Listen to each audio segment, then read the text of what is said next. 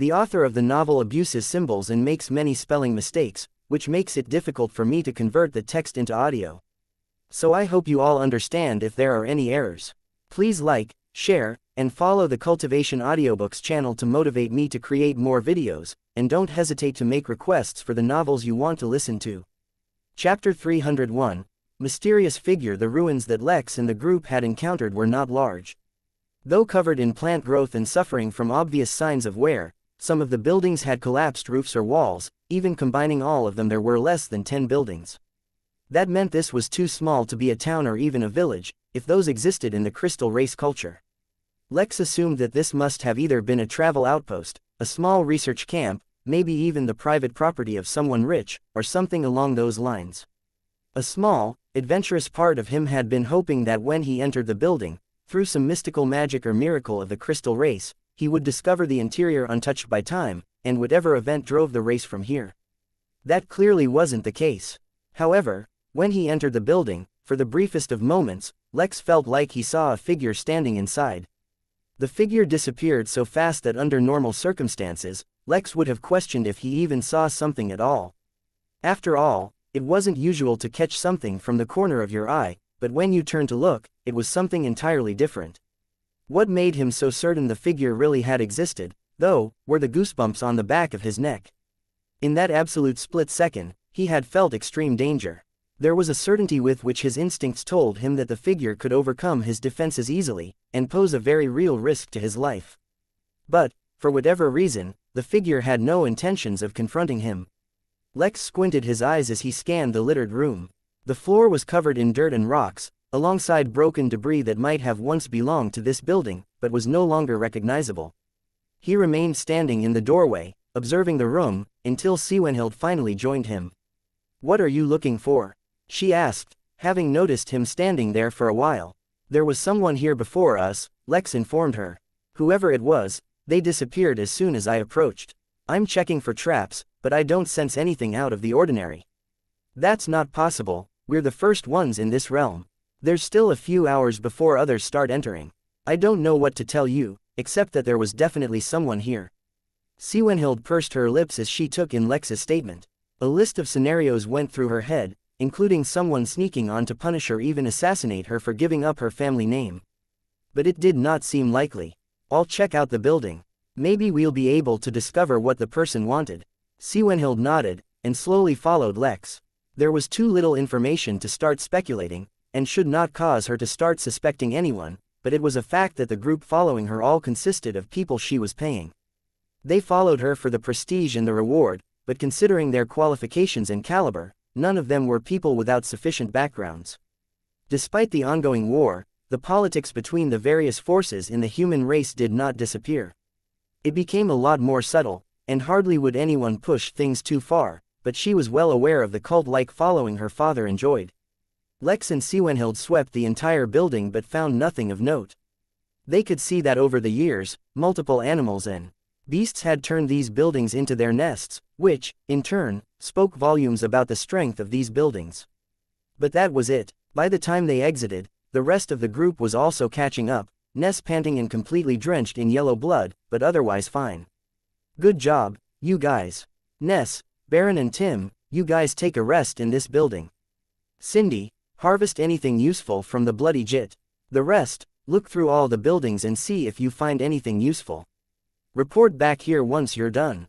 After a short rest and some lunch, we'll move out."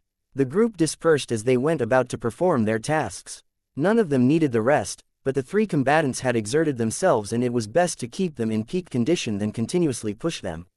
Furthermore, had Lex not encountered the mysterious person, perhaps Xianxia would have chosen to quickly look through the ruins before moving on. Now though, she preferred to be more cautious. Lex noticed that she didn't pass on information about the intruder, but chose not to say anything. The ruins, despite all the promise of the crystal race, held nothing too special.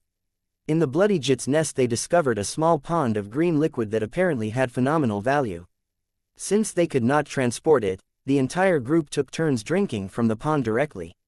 If Xianxia was able to take control of this minor realm, they would be able to access it as much as they wanted.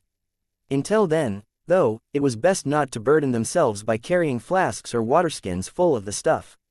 When Lex drank it, he felt his entire body heat up for a few minutes before returning to normal. Apparently, this liquid was excellent for cleansing meridians and helped boost cultivation speed. But soon, Lex, as well as the entire group, realized that the situation with Lex was unusual. Everyone, Xianxia included, turned red from the rising body temperature, and soon steam seemed to come out of their bodies. No one commented on it, but the implications of the anomaly were shocking. It was quite simple. Lex's meridians were pure to such a level that the liquid could not provide him with any boost. Everyone quietly contemplated Lex's background, while Xianxia wondered even more what this half-brother of hers had encountered. Other than the liquid, they encountered a few more precious resources that would have otherwise caused the group to squeal, but considering their expectations from the ruins, it was somewhat disappointing. Eventually, the group continued their journey, on towards the next set of ruins.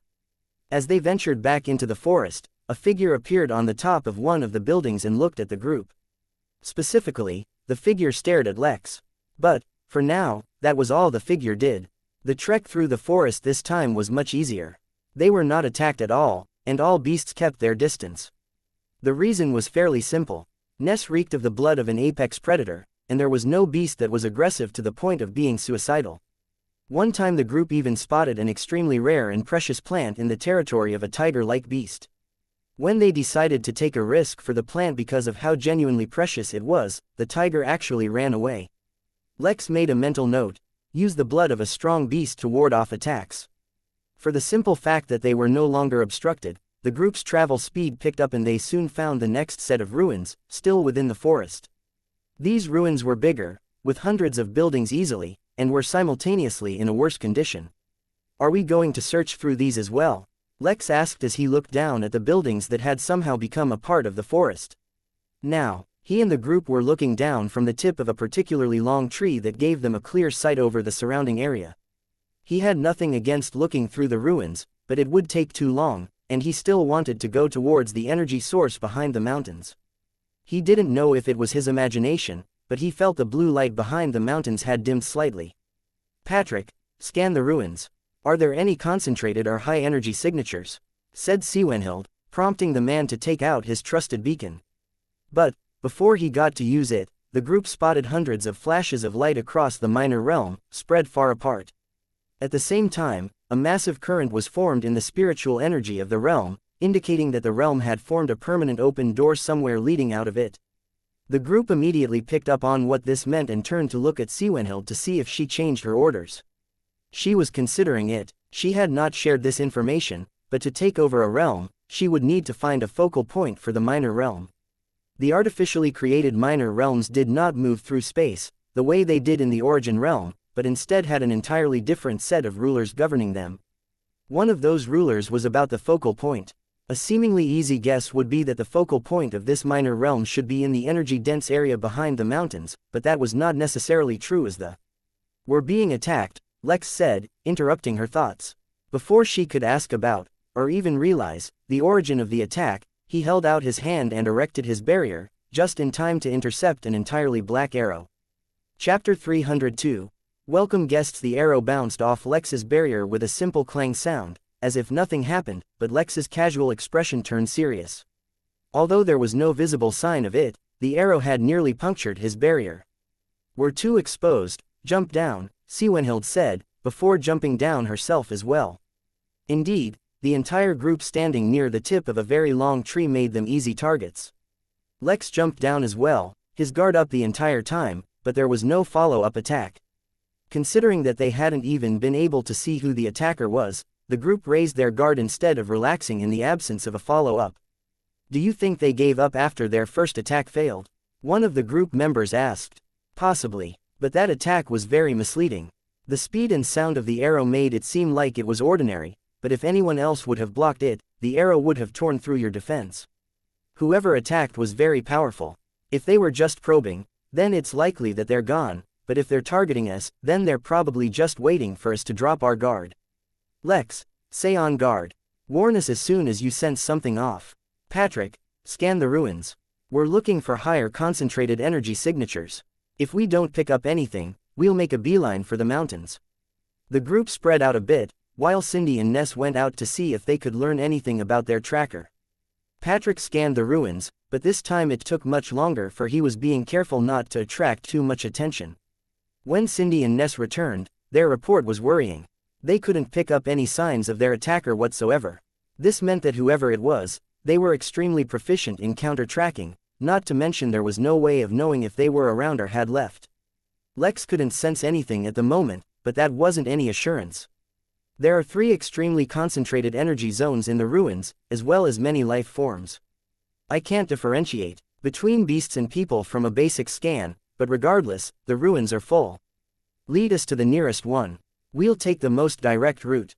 Siwenhild's focus now was on being as direct as possible to save time, but for better or for worse, the peaceful portion of their journey came to an end. While they still created an intimidating enemy for beasts, the beasts were already being attacked by numerous students who teleported near these ruins. In the midst of battle, even if they faced an impossible foe, they had no choice but to fight, and fight they did. The group quickly figured out that the ruins had split into 3 territories belonging to 2 different beast packs and 1 flock or avian beasts, and all of them were ferocious. Perhaps under normal circumstances, it would have taken them time to cut through them, but Siwenhild had finally stepped away from just commanding, and was leading the group directly beside Patrick. Her choice of weapon was an enchanted glaive, though Lex had yet to see her use her enchantments because no foe could survive more than a single cut. Lex wasn't measuring time, but they reached the first concentrated energy zone fairly quickly, and it became immediately apparent why the energy was so dense here. There was a formation, surrounding a single-story building.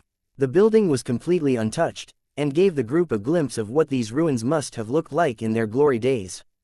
But neither the smooth white walls nor the intricate blue tile patterns drew the group's attention here.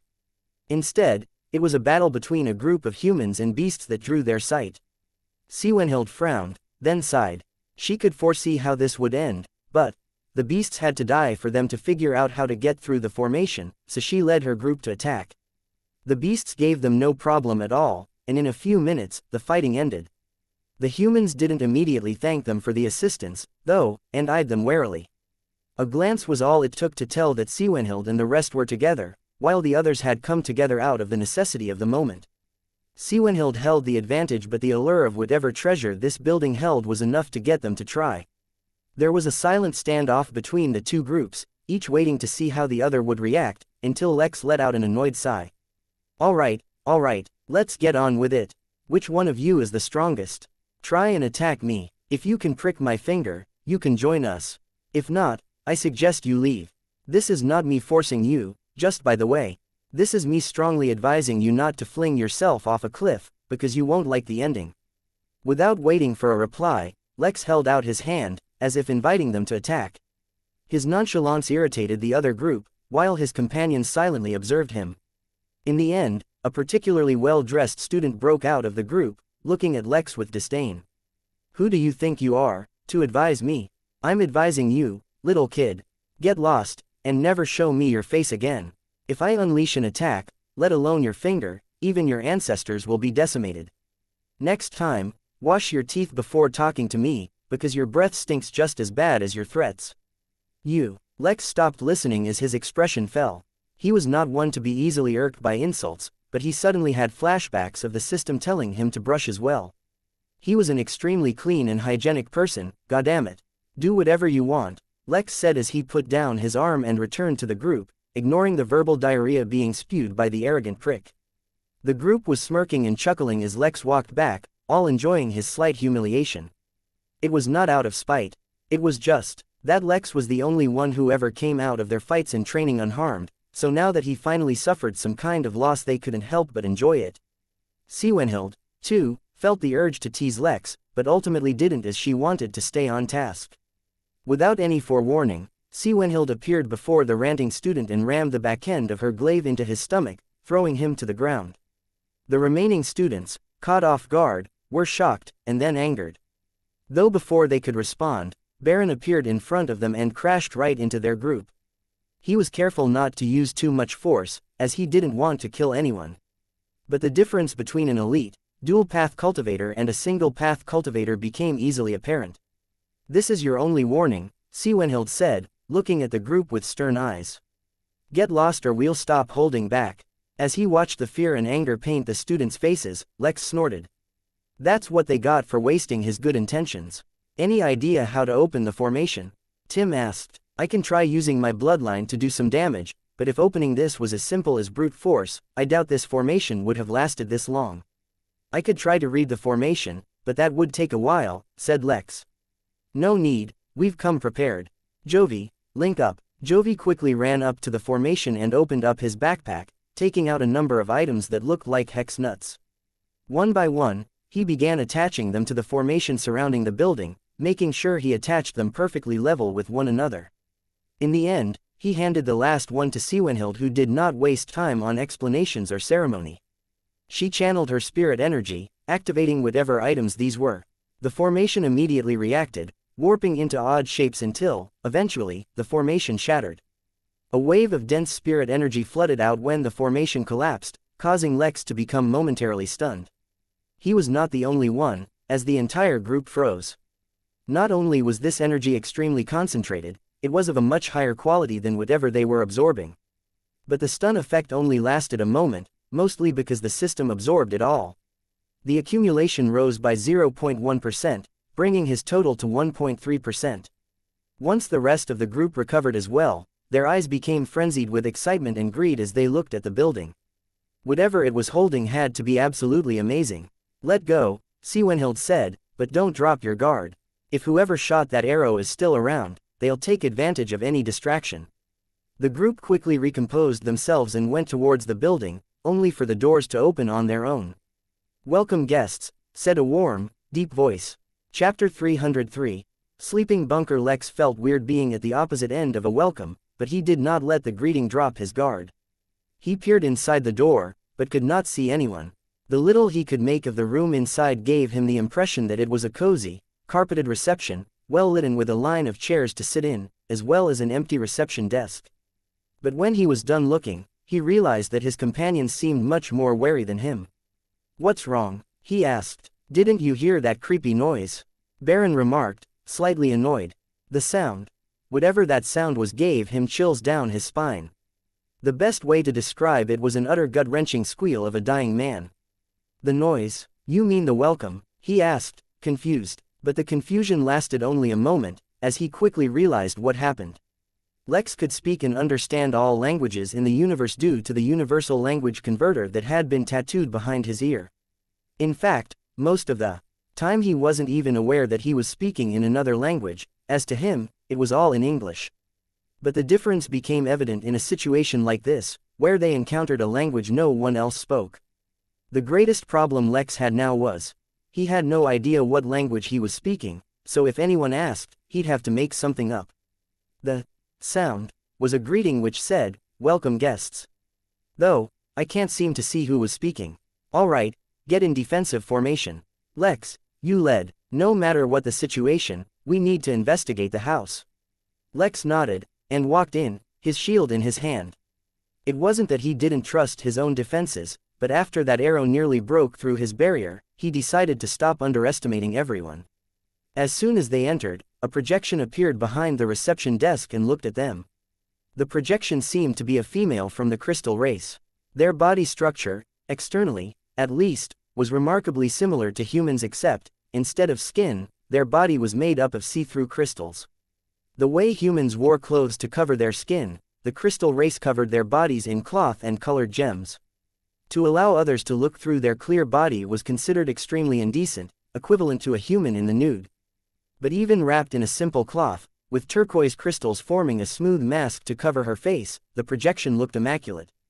Under the gaze of her purple eyes, Lex felt a warmth in his heart, as if it pleased him to be looked at by her. The innocence in her eyes, the gentleness of her. Lex's soft expression turned hard as he brought his shield forward and drew his sword, glaring at the projection like an enemy. His sudden action startled the group, as well as the projection, but before anyone could inquire, Lex spoke in the same gut-wrenching language that the group had heard earlier. If the hospitality of your race involves influencing your guest spirit, then I must say, I am quite disgusted by the crystal race. The projection of the woman was suddenly even more surprised by his words, but then giggled. Silly human, why do you resist? Is it not your honor to be deemed a guest by the great? The projection started stuttering, while her seemingly simple and innocent visage began to morph. There's something wrong with the projection, Lex warned, but, just as he was expecting the worst, the projection disappeared and the lights turned off. They waited a few more moments to see if anything would happen, but nothing did. It seemed time had eventually caught up with whatever mechanism was keeping this building operating. Turning on the talisman equivalent of a flashlight, the group continued further in.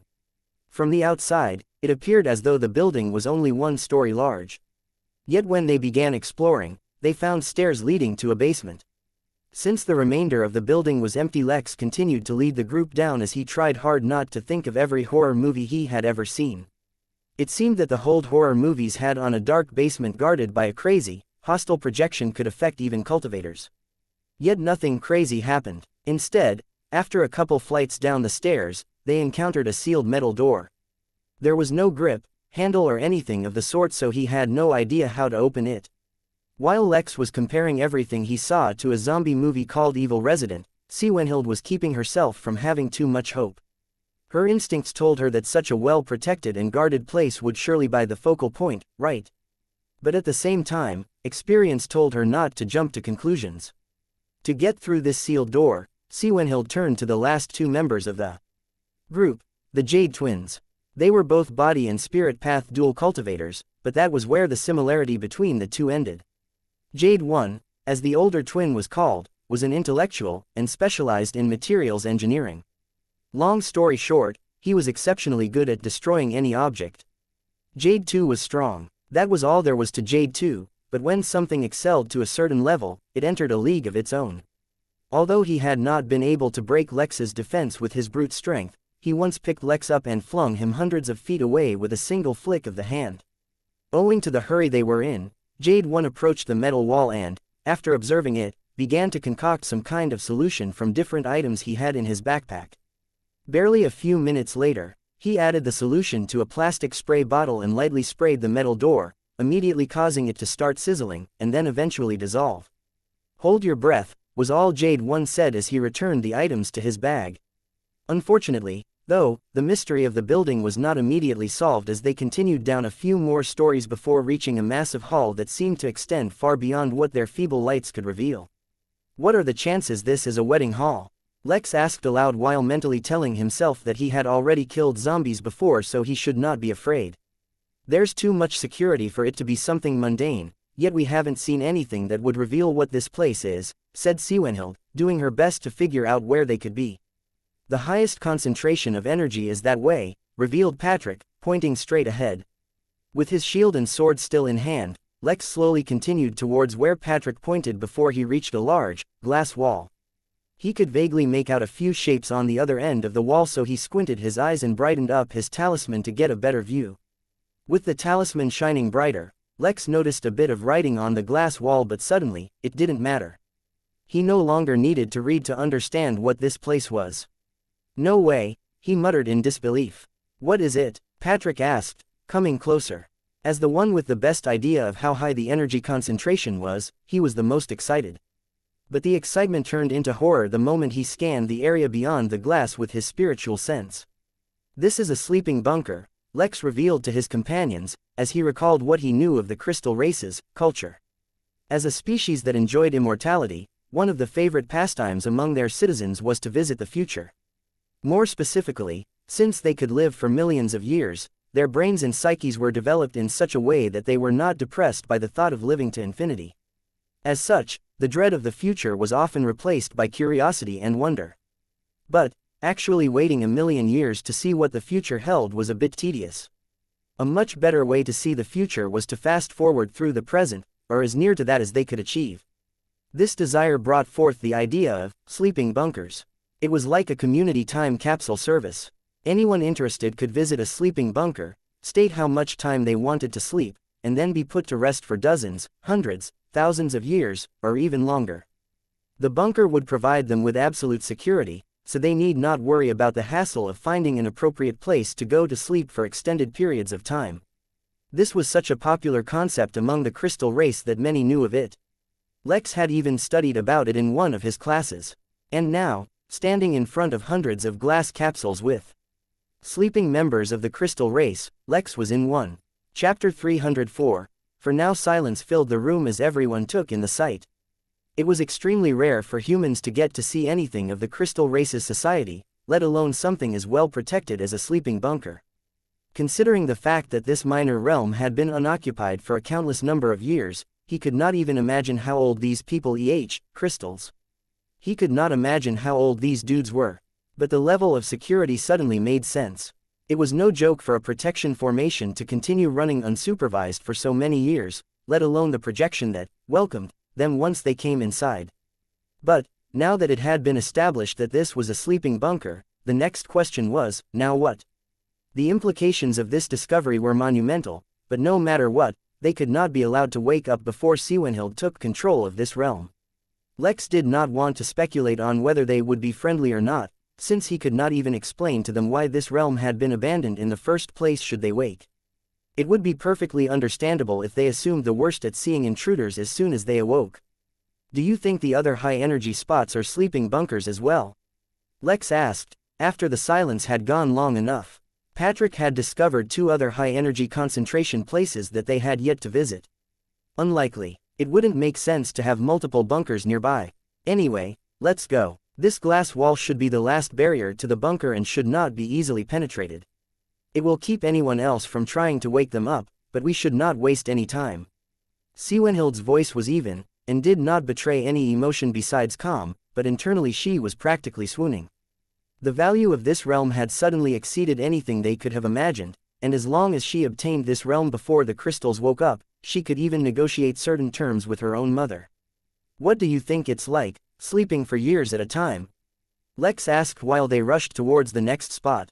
Their consciousness enters an artificial dream shared by all in the sleeping bunker, Jade 1 answered succinctly. They have to maintain such a state to provide stimuli to their spirit, since they're only asleep, not dead. Still, in the dream, time passes by much slower than in real life. A day in the dream may as well be a year. Cool, Lex commented, as he made a mental note of the idea. Maybe he could do something like that in the inn for guests who rent rooms for extended periods of time. While no one said anything regarding it, the speed at which the group moved betrayed a sense of urgency that filled them. The second spot they reached seemed like some sort of temple. Countless students already filled the area, all of them exploring the massive structure in small groups or on their own. Lex and his group paid them no mind and directly followed as Patrick led them to their destination, and if anyone tried to stop them, or worse, rob them. Lex had learned his lesson and no longer tried to play the good guy, meaning the least any of them got was multiple broken bones. Deep underground, after exploring for a few hours, they finally reached an extremely well-protected chamber. Formations, projections, and automated guards protected the chamber, but their strength had fallen greatly over the course of time and so, after some effort, they broke through. For a moment, it felt like they had actually discovered what they were looking for. The room was filled with literal treasure. Crystal coins, weapons, clothes, books, tokens, talismans and more filled the room. As tempting as the sight was, it was a floating, gold and crystal crown that attracted everyone's attention. But, after probing it, Xianxia revealed that the crown was not what they were looking for. Thus, as much as it physically pained them, the group left all that treasure and went towards their next objective. Trying to carry it would only slow them down, and the realm was more valuable than this measly treasure, anyway. The only thing they took was the crown. They did not know what it was, or what it did, but it clearly was significant and did not weigh them down. The third and final spot in these ruins ended up being a crater. A deep, dark hole, tearing directly through a building, and the ground was violently gushing spiritual energy. They could not even get close, as even Lex started to bleed spontaneously when he approached it, let alone anyone else. Lex could not even absorb the abundant spiritual energy as it was not neutral, and had a very destructive nature. Whatever the cause or origin, it was beyond anything they could handle. With that, they were only left with one option, to head towards the mountains. There were still other ruins they could explore, but they were out of the way, and it just seemed probably that whatever Quinheld needed to claim the realm would be at the most energy-dense spot in the realm. It was a shame, for crossing the mountain would not be a quick task. Even if they ran uninterrupted, it would take them hours to simply reach the mountain. As for crossing the mountain and reaching whatever was causing the glow, it would take a while, to say the least. Not wasting any time, they immediately began their journey, taking the most direct route. Their intimidating presence and urgency caused most to move out of their way, whether they were humans or beasts, but a few still sought to stand in their way, either out of misplaced ego or greed. But with the group no longer pulling any punches, no one could stop them for long. Ness especially enjoyed such violent, full-force clashes and kept hoping for more of them. Since the only source of light in the realm was that glow behind the mountains, it was hard to track time, but Lex felt like half a day passed before they reached the foot of the mountains. Here they took another break, using the time to eat and drink some water, and take short naps. An hour later, they resumed their journey. Lex had been expecting crossing the mountains to be dangerous, since they were getting closer to the most energy-rich part of the realm. Instead, the journey became even smoother. Let alone encounter a fight, the group did not even see another living being in the vicinity. While this was good for maintaining their travel speed, the eerie silence caused the group to raise their guard. At a certain point, as they trekked through a particularly steep valley, the sound of their footsteps echoed for miles, and yet not even a sleeping bird was disturbed. The mountains had been as still and silent as death before their arrival, and after a while, the peaks started to weigh down on them. An unknown pressure filled the air and began stifling them. Crossing the mountains unabated somehow became more tiring than their journey before. After what felt like an entire day since they entered the mountains, they took their second break. This time, instead of a short break, they rested properly since they had become mentally exhausted. Keeping their guard up continuously for an entire day was more exhausting than actually fighting. But while the group took turns sleeping, Lex sat in a corner with a frown. A strange sense of déjà vu was hitting him. Normally this wasn't exactly enough to worry him, since the feeling would pass. But that was just it, the feeling wasn't passing, but getting stronger as they crossed the mountains. Try as he might, though, he could not figure out what was causing this feeling. In the end, he chose to focus on the inn instead. It would likely be another day before they reached their destination, and there was no point in wasting his time dwelling on nonsense in the meantime. Unknown planet, origin realm. A group of angry and anxious-looking men were gathered around in a circle, their eyes focused on a young man, as well as a shaman who sat opposite to him.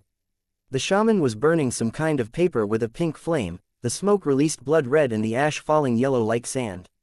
His eyes were shut, and he seemed to be in some kind of trance. Despite all the focus on the shaman, no one noticed as the tips of his hair started glowing red, and then burning away.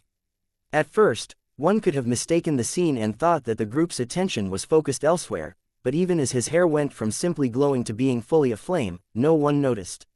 It was only when the flames touched his scalp, and the shaman screamed and let go of the burning paper, that the group suddenly became aware of what had happened. Like magic, the moment the shaman let go of the paper, the flame also disappeared. Yet even in the brief moment that the flame had touched him, all the flesh on his scalp had been burnt away to ash. The shaman collapsed, losing consciousness, but the group, instead of attending to him, swarmed the young man to ensure he was unharmed. Physically, he was fine, but his frustration was eating him alive. Trash, vermin, frauds, can't do anything right, find someone else, and this time make sure they're not a fake. I need to be able to track my soulmate before Lady Cosmos ends, or I'll never be able to find her. The young man had been trying to divine the location of one of the contestants of the Lady Cosmos show, but how could it be so simple to peek into the secrets of the Midnight Inn? Just like him, countless others all over the universe had learned of the Lady Cosmos show as its popularity had exploded. And just like him, countless others were undeterred by whatever prestige the inn may have had, and tried to find its guests, or learn its secrets. For now, only the shamans and prophets who were trying to learn the inn's secrets had suffered its backlash.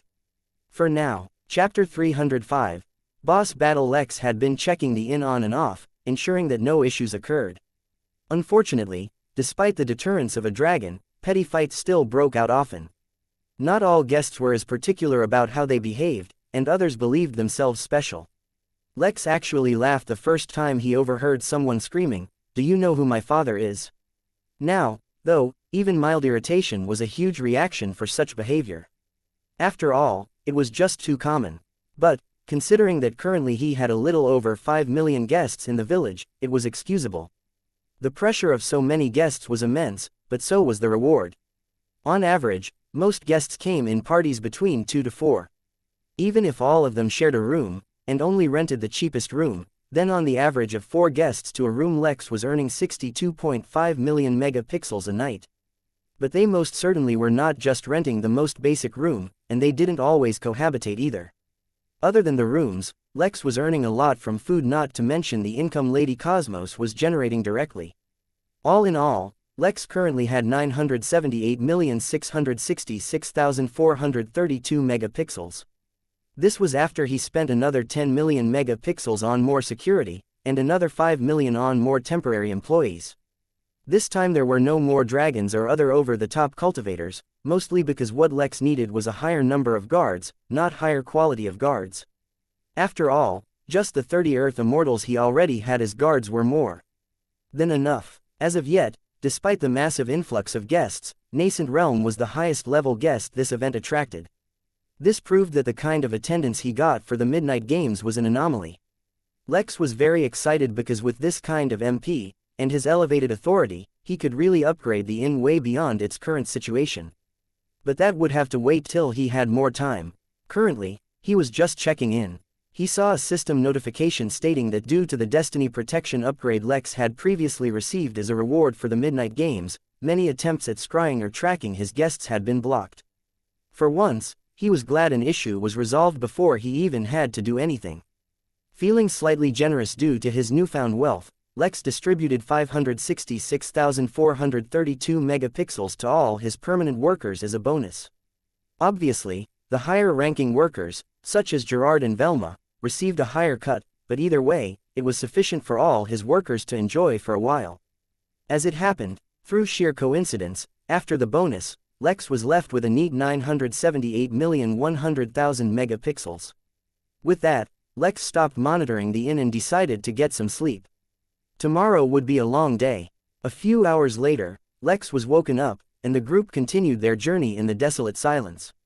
For the most part, they were going through valleys, or around hills, but the last stretch was too wide a diversion, causing them to climb directly towards the top of the last mountain to get to the other side.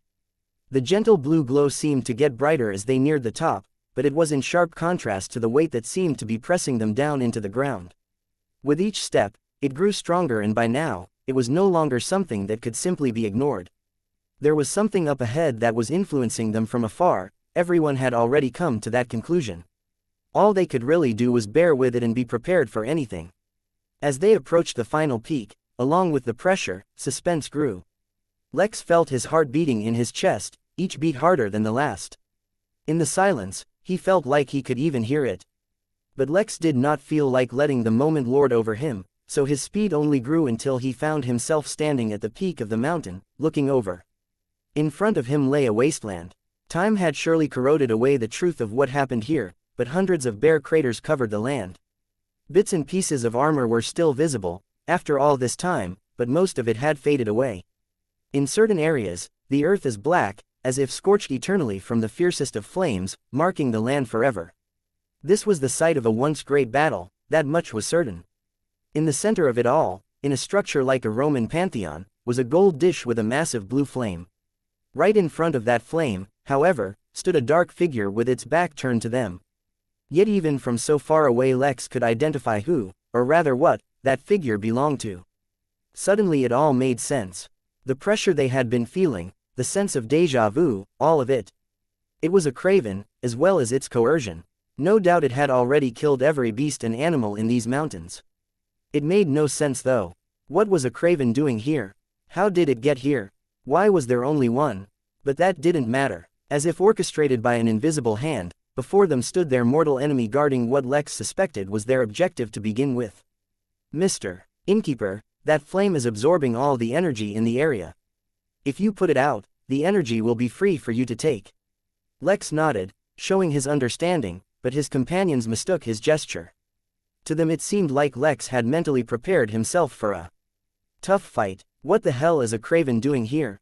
Asked Ness, dumbstruck. I don't know about that, but I suspect that blue flame has something to do with it, answered Lex. It's refining the realm, answered Siwenhild gravely.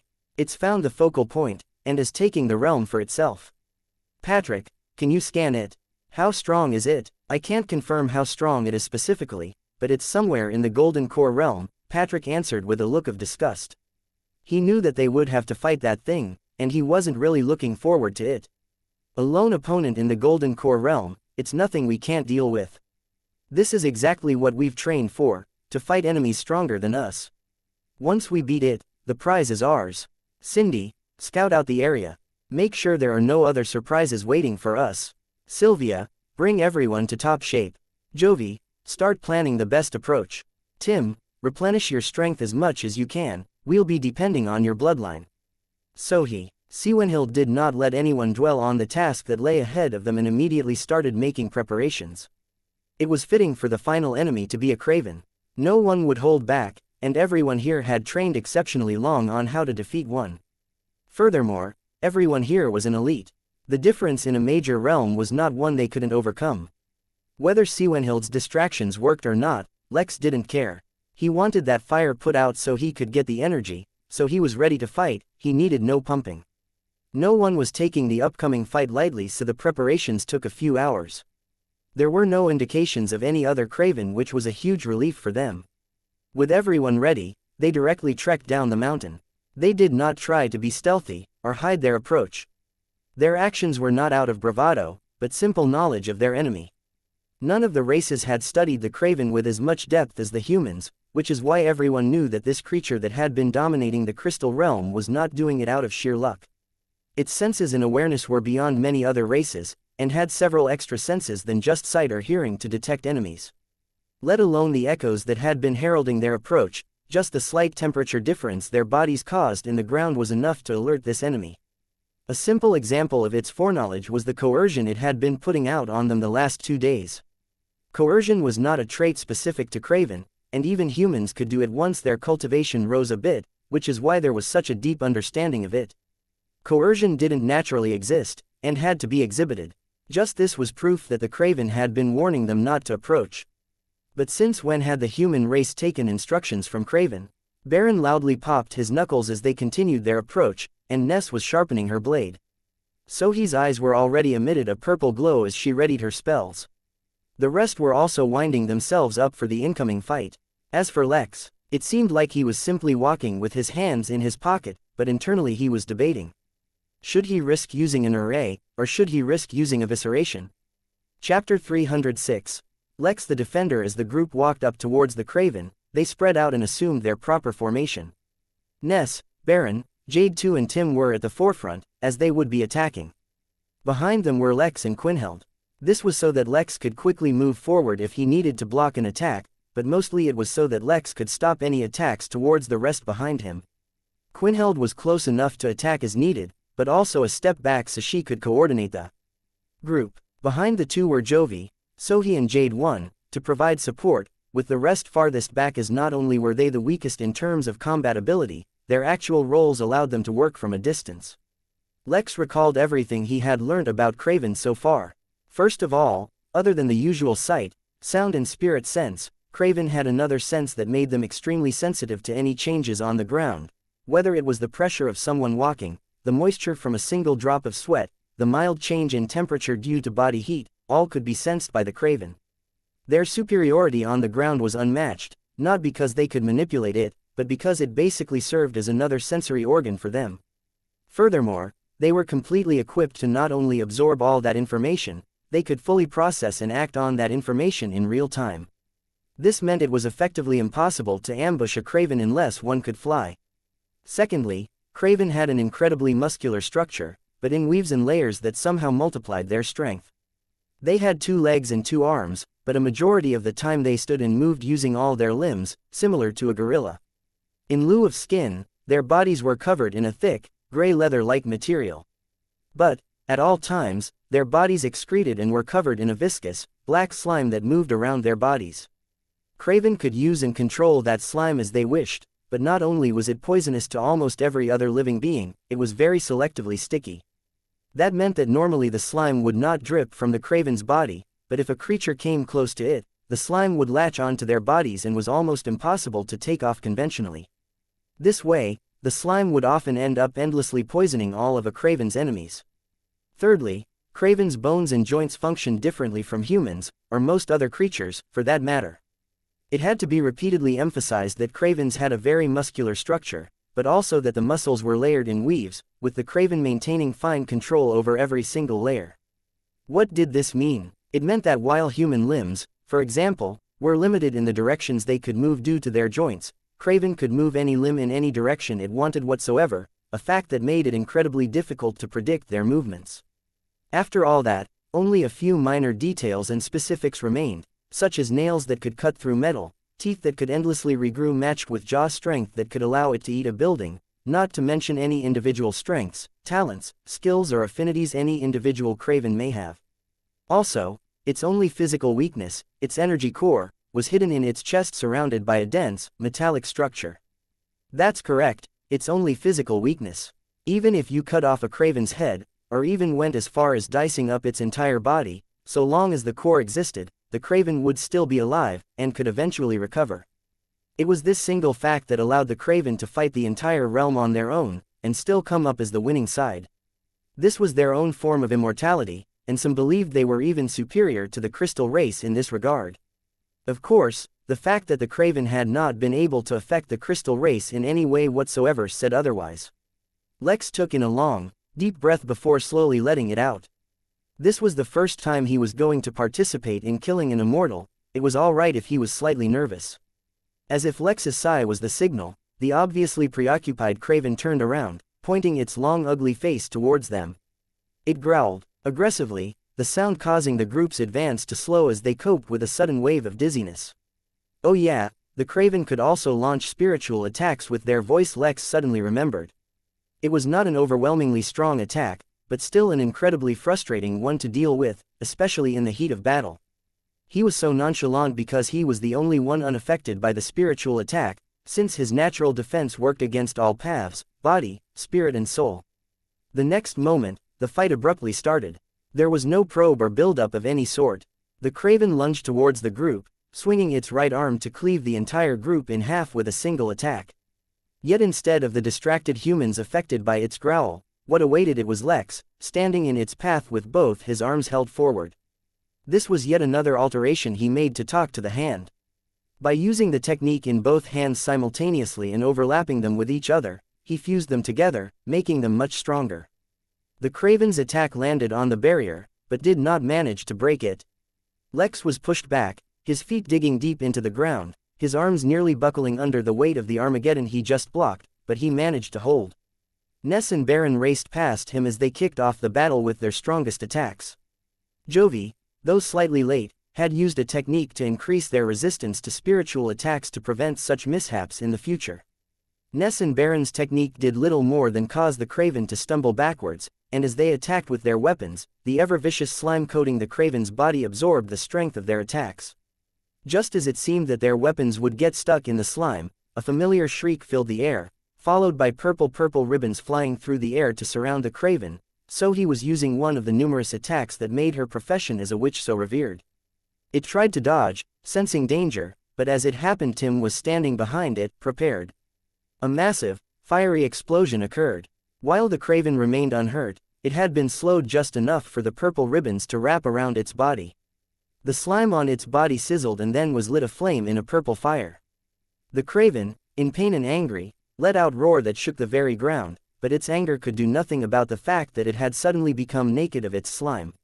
Still, the roar disoriented the group once more, for even with Jovi's support, the effect of the spirit attacks had only been weakened, not eliminated. The Craven, still on fire, smashed down a palm to kill Tim, but Lex appeared once again in the nick of time. This time, Lex was using his shield to cover his body as he pushed Tim away just in time. Still, without the barrier to block the attack, Lex would have to face the full brunt of the Craven's anger, or so it seemed.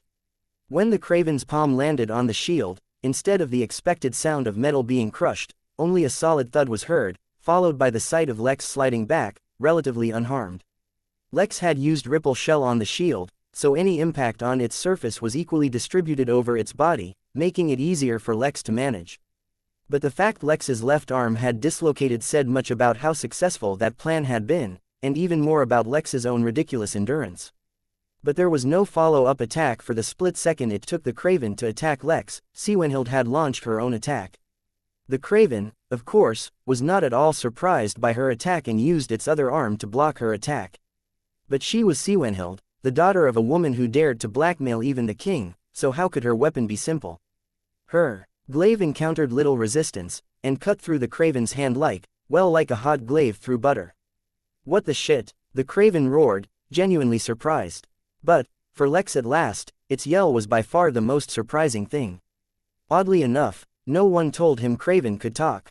But Lex didn't have time to be surprised, or enjoy Siwenhild's successful attack, as a feeling of dread fell upon him. Ambush, he roared, and used Home Sweet Home, throwing his body at full speed, just in time to block a black arrow with his shield, saving Siwenhild. But the rest of the group had not been so lucky, and their cries filled the air. Chapter 307. Puppets. Unlike the first time they were attacked, when the arrow had all the indications of just being a normal attack, this time, the attack was silent, swift, and deadly. The group was too split up for Lex to defend them, and while he had perfectly dodged the arrow aiming for him and protected Siwenhild from hers, the rest of the group were left to defend themselves. Surprisingly, Patrick had managed to dodge the arrow aiming for him perfectly, and even managed to save Sylvia, the healer. Everyone else, however, was unable to dodge. Due to Lex's warning, they had dodged a fatal attack, but from Baron to Ness to Jovi and the rest, everyone had suffered. Cindy and Jade were hurt the worst, with the arrow tearing through their torsos, and were retreating with pale faces. Only the fact that they were also body cultivators kept them from immediately collapsing. The timing of the attack had been perfect, not only ensuring Lex was too far to help but also happened just as everyone was coping with the Craven's spirit attack. Had it not been for Lex's warning, this simple surprise attack would have ended the entire group. Very aware of the fact that an angry Craven was right behind them, Lex leapt forward to get some distance while a furious Siwenhild searched for the attackers. Unexpectedly, they did not hide this time. 12 figures covered from head to toe in black clothes, all holding bows, stood a short distance from them. She squinted. The number of attackers could not have been a coincidence. Someone had been aiming for them from the very start. But who was crazy enough to do that? Even if she cut her ties with her father, she still had her mother's support, not to mention that each one of the members of her group came from one powerful background or another. If even a single one of them died, it was not something that could be suppressed, and there would be a full investigation, with immortals at the lead. But it did not matter. They were in a tough spot now. Had there been no interference, they had a good chance of killing the Craven. But with these assassins attacking from the back, they were done for. Lex, can you delay the Craven? She asked, desperately thinking of a plan. For a short time, sure. Give me 5 minutes, she said, as she stepped to the ground. From the moment he saved her, Lex had been running while carrying her. 5 is pushing it, aim for 3. I'm just a man in the Foundation realm, and that's a Craven in the Golden Core. Every second I occupy his time is a miracle, technically. Siwenhild snorted at Lex's remark. The urgency of the situation and her erupting anger did not mean she didn't notice the complete lack of anxiety or tension in his voice. It was not the tone of one praying for a miracle, but that of one who had the situation completely under control.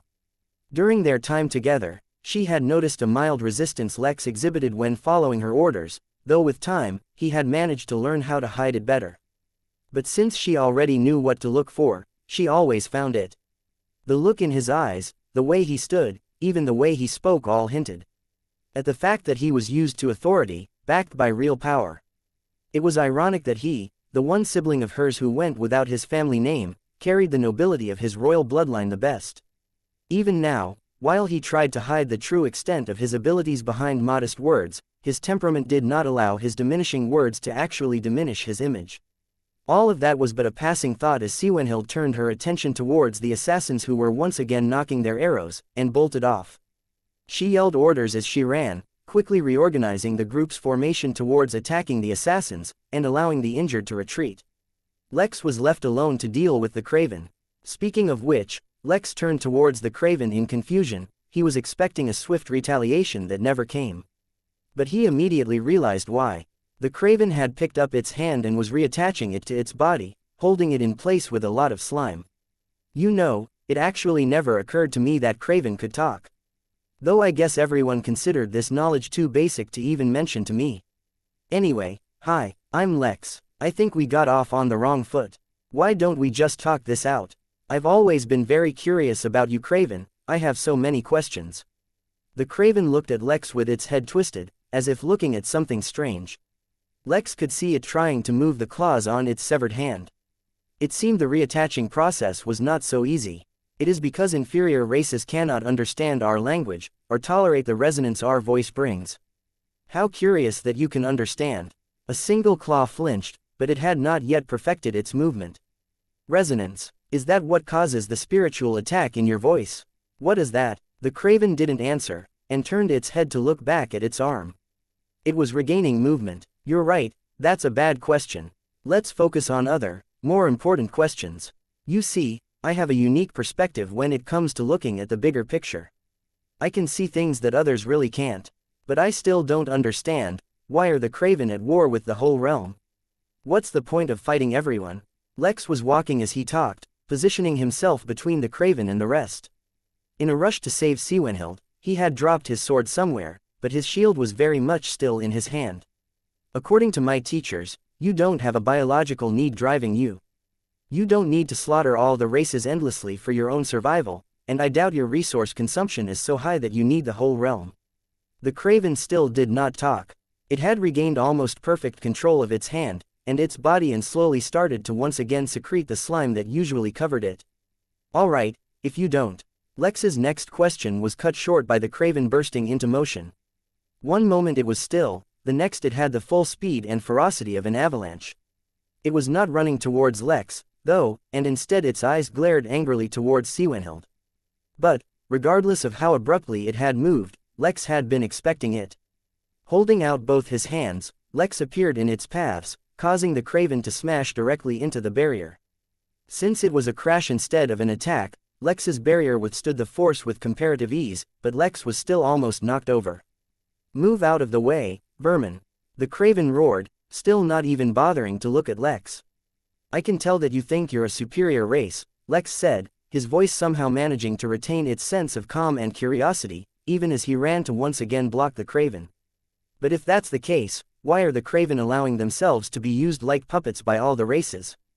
The genuine innocence in Lex's voice as he asked was somehow more grating than the question itself. We are no one's puppets.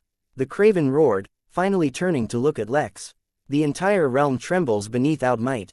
Lex should not have considered attracting the creature's fury an accomplishment, as the craven smashed towards Lex's barrier with both hands, this time firmly breaking it. Lex tried to jump back, but one of its claws firmly landed on his chest, cutting his armor to ribbons. 3 ugly gashes cut open on his chest, though he did not bleed, for slime had covered them up. Well, it was a good thing he had ripple shell used on himself the entire time, or instead of a few gashes, he would have a hole in his body. Of course, that single attack had destroyed the shell, so unless he used the technique again, it was best not to get hit. Lex grimaced. The craven's brute strength was already a hassle to face, but its claws were just too damn deadly. As for the slime, Lex looked down, then ignored it. If he tried to pull it off, it would only glue his hand to his chest. The slime would slowly poison him, but he should have some resistance to poison. He would be able to get rid of it if he used an array, but the craven would not give him the time to form one. He really needed to practice with them more. Oh yes, the realm is firmly at war with the craven, and everyone is losing, and there's so much fear, Lex said blandly, as if he was that water was wet. And yeah, you managed to somehow take over the territory of an entire race. But since then, what have you done? There's constant progress, but it's slow. The threat of the craven is ever present, but you know. Lex used talk to the hand with both hands, but also jumped back as the craven attacked once again. He couldn't dodge too much or the craven would go towards Siwenhild, but he also couldn't take head-on attacks. Why was life so hard? But you know, like I said, I have a different perspective on things. Between all the fear, the propaganda, the fighting and mobilizing all the races, strength to fight against the craven, all you've really achieved, is strengthening the reign of each of the races' respective king. After all, before the craven, none of the races had ever banded together to form a unified nation. Now, well yes, you take land each year, but it seems to me that the humans at least put up just enough resistance to slow down your approach to an acceptable level. Speaking just for the humans, all you've really done is strengthen the king's control on these lands. I can tell that much just by studying the basic history for the last few hundred years, so others should be able to tell that much as well, right? Which is why I asked, why are the Craven acting like puppets? Chapter 308. A double-edged sword to a degree. Lex was speaking randomly, doing whatever it took to distract the Craven even for a moment. But at the same time, a lot of what Lex said was based on his own speculations. He had been studying the history of the realm, and while it was mostly focused on the development of the Hum nation, while studying politics, he got bits and pieces of what was going on with the other races. Under the very real threat of the Craven, behind the massive war machine that the human race was morphing into, beyond even the endless waves of brainwashing and propaganda that taught the masses the very purpose of their existence was to fight off or kill the Craven, Lex sensed a severe lack of desperation. That was not to say that the common man wasn't desperate. No, the life of the average person was lived under the shadow of an ever-impending doom and a relentless struggle to do absolutely anything to overcome it one day. Even the middle, and some of the upper classes of society had their lives painted with desperation. But at the highest level, where policies and strategies were made, where the future was planned and the direction of the people's lives were decided, Lex sensed a very focused and calculated calm. Since his background was supposed to be from Gristal, or at least that's where he had been brought from, Lex had studied the retreat and eventual fall of the human forces from there. The very calculated way in which reinforcements had been sent to the border, and not Gristal itself, and the precise way in which important forces were withdrawn while letting the main part of the army in Gristal fight to the death felt all too calculated to Lex. Had true desperation been present among those in power, they would have sacrificed as much as they could to ensure the Craven suffered the most damage they could inflict, instead of just retreating. Lex remembered, back when Vegas Minima had not yet come under control of the Jotun forces, how Chen and Blaine went on a suicide mission to distract zombies so that their caravan could pass through without being detected. The will and determination of Lily, the head of the caravan, to send her own brother on a suicide mission reeked of the desperation to struggle and survive. The Hum nation, despite all the efforts it was putting into it, had not yet come even close to that. There were a few other hints he picked up here and there, but the basic gist of it was, the massive realm-encompassing war was not as straightforward, or dire as it seemed. He was hoping to extract some answers from this particular Craven, but after all that Lex said, the Craven simply looked at him. It was not that it didn't get baited in by what Lex had said, but that it just did not bother responding. The hate and anger in its eyes though were unusual. It was more than just being taunted, or at least, that's what Lex thought. All right, not puppets, but what? Lex jumped back while using talk to the hand with both hands as he tried to avoid the hurtling Craven. Lex had goosebumps all over his body and he felt with certainty that the fight was no longer the same. If the Craven was taking things lightly before, which unfortunately for Lex it had been, it was no longer doing so now. Lex narrowly avoided the clash due to his instincts warning him in advance, but comparing speed with a golden core cultivator was a stupid decision. The Craven, when it stood up straight on its legs, was twice the size of Lex, but its nimbleness was remarkable.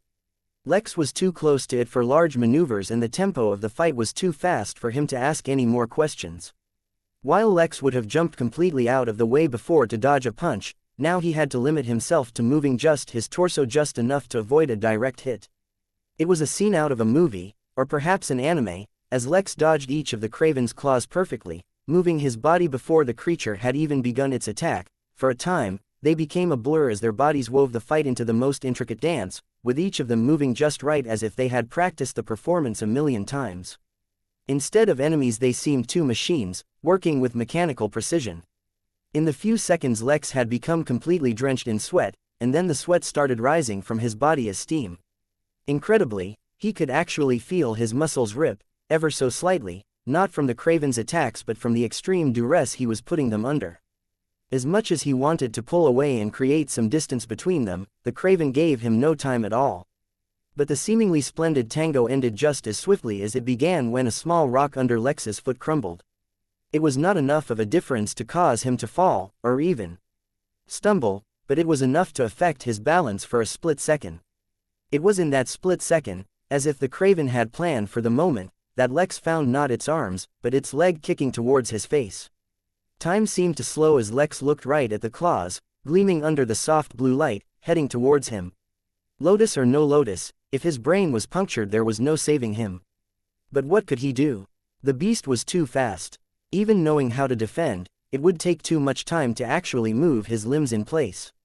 Even if he had a technique that could save him from this situation, he could not move the spirit energy fast enough to perform a whole technique. A million thoughts ran through his head and he thought of every technique, array, item that could move his body just slightly to get out of the way just enough. When Lex could not think of a good solution, he settled for a bad one.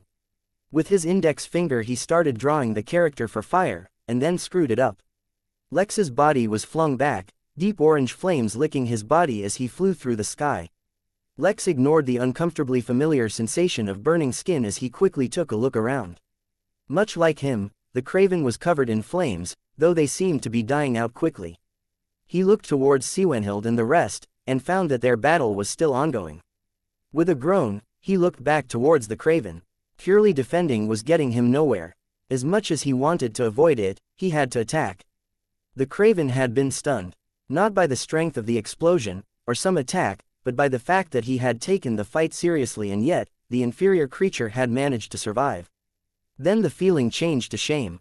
Then to anger. It roared, lifting its head to the sky to warn even the heavens of the consequence of crossing it. Everyone in the vicinity save for Lex was affected by the tsunami-like spiritual attack carried in its voice, but that pleased the Craven. It would be too easy otherwise. It would slowly and purposefully rip that inferior creature limb from limb. Once again, the Craven ran towards the inferior creature, this time at full speed. Oddly enough, the creature seemed not to be avoiding this time, and only stood still. Perhaps it had accepted the inevitable. But just as the Craven reached its prey, and was about to dismember it, the inferior being's eyes changed. His pupils turned black, as if hiding a void behind them, and from the void the Craven felt the threat of death. There was no ray of light, no shockwave, no sound to mark the attack that came from Lex's black eyes, except maybe the guttural cry of the Craven as it crashed into the ground, its body dragged by its remaining momentum to Lex's feet. Lex was still standing straight, like a hunter before its fallen prey, but his sudden paleness hinted at something more. He vomited out some blood, but he wiped his mouth as he looked at the effects of evisceration. It was an extremely potent soul attack launched from one's eyes. All the attack needed was for Lex to be looking at whoever he wanted to attack. It could not be blocked using normal means, and would require tools or techniques specifically focused on defending the soul. Furthermore, it did not matter how close or far the enemy was.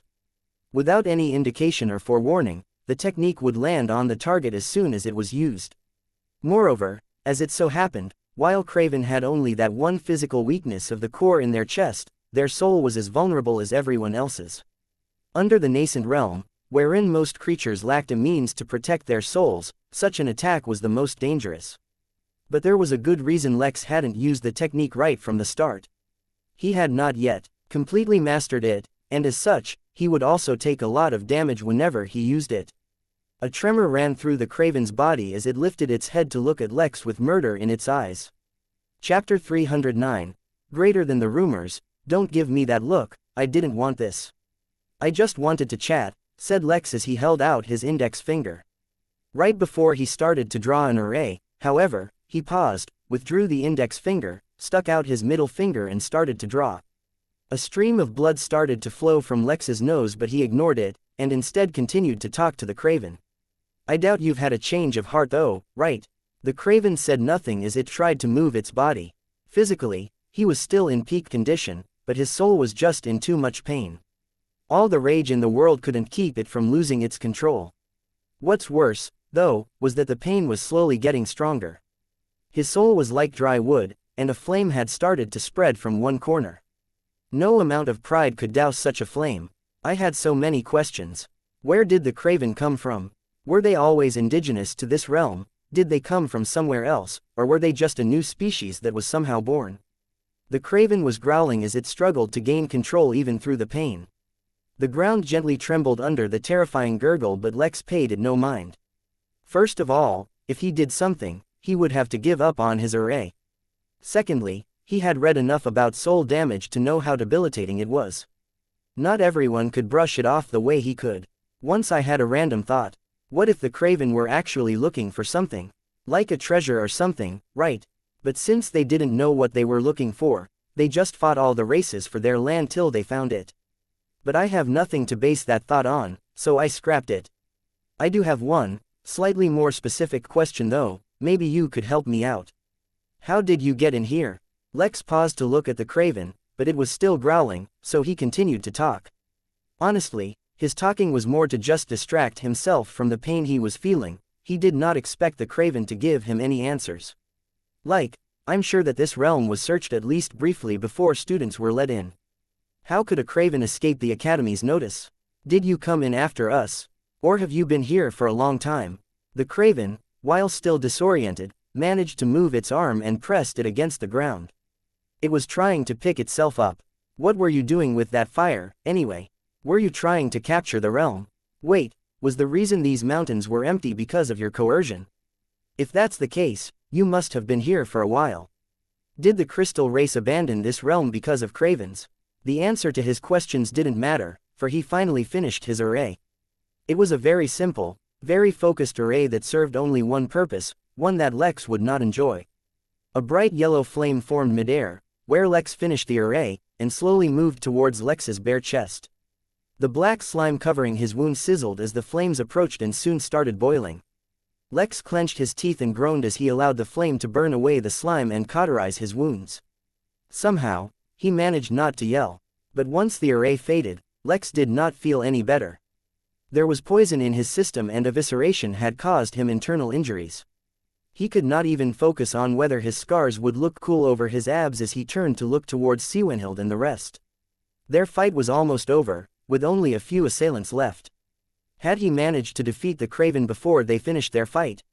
It seemed so. It would be smart to use this time to crush the Craven's core, but he was not strong enough, and a sufficient array would take too much time. He turned his attention towards the blue flame.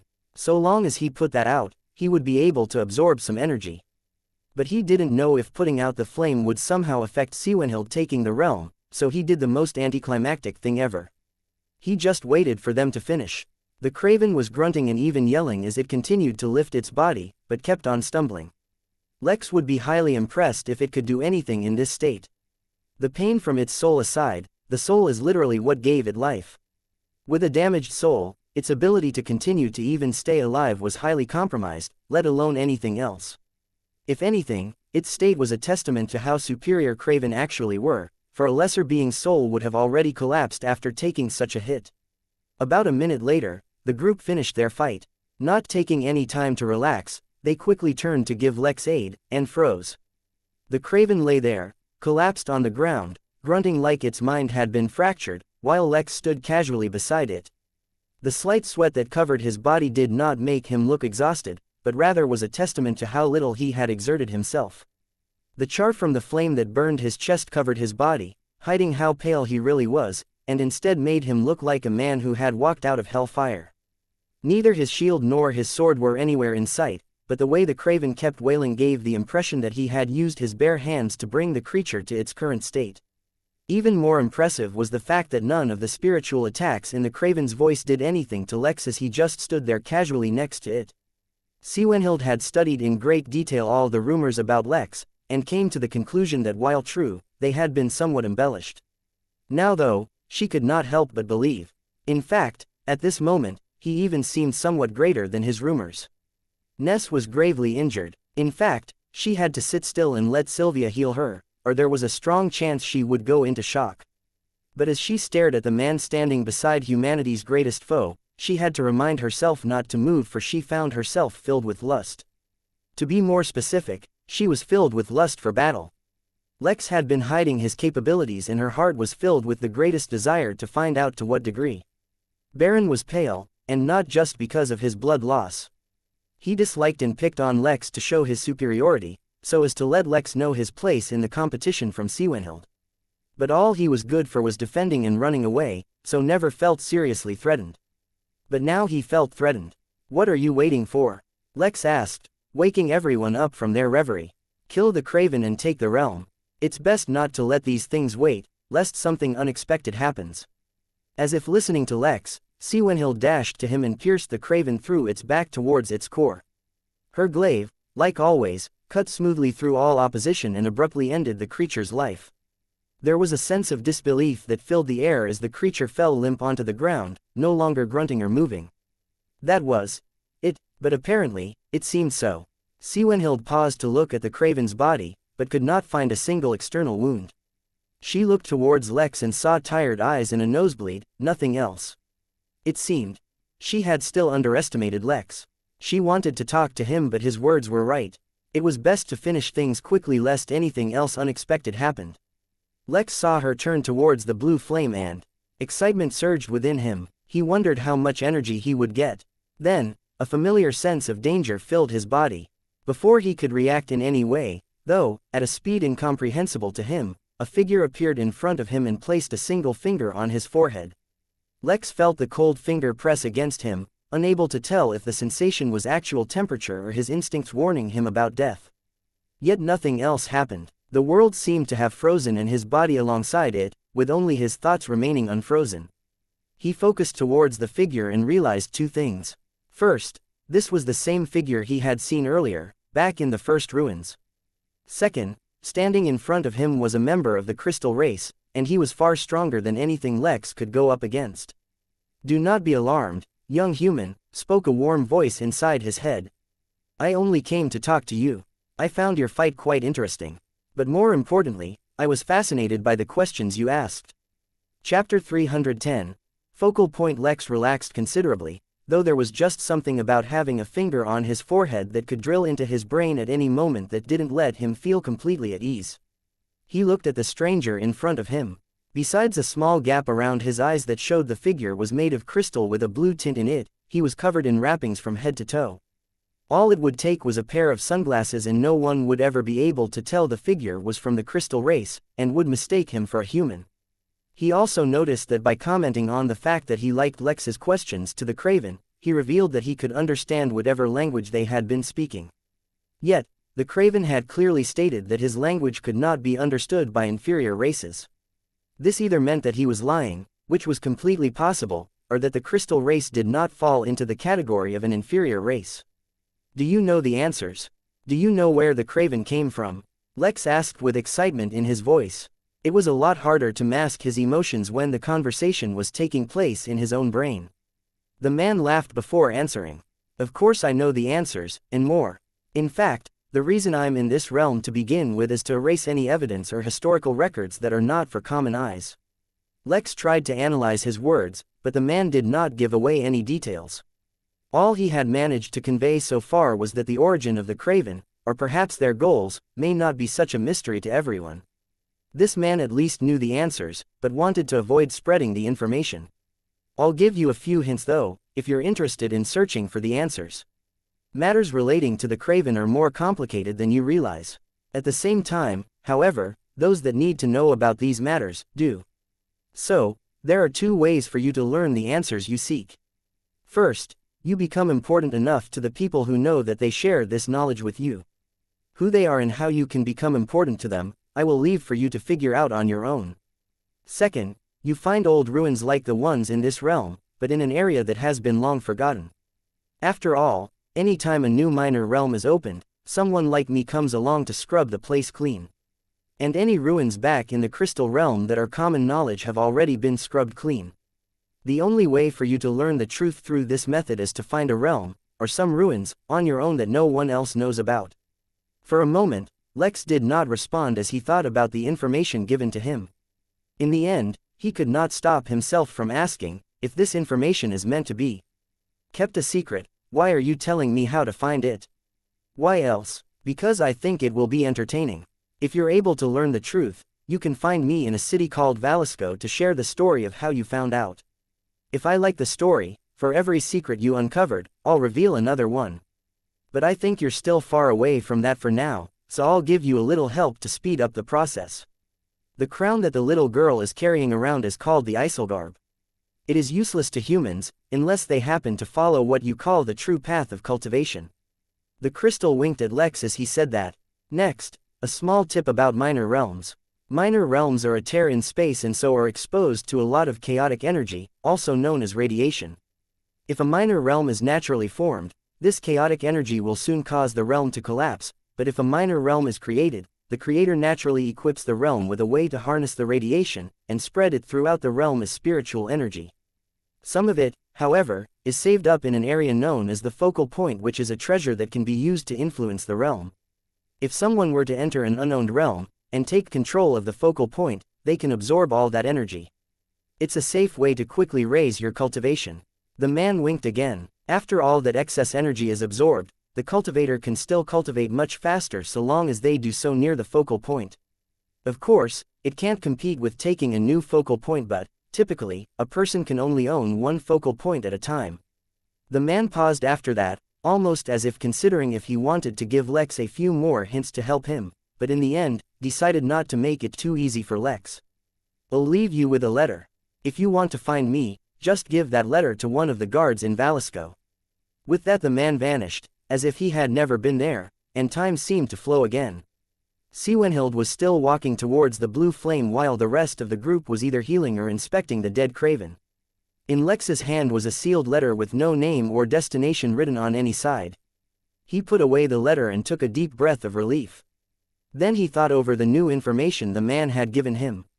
So other than absorb the abundant energy in the realms into the system, he could absorb it himself and speed up his cultivation. This was good news, because it meant that all minor realms would have a massive amount of energy stored up. While Siwenhild did whatever she needed to do with the flame, Lex walked towards the dead assassins. Their demise had not been peaceful, as almost all of them had their bodies split in half, while others had been crushed or burned to death. Lex removed their masks but, as expected, did not recognize any of them. He searched their bodies but, other than their weapons, they carried nothing else that may reveal their origins.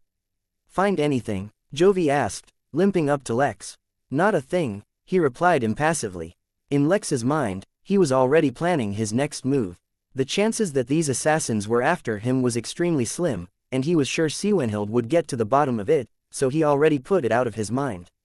I can probably guess their origin, said Jovi as he looked around, making sure no one was close. I can tell you, but you have to answer a question of mine first. Lex raised an eyebrow as he looked at Jovi with curiosity. Intrigued, he said, ask away. What kind of relationship do you have with Siwenhild? Lex almost felt stupid for being curious. All that build up, and what was it for? Petty jealousy? Did he think they had a romantic relationship or something? Strictly professional. My designated profession at the Academy is survival consultant, and based on my performance during a previous expedition, she thought I would be of assistance and hired me. Jovi let out a breath of relief, and then actually laughed, for he didn't even realize he had been holding his breath. I'm sorry, after you, the craven. Jovi stopped and chuckled at his state. He collected his thoughts and asked, are you familiar with the distinctions between academy students? By profession? No, not like that. Let me explain. The academy, as you probably know it, is a tool used by the king to train the leaders in every possible industry from the entire Hum nation. Its campus, as you've probably noticed, is ridiculously huge. That's because the academy covers more land than entire provinces such as Gristal. I'm not sure how many students the academy has at any one point, but last year, 30 billion students graduated from the academy. After they graduate, those students are sent throughout the realm and assume roles that help their respective communities in massive ways. But, all of that is just the most basic and out level of the academy. These students are, in a way, probationary students. Only by achieving something extraordinary before you graduate can you become eligible to become a true student. Another way of putting it would be that, only after you prove yourself, can you become a core student of the academy. He paused, and turned to look at Siwenhild. She's been proving herself for a while now, and once she gains this minor realm, she'll be eligible to become a core student. I'm guessing. The assassins were sent by someone who's competing with her for that position. Chapter 311. Cursed System, is there a quota on how many core students there can be? Lex asked curiously. No, there's no quota. But there's only so many things you can do that count towards getting you a spot as a core student that are as easy as taking control of a minor realm. There will be a lot of minor realms, and the fight for the focal point for each of them will be intense. We are probably the first ones to actually reach a focal point, all thanks to you and Patrick sensing the energy signatures. Most others will probably spend weeks scouring the realms for it. He paused for a moment, looked at Lex, then continued. The real prize Siwenhild is after is not this minor realm, despite how valuable it is. It's the admission into the core of the academy. And when she becomes a member, she can nominate 5 people to come along with her. They won't be core members themselves, but they'll still be better than normal students. Realization dawned on Lex, and he understood now why Jovi had asked about his relationship with Siwenhild. He probably also understood the animosity Baron had towards him. The group was full of competitors, and everyone wanted to be the one Siwenhild nominated. What actually happens when you become a core disciple? Lex asked curiously. If the benefits were worth it, he would consider it as well. After all, he had plans on absorbing energy from the other minor realms, anyway. He didn't mind claiming one if the benefits were worth it. He'd also thought of claiming the minor realms for himself if possible, but if that opportunity arose, he'd already thought of an alternative that suited him more. What happens once you've become a core student is a closely guarded matter. Siwenhild may know a bit, but mostly it is kept secret. What is commonly known, however, is that every student who enters goes through explosive growth. But, most importantly, almost 30% of core students end up becoming immortals. Jovi became out of breath as he said the last sentence, and his eyes widened with longing. Even Lex paused his thoughts, then shook his head. Higher realms were not his focus right now. He needed energy, and that's where his focus lay. The process of taking control of the focal point was not quick, and it actually took a few hours before Siwenhild finished. As unfortunate as it was, as soon as she did, she ended up absorbing all the accumulated energy. Somehow, the loss of the energy hurt Lex more than the severe burns on his chest and the poison still coursing through his veins. With the realm under her control now, the blue flame died out.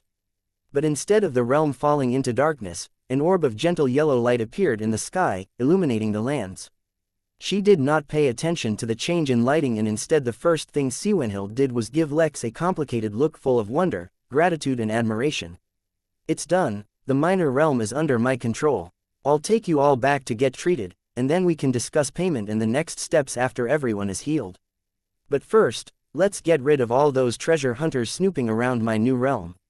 No one protested, for everyone needed medical aid, but they all looked at one another with complicated eyes.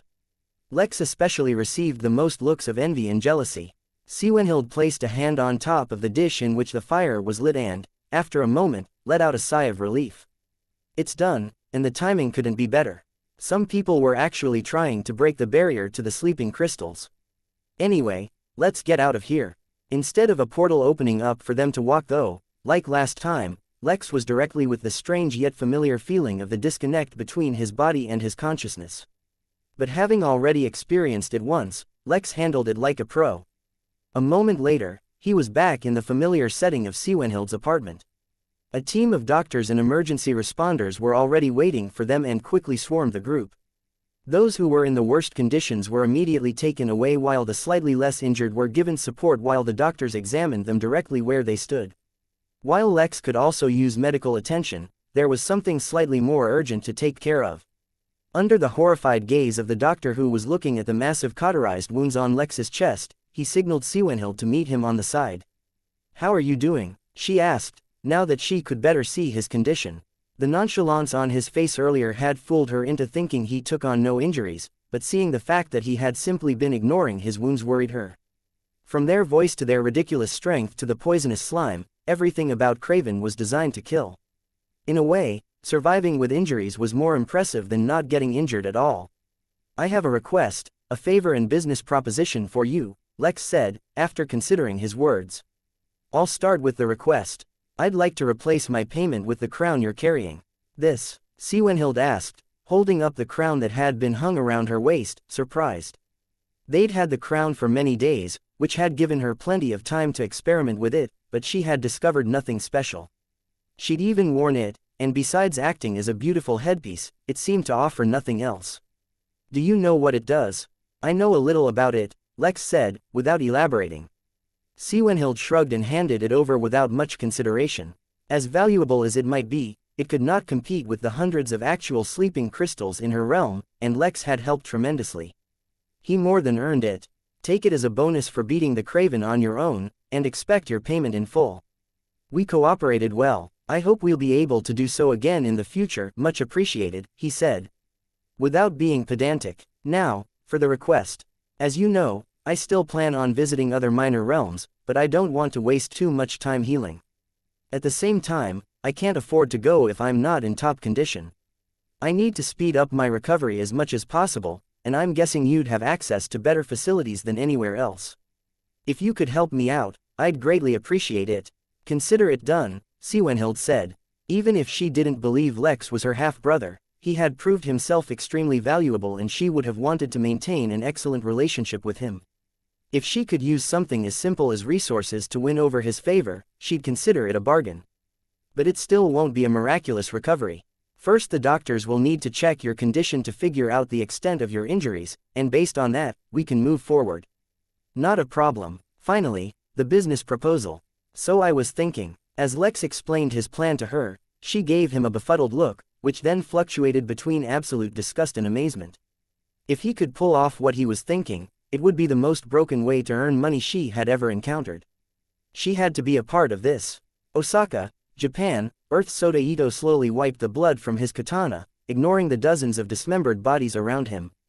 A faint smell of death had begun to envelope the area, but the coming storm clouds should wash away the stain of his sins. In the distance, a crowd had gathered as they watched, horrified but at the same time, numbed. For a time, while the Council of New Order ruled Earth, Sota had purged Japan of all external influence, and taken control. The fact that every time he overcame an obstacle, or killed a strong opponent, his system would give him generous rewards was in fact just a bonus to him. The people of Japan had long since become used to his ruthlessness and brutality. Most looked at him with disgust and hate, though they did their best to hide it. Some formed a zealous cult, worshipping his actions of bringing Japan back to its roots. What no one knew was that, deep inside, this was not what he wanted. Sota had lived a simple life before receiving the samurai system, and lived in a small town. His ambitions extended as far as retiring his parents and starting a family, and nothing more. When he received his system, instead of glory and wonder, it brought him hell. The reason was simple. The samurai system made him incredibly strong, and as a system that directly increased his strength and combat abilities, made it so that there was no danger he could not face. But it came with one great flaw. In the old days, samurais were retainers under their feudal lords. Similarly now, as a samurai, his system made him unquestionably loyal to his feudal lord.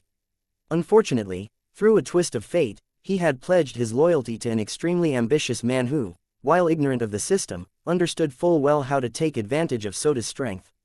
This man, who went only by the name Suzuki, had tasted the power of ruling, before Fernanda retook control of the earth and stabilized everything.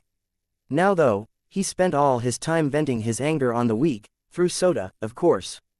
"Come Sota," the extremely well-dressed man said as he walked away from the bloody scene, even less bothered by the surrounding gore. "We have a new commission, someone named Larry who's been hiding at the Midnight Inn. For now though, we'll only collect information on the target. I've heard security is very tight at the inn." Sota said nothing, and followed Suzuki, his expression indifferent. He had learned to hide his emotions from his lord. Until he found a way to regain his freedom from this cursed system, he needed to hide as much as he could. Chapter 312. Error. Lex sat cross-legged, wearing an oxygen mask in a tube of a viscous green liquid. His recovery was a lot slower this time around, considering the fact that the lotus on his back wasn't helping. In the first place, it had helped last time due to a misunderstanding and Lex didn't want to ask it for help again unless the situation was dire. Thus, he was stuck at the mercy of this healing liquid. The greatest obstacle to his recovery was the poison in his blood. As he expected, his body was very resistant to the effects of the poison, but resistant was not the same as immune. Fortunately, if there was one thing that humans were well prepared for, it was anything related to cravens. The green liquid was not exactly comfortable to sit in and caused Lex's body to itch all over. But, for the sake of a swift recovery, he bore the inconvenience in silence, and instead turned his attention towards the inn. The first stage of Lady Cosmos finally ended, and a mere 400,000 contestants would move on to the next stage. This phase of the competition was filled with trials that contestants had to complete in small teams. Lex had given Mary 5 million megapixels to help Audrey form any kind of trials she wanted, and a short glance at the venue showed them clearing some kind of life-sized maze that required ingenuity and teamwork. The size of the audience for Lady Cosmos had not decreased with the number of contestants, but had rather increased vastly. For the first time, Lex noticed a couple of Earth immortals amongst his guests at the inn. They were not mixed in with the crowd, but rented entire small villages and stayed there with their followers. They could not be considered his average guests, but he needed to upgrade the inn to better cater to them as well. Another aspect of the inn he was concerned about was security. Things had finally stabilized. This did not mean that there were no incidents, but that the frequency of incidents stabilized and that the hired security was working well with the inn's own security to handle things smoothly. In fact, it was while he was monitoring his guards that he noticed something strange. One of the security room's functions was picking up on malicious intent, either towards the inn or even its guests. This feature allowed them to often prevent an incident from taking place and was one of the main reasons that the inn had managed to keep the peace. After all, more than once, a guest had approached one of the contestants from Lady Cosmos with the intention to harass or blackmail, and they had been dealt with swiftly. It was this feature that picked up a certain pair spying on Larry, with the intention of collecting information on him, and harming him once he left the inn. Since they had done nothing wrong, they were not punished, but Chad, Gerard's deputy, sent a few guards their way to advise them to honor their guests' privacy. This was very routine, and Lex would have forgotten the incident the moment he looked away, but while he was scanning them, he saw something that he had actually forgotten about. Of the pair, one had an unusual status. Name: Error Age, Error Sex, Error Cultivation Details, Error Midnight in Prestige Level. One remarks, "This man is pouting with his eyes. Maybe some Saturn cake will cheer him up, and form an addiction that will keep him coming back for more." Lex frowned as he recalled the last few times he had seen an error message with his scan. First was his unofficial employee, John, and second was the Celestial, who was his bodyguard. They had been enigmatic figures with a mysterious past and unknown origin, so he would understand it if there was something unusual about them that eluded the system. After all, the system had proven that it was not perfect, and there were many loopholes in its functionality. But Lex had seen enough anime to recognize Japanese when he heard it, even if it was automatically being translated for him. So now the question was, what did these three have in common that could elude the system's scan? Or did they each have separate reasons for avoiding the scan's results? "Mary, I want you to keep a close eye on that guest," he said, pointing towards Soda. "I want you to collect all the information on him and save it for me. While you're at it, compile all the information we have on John, as well as my bodyguard, during the Midnight Games." Lex made a mental note to consider the cause before turning his attention to other matters. The group of workers he'd hired earlier to plan and design the village had submitted their first report, and Lex took a look at it. They had proposed many additions to the village, but had also suggested some changes to the already existing design as well. They studied areas with highest and lowest density of guests and tracked their movements, as well as analyzed why those were more or less popular areas for guests. Things such as attractions, restaurants, parks, and residential areas were generally high-density areas, but some were more than others. The reason was the easier flow of traffic. All of Lex's designs had an air of Earth about them, but the best or most common forms of traffic flow were not necessarily the best for other demographics. The plan they proposed was only the first step in overhauling the entire village, this being only the first because they wanted to study how the changes affected the flow and distribution of guests. The first change was a major one. Lex, in his pursuit to make the village seem as if it had grown and expanded organically, had placed the various districts slightly haphazardly. The planners proposed small but significant alterations that would make it easier to have a network of roads and paths connected to each area, while at the same time organizing each area into smaller sub-districts. Furthermore, rather than tile walking paths or usual roads, different species of grass were used to mark different paths. A network of canals was also added alongside these roads in many districts, linking them to the underwater portion of the village. Moreover, transport through only subways or golf carts and such was also distinctly Earth-like, and entirely unnecessary. All transport vehicles were designated an aerial level, and would not obstruct the crowds on the ground. From various silent pods, to booths on ground that would levitate once occupied, to entire small tram-like cabins became the main mode of transport. Not only were they extremely quick and silent, through clever use of formations, the level at which all of these vehicles would be traveling became almost invisible, revealing their existence only when focused on. The random clutter of the city suddenly seemed to take on a more organized look and feel. The massive features of the village, such as the Colosseum or giant pagoda, were no longer intrusions, but rather attractions, becoming sufficiently distanced from residential and recreational areas. Impressed by the detail of their proposal, Lex decided to implement all of it, the complete changes only costing him 3 million megapixels. Considering the fact that Lex now had 1.1 billion megapixels, he considered it pocket change. Next, he looked at the changes they suggested for the floating portion of the village. They believed that keeping the floating portion stationary was a waste, and proposed to turn it into an independent district of the village that could move through the air over the village. Not only that, the floating village would play an integral role in controlling the climate of the village down below. They replaced the former method of arrival to the floating village and instead created a few terminals through which guests would be brought or taken away. They also reduced the use of glass, and instead added greater elements of nature, making it seem like a paradise, hiding in the clouds. All kinds of birds made their homes here, so an orchard was also added which would become the designated spot for wildlife. Lex once again approved all the suggestions without any alterations and, with a snap of his fingers, the system started implementing the changes. The guests were initially alarmed, but then watched in awe as the village moved around them, improving right under their eyes. The frequent guests took the changes in their stride, but the millions of new guests observed in awe. Some of the workers revealed that this was the work of the enigmatic innkeeper that none of them had seen, and they all began to wonder what kind of a figure this innkeeper was. The immortals especially were alarmed. It was not every day they encountered a sight that could amaze them. Chapter 313. Right on the nose. It took nearly 8 hours for the poison to be cleansed from Lex's body. He wasn't completely healed by the time that was done, but he was well enough that he exited the tube to complete some of his other tasks. During this previous expedition, though he had a sword, he had not ended up using it even once. He had practiced using it a little, but the matter of fact was that he was nowhere near competent enough to use it skillfully. Heck, he had only been a cultivator less than a year, or a little more. He had lost track of time, but he had been so busy during that time that something like training methodically and systematically was impossible.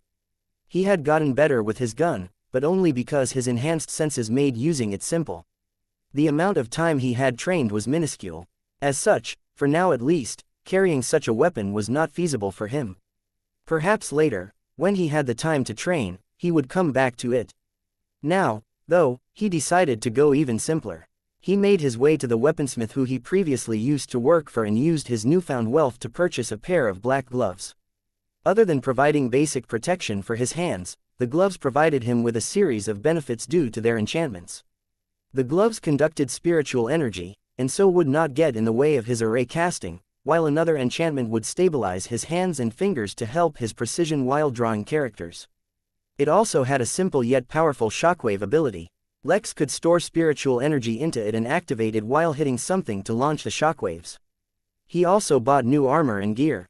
He no longer lived with the delusion that either the armor or gear would serve him for long, so he went for items with greater immediate benefits rather than that could serve him long term. After all, it was all too common for him to lose or break whatever gear he had. He still couldn't get over the loss of his fancy monocle. With that done, he returned to Xianxia. While he was recovering, she had submitted the report of her success, as well as the numerous sleeping crystals in her new realm. Even the admin for the academy had been startled by the news. An investigation was ongoing and this would most likely turn into a bargaining chip for the academy with the crystal race. It was not easy to earn their favor, and so they would be sure to make the best use of this opportunity. Suffice to say, once her realm was thoroughly explored, and the scope of her situation was understood, Xianxia would be appropriately rewarded. Entrance into the core of the academy was all but guaranteed for her at this point. Of course, she had also silently and secretly sent information about this event to her mother. Who knew, maybe this could prompt the woman to even come back to the academy, which was something Xianxia would have enjoyed. After all, there were certain things she could only do with her mother around. Xianxia's ambitions were no less than her mother's. Of course, none of that had anything to do with Lex. What he was after was something else entirely. This is the list of minor realms with Foundation realm-only designations, Xianxia said, as she handed Lex a list. A detailed report of what's happening inside is hard to get, as currently the only source of information is the students who have left. There is one, however, that I think fits your criteria well, though I personally am not so sure about it.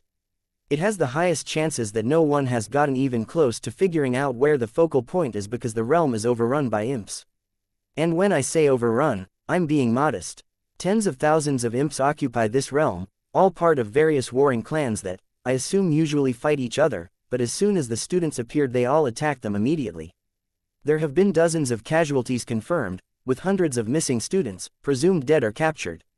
There's a massive battle that's been going on for the past few hours between students and thousands of imps. It is by far the most chaotic realm so far.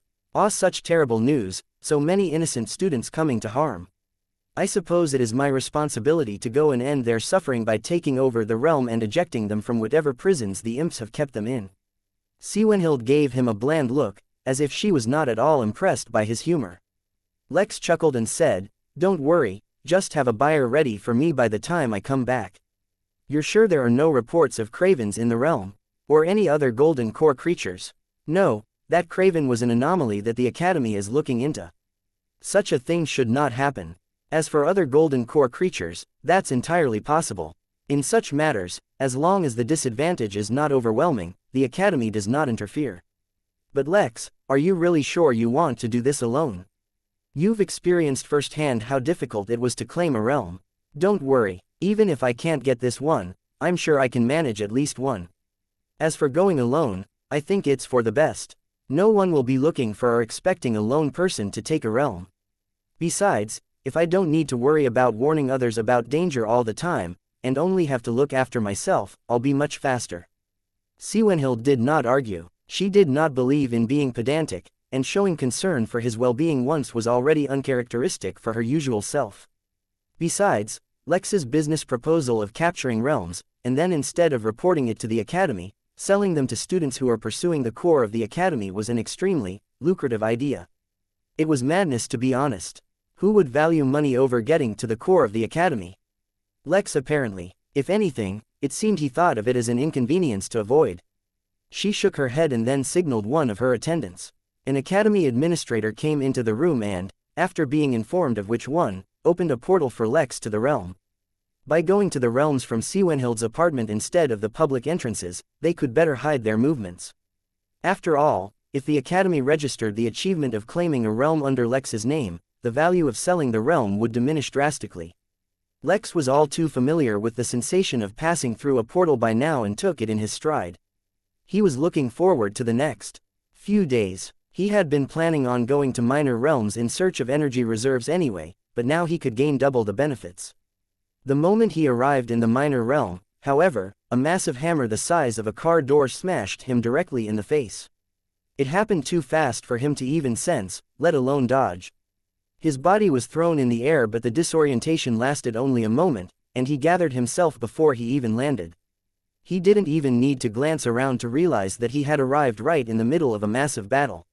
Lex crashed into a few imps, and while the force of the crash severely damaged them, Lex quickly hopped onto his feet to look around. Hundreds of students were fighting against thousands of imps, as well as trolls. Lex was already familiar with these two races, as he had studied them in his classes. Imps and trolls were both humanoid creatures, but drastically different in size. Imps were usually around 3 feet (0.9 meters) in size, and were feral creatures with only basic intelligence. They were, however, feral in nature and carriers of various diseases. Trolls were usually anywhere between 8 to 12 feet (2.4–3.7 meters) in size and were even dumber, making them easily manipulated by the imps. They boasted mild immunity to spiritual energy and great physical strength. Still, the Academy students were not pushovers, and the numerical disadvantage did not deter them. Yet the fight was a wild skirmish, with each doing whatever they saw fit, which only served to increase the chaos. Lex paid no attention to any of that, though. Masterfully dodging any attacks coming his way, he rubbed his nose that had taken the brunt of that hammer, and waited for the Lotus to tell him about any nearby energy reserves. He was not disappointed, and as soon as he got a direction, he used Heart's Marathon to bolster his speed and ran off. The one thing he had learned while helping Siwenhild was that, as long as he only faced those in the Foundation realm, he had little to fear. That's what gave him his confidence in trying to claim multiple realms. Now, he had to put his skills to the test. Origin Realm, Pendle Galactic Battlefront. Ragnar's command carrier did not alter its paths as it tore through asteroids bigger than Earth, though it had begun to slow down. 6 other command carriers were stationed on the border of this battlefront, a void without any stars, let alone star systems and planets. Only an endless field of rocks and desolation as far as the eye could see, with no indication of what this region had once been. This would be the first time, in a long time, that Ragnar would face an enemy other than demons. But just as that was a war he had to face, so too was this. But, unlike the clash humans had against devils, which was personal, this battlefield was one they were obligated to fight in, so long as they took advantage of the Henley conventions. Somewhere else in the command carrier, a tired Alexander looked out into space. The former golden child of destiny was now naught but an exhausted soldier. Yet, hidden deep in his eyes was a fire that burned brighter than the stars. So long as he was alive, the universe had not beaten him. Chapter 314. Flow. When the command carrier appeared close enough to the battlefront, Ragnar retreated to his private chambers and enabled all the security measures the room came with. Soon he heard the sound of a notification he was waiting for and sat down on a throne in the center of his room. When he sat, his surroundings seemed to change, and he was no longer in his room, but instead he found himself in a cave, facing several other men sitting in similar thrones. This was not holographic projection. The throne had special enchantments that only he could activate, which would lead him to a nearby minor realm, temporarily formed just for the purpose of holding secret meetings. Only other generals of the Jotun Empire had access to such thrones, or those with authority even superior to the generals. This was because every word they spoke had major repercussions on the entire empire, and no chances could be taken for their conversations to be overheard. Even their casual conversations required sufficient authority for one to hear. "Oh my, we have the honor of Hell's Butcher joining us today. Don't tell me the devils have decided to interfere here as well," said one of the 6 other men in the hall teasingly. "You must remember, he is not just a butcher," said another one. When his rank was raised to general, His Highness Seraphol called him son of the empire. Where the empire has a need, the son will appear to fulfill it. But that does not bode well for us. Ragnar only smiled mildly while the other generals joked about. Even the youngest of them were tens of thousands of years older than him. He, at a mere 3,500 years, was one of the youngest generals in the entire empire. Furthermore, he always had a soft spot for other humans. His ferocity would usually be reserved for demons and devils, or any of the other races that targeted humans. Now, among his peers in rank and strength, Ragnar did not mind filling the role of being the younger brother. "This is no time for joking about," a harsh voice cut through the cave. A man walked in from the darkness, his face locked in a stern expression even as he spoke. All generals recognized this being, for it was no man but the spirit body of a sentient treasure that was stored in the center of the Pendle Galaxy. "Now that Ragnar is finally here, I can begin your briefing. Things have changed, and drastically. While it seems that everything has been as usual on the battlefront, we've gotten reports of anomalies. Within the last 5 years, over 300 star systems just outside the quarantine zone have mysteriously been destroyed. The battlefront was actually a specific zone just at the border of their galaxy, where this war was fought.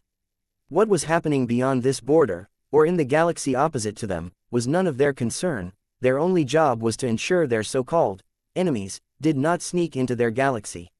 It was not easy, but at least it was not complicated since their enemies would only come from a specific region of space, so there was no threat of being backstabbed. Outside the battlefront was a quarantine zone, which was a no-development zone, in case the battle ever spread to those regions. Yet now there was trouble right outside the quarantine zone. Typically, it should not have been possible for anyone to sneak past them. Which meant there were 2 most likely possibilities. Either their enemies had somehow gotten reinforcements which were gearing up to attack the generals from the back and front, or that they had discovered a method to sneak past them. Whichever one it was bad for them. "It gets worse," the man said, his expression somehow becoming even more grave. "We suspect they're nurturing a Jorlum." All 6 generals stood up from their thrones, shock and a hint of fear showing in their eyes, Ragnar included. A Jorlum was an absolutely massive creature born in space such that the average star would be smaller than its eyeball. They were so extremely, ridiculously rare, that in the entire history of the Jotun Empire, let alone encountering one, even rumors of a living one had not been heard. If the enemy was nurturing one, that meant it had already been born, and that was already too dangerous. The entire Pendle Galaxy was at risk of being destroyed. "We need proof of the Jorlum before we can ask for aid from the Henley Alliance, but not only do we have no idea where it might be hiding, we have no way to get close without being detected. A heavy silence filled the cave while everyone absorbed the information, and were waiting for the spirit body to continue, when suddenly, Ragnar had an idea. I may have a solution, Ragnar said, attracting disbelieving looks not only from his peers but from the spirit body as well. News has probably not spread to you all, so first let me update you on my most recent assignment. There is an inn. Escaping from the battlefield was actually harder than Lex expected, though it was mostly due to the difficult terrain. Towards the edge of the battle, the ground turned soft and malleable, but his foot didn't actually sink in. The ground itself would stretch under the weight of his body. It was like running on elastic rubber. In the end, he didn't even bother avoiding attacks because they did next to no harm. He just focused on maintaining his balance and getting away. This minor realm was extremely desolate, even away from the battle. He had yet to see any vegetation of any kind, and so he could only imagine what the imps and trolls used for sustenance. Instead he saw unusual landscapes and terrains that made no sense. Currently he was standing at the base of a mountain range, except, unlike a normal mountain range that would extend across the land, this one was shaped like an upside-down pyramid and rose into the sky. Out of one mountain, grew 3 that rose vertically, and out of those, 3 more grew out and so on. The strange thing was that the base of each mountain was extremely small, and instead grew wider the higher it rose into the sky. Stranger still was that, considering the massive structure filling up the sky, it should be extremely dark where Lex stood, but it wasn't. Each of the mountains was covered in crystals that refracted light so perfectly, sending beams of light to other crystals which then spread the light even further, that it was as bright as midday. He did not even try to understand how this formation came about, or whether it was natural or artificial. He just identified his path towards the energy source, which was somewhere in this range. To be clear, he wouldn't have to climb the mountains vertically. There were roads carved into the mountain sides just like one would see in any mountain that suffered from a flow of traffic. Once he got a good idea of where he was headed, he didn't embark immediately. Although he had confidence in his defense and other abilities, there was nothing wrong with being fully prepared. Which brought his attention to the crown hanging by his waist. He held it in his hands and observed it. As far as appearance was concerned, it was wholly unremarkable. There were no gems or intricate designs. It was a simple gold band with a few ridges throughout. But the function mattered more than appearance. He channeled his spiritual energy into it, but nothing seemed to happen. The energy circled through the crown and entered back into his body. The fact that the energy was able to seamlessly re-enter his body was unusual, but not enough to be of any use. The crystal man he had met earlier told him those following the true path could use it, so maybe he had to wear it to actually use it. He hesitated for a moment, then carefully set the crown on his head. A gentle current of spiritual energy flowed around him as it was absorbed into his body, then directed towards the crown. A few moments later, the crown vibrated and activated. Lex's senses merged with the crown as if it weren't a piece of jewelry but rather a part of his body. He could feel the crown act as an external meridian wrapped around his forehead with a stream of spiritual energy constantly flowing through it, but, most importantly, Lex felt a familiar, yet somehow foreign sensation overcome him. He entered a state of flow. It had been a long time since he naturally entered that state of flow, and he could immediately tell the difference between the state induced by the crown and the natural one.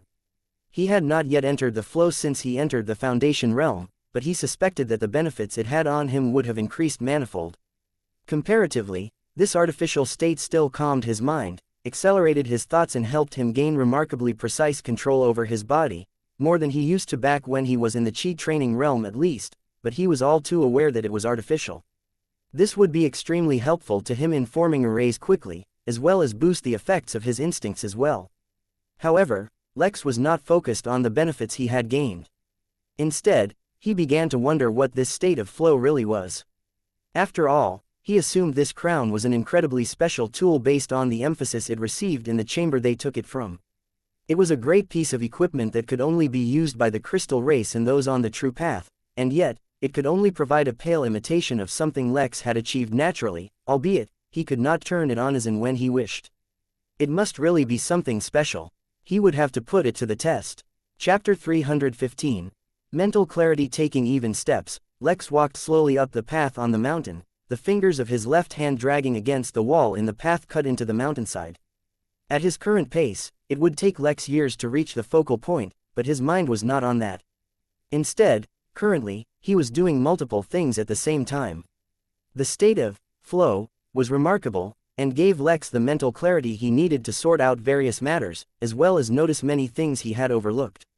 The first thing he noticed, though he could not really blame himself for this, was that due to how busy he had been, Lex had made no progress at all in his cultivation. Lex felt great satisfaction in his achievements so far, and at his amazing performance in general, but he had only just stepped onto the starting line of the Foundation realm. His performance would improve exponentially so long as his cultivation also improved. But for that Lex needed time he didn't have, so he directly dismissed the thought.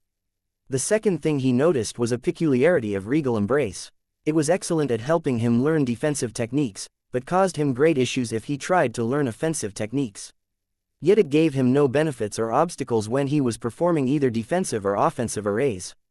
The difference was that arrays were not fueled by his own spiritual energy despite being drawn using it, which is where the influence of Regal Embrace vanished. This helped him determine that his spiritual energy had certain behavior. But what was the underlying cause in the difference in behavior? It wasn't like the cultivation technique could read his mind to determine what kind of technique he was using, or else he could just say he's learning a defensive technique while learning attacks. After all, self-hypnosis was a thing. That meant there was something on a fundamental level about the makeup of these techniques that he did not know about that influenced how his spiritual energy behaved. If he could figure out what that was, he could overcome the obstacle of his techniques. A simple analogy of the situation could be made using magnets. If Lex had two magnets in his hand, and wanted to join them, but kept trying to do so by pushing the north pole of each magnet towards one another, he would face great resistance. Yet, the same situation could easily be resolved if just used the opposite pole for one of the magnets. The situation with Lex's techniques was no doubt much more complex than simply swapping poles, but as long as he understood the difference, he would be able to channel the speed at which he learned defensive techniques into all other kinds of techniques. This, again, was a topic that required a lot of time to conduct research, and so Lex pushed it to the back of his mind. The next thing he noticed was his greatest problem with arrays. While drawing one, he could do almost nothing else, and was stuck in place. This made sense. After all, the characters would remain stuck in the place where he drew them, right? That was actually incorrect. If his control over his spiritual energy was enough, he could make an invisible platform on which he could draw the characters. That way, he could control the platform to move with him. This level of multitasking was simple for him in a state of flow, but without it, it was still beyond him. This let him appreciate how truly skilled Alexander was, back when he was fighting in the Midnight Games. He would use different spiritual and body techniques simultaneously. He did not even have the advantage Lex had of being able to use all techniques with the same energy, and would have to make sure to fuel his techniques with the relevant energy. Yet not only was he seamless, he controlled 6 floating blades behind him at the same time as all those techniques. Truly, it was only when you became more familiar with something that you could appreciate the difficulty it involved. But Lex was getting sidetracked. His focus had been on arrays. While drawing, his speed and stability greatly depended on his finger, but did he really need to use his finger like a pen? Instead of moving his finger to draw, couldn't he directly control the spiritual energy to take the relevant shape? That was the experiment he was conducting as he slowly walked. The state of flow was not a miracle, and Lex didn't automatically become able to achieve the task. It did, however, speed up the learning process endlessly. This was all Lex had been doing consciously. That did not, however, mean that Lex did not leave any tasks for his subconscious mind. It occurred to him that so far he had been treating his instincts as a radar for danger, but was that all they were limited to? He hypothesized that it was not so. The concept of identifying danger or a threat signified that his instincts had a sense of self, and could gauge what was good or bad for him. In that case, his instincts should not only react to harmful things but also notify him if there was something beneficial to him nearby. In simple terms, along with being a radar for danger, his instincts should also work as a radar for treasures that were beneficial to him. It was for this reason that he was running his fingers across the wall. He was using as many of his senses as he could to absorb all the information from the environment. From the toughness of the rock, to the natural grooves formed by different layers of rock, to the temperature, all of it could end up playing a part in guiding him. Everything he did portrayed a lack of urgency, which was the opposite of what he should have been doing, considering he was in a rush to gain the realm. But in the state of flow, Lex had a slightly different perspective. In this state, his emotions were considerably numbed, though not completely, so he felt no anxiety or stress to influence his decision-making. He simply retained his objective and made the necessary decision. As things were, he was already late to this realm by many days. There was a chance that no one had found the focal point yet, but based on the premise of assuming his competitors were extremely competent, it was most likely they had a lead on him. The more this was so, the more Lex had to remain calm.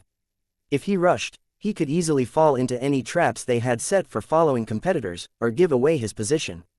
He also believed that, based on the same premise, if his competitors had not yet taken the focal point, it meant they likely faced some obstruction. It was best to gain a full understanding of the situation before making any decisions. In the end, Lex maintained his slow tempo for a couple of hours, and only sped up when he made decent progress with drawing arrays while walking. By increasing his speed, he also increased the difficulty of drawing the array, but at this point, it was all training for him. The pattern of maintaining a certain speed until he got accustomed to drawing arrays, then speeding up, continued well into the next day. Just as he was due to speed up further and launch into a fast jog, he instead stopped. It happened. His instincts were acting up, and this time instead of danger, it was greed Lex felt. He felt it in his entire body, from his gut to his muscles, down to his very bones. There was something nearby that his body was craving. He took a short break to replenish his stamina before launching into a run. The closer he got, the stronger the sensation became, to the point where his physical desire almost started to interfere with the calm the state of flow provided. At a certain point, he had to step away from the path, and had to climb the mountain with his hands and legs. With the dexterity of a spider, Lex crawled up the mountain until he found a small, hidden tunnel.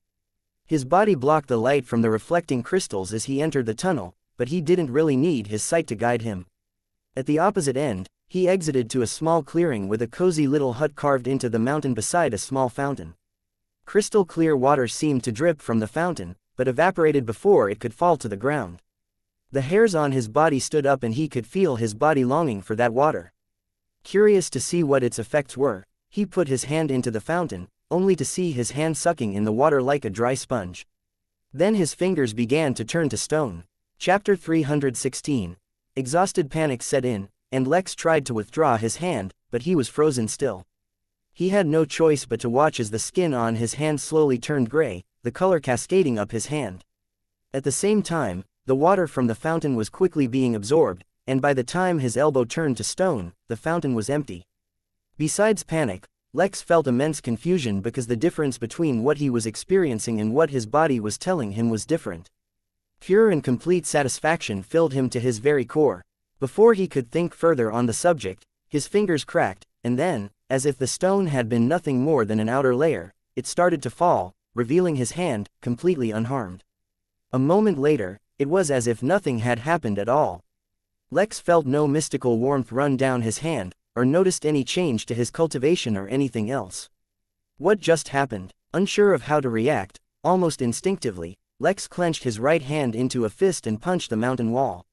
With a loud bang, his fist buried itself directly into the wall. Now Lex was really surprised, because there was no way he was that strong. This entire mountain seemed to be one giant stone, carrying the weight of several other mountains. How could it be so fragile?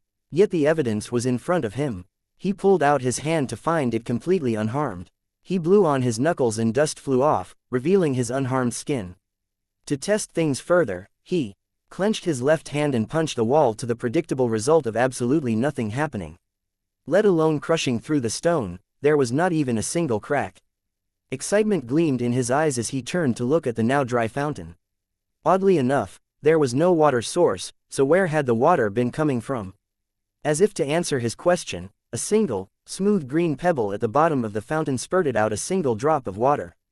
When he touched the drop, the tip of his finger turned to stone once again.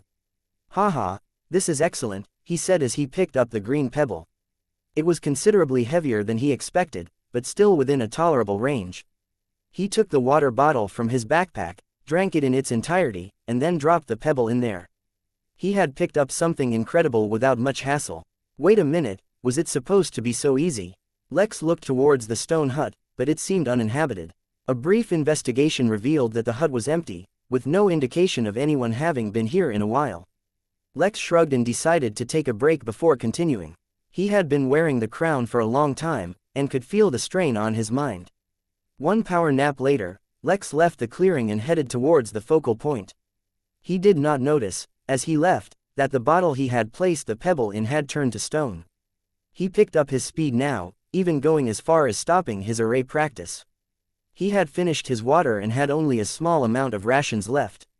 When he had packed his gear for this trip, he had packed enough with the assumption that he could supplement his reserves by foraging or hunting, but this realm had yet to show him a single plant, and the creatures he encountered were simply too disgusting to be edible.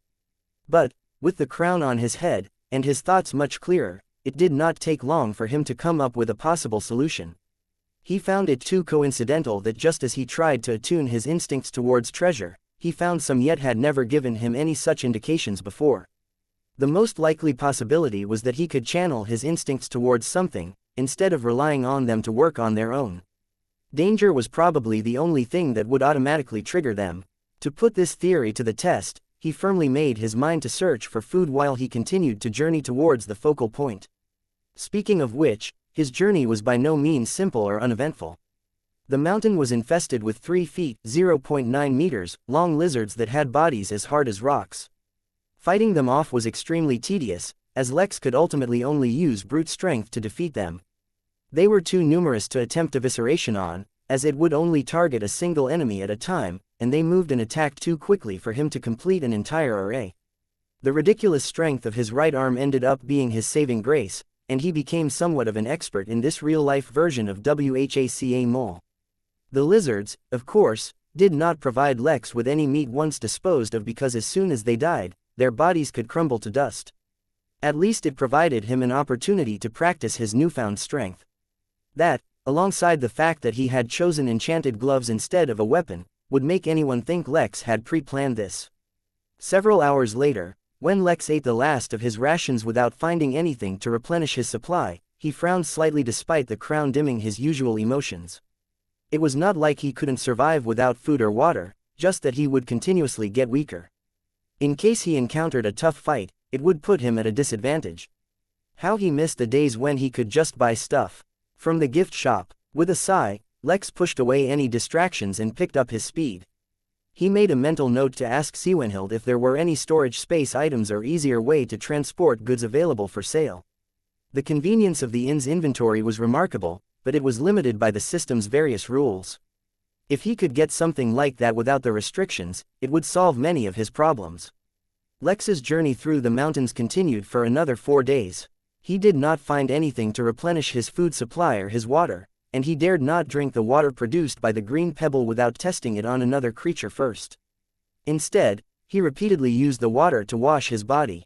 Now, his entire right arm and left fist had undergone the strange process of turning to stone and converting back. The boost in strength was extremely welcome, for he was beginning to feel weak otherwise. It was not severe yet, and Lex could last much longer due to the fact that he was a body cultivator, but undoubtedly the decline had begun. But at last, on the final day, he approached the focal point. A massive arch was built right on the side of one of the mountains, revealing a tunnel that led deep within the mountain's core. The tunnel was littered with corpses of imps and trolls, and sounds of an ongoing fight could be heard from deep within. The fact that someone had made their way here was within Lex's expectations.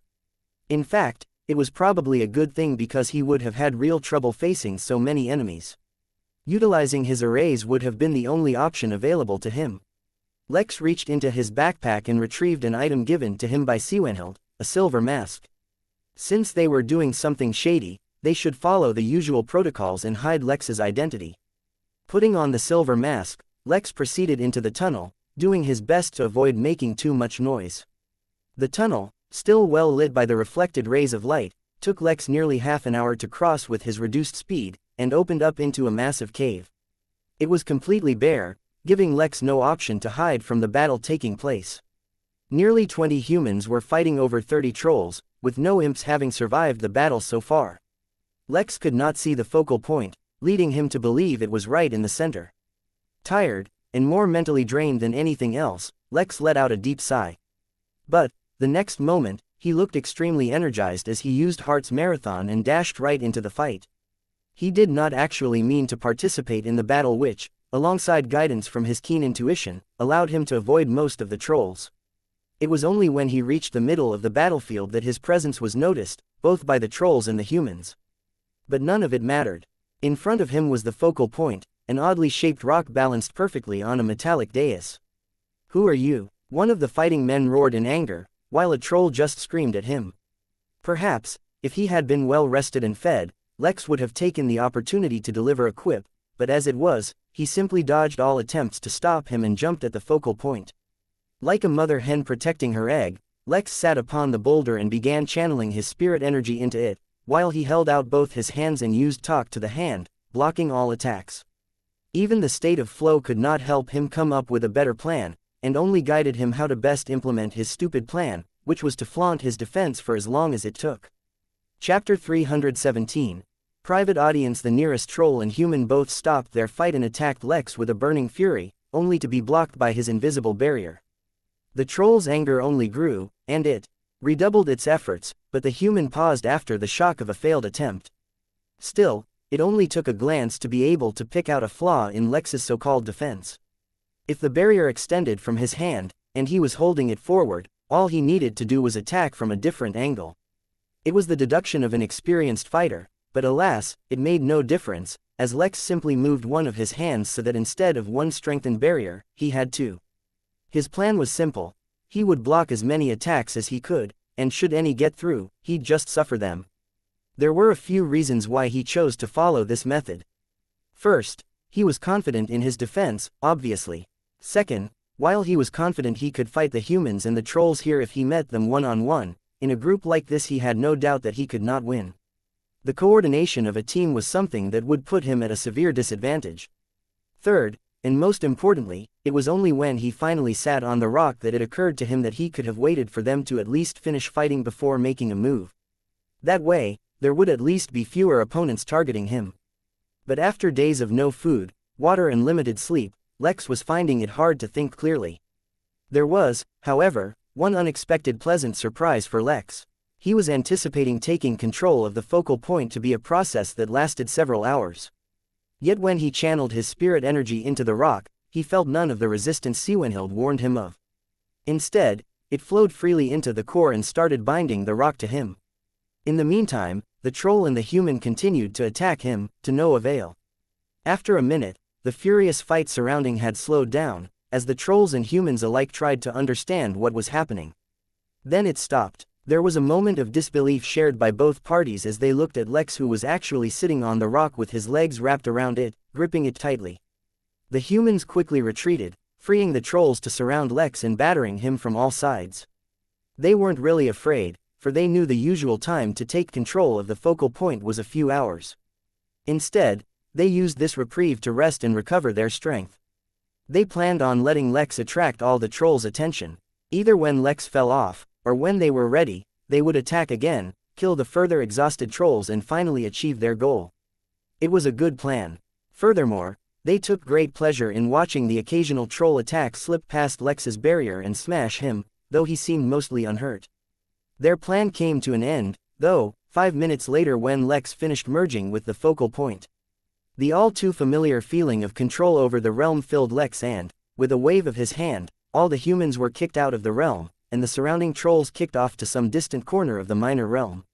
He felt a tide of energy begin to rush into his body, but before it could make any real progress, it suddenly disappeared, absorbed by the system. Lex glanced at the amount of energy accumulated, smiled as he saw the number at 4%, and teleported out as well. He appeared in Siwenhild's living room once again, and received the same treatment of being swarmed by doctors. "Water," he said hoarsely. To his dismay, the doctors refused to cater to his request until they fully understood his situation. He rolled his eyes in annoyance, but let them do their job. Eventually, when they were finished with their diagnosis, Lex was provided with a small portion of some kind of soup. It would serve to both rehydrate him and quench his hunger. Furthermore, it was filled with several extremely valuable spirit plants that would speed up recovery.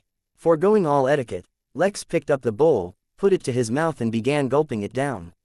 A part of him told him to take it slow, as he should not just eat so much so quickly, and another part of him said screw it, he was a cultivator, he could handle it. Lex let out a satisfied and long "ah" once he finished, and threw himself on a sofa to relax. He took off the crown and the mask, mostly because being so focused all the time drained him greatly. He would think about its limitations later, when he wasn't so groggy. Just before he fell asleep, Siwenhild arrived in the room with a look of excitement and anticipation in her eyes. Before she could ask anything, Lex said, "Have your buyer ready. We'll make the deal when I wake up." He closed his eyes and instantly fell asleep, snoring lightly. Siwenhild chuckled as she signaled everyone to leave the room and dim the lights. Outside, a woman who looked remarkably similar to Siwenhild was standing, an amused look on her face. Nora Haugen, head of the Haugen estate, Earth Immortal and an official wife of King Cornelius, was not an easy woman to meet, even for Siwenhild. She was an enigma to everyone, her child included. No one knew what her goals were, they only knew that she was a woman who got what she wanted. Even the king ended up marrying her. Yet, such a woman had promptly dropped everything and returned to the academy upon hearing news of her daughter's confirmation into the core of the academy. Was it out of pride and love? Not really. Siwenhild sent her a message informing her that if she didn't come, Siwenhild would destroy her art collection. "Is that your half-brother?" she asked, amused. "I can see a bit of Cornelius' flair in him, but it's too mild for now. Right now, he's not my half-brother, he's my business partner." "Have you arranged everything?" "Yes, the buyer is ready. He will never know who sold him the realm, but the price still needs to be negotiated. We'll need access to the realm to gauge its worth." "What about the assassins? Did you find out who sent them?" "I'm your mother, not your nanny. You can take care of these minor things on your own." Siwenhild pursed her lips in mild frustration, but suppressed her rising emotions. "Well, what about that thing?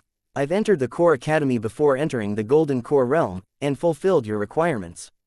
When will we leave that thing? Why the need to be so secretive?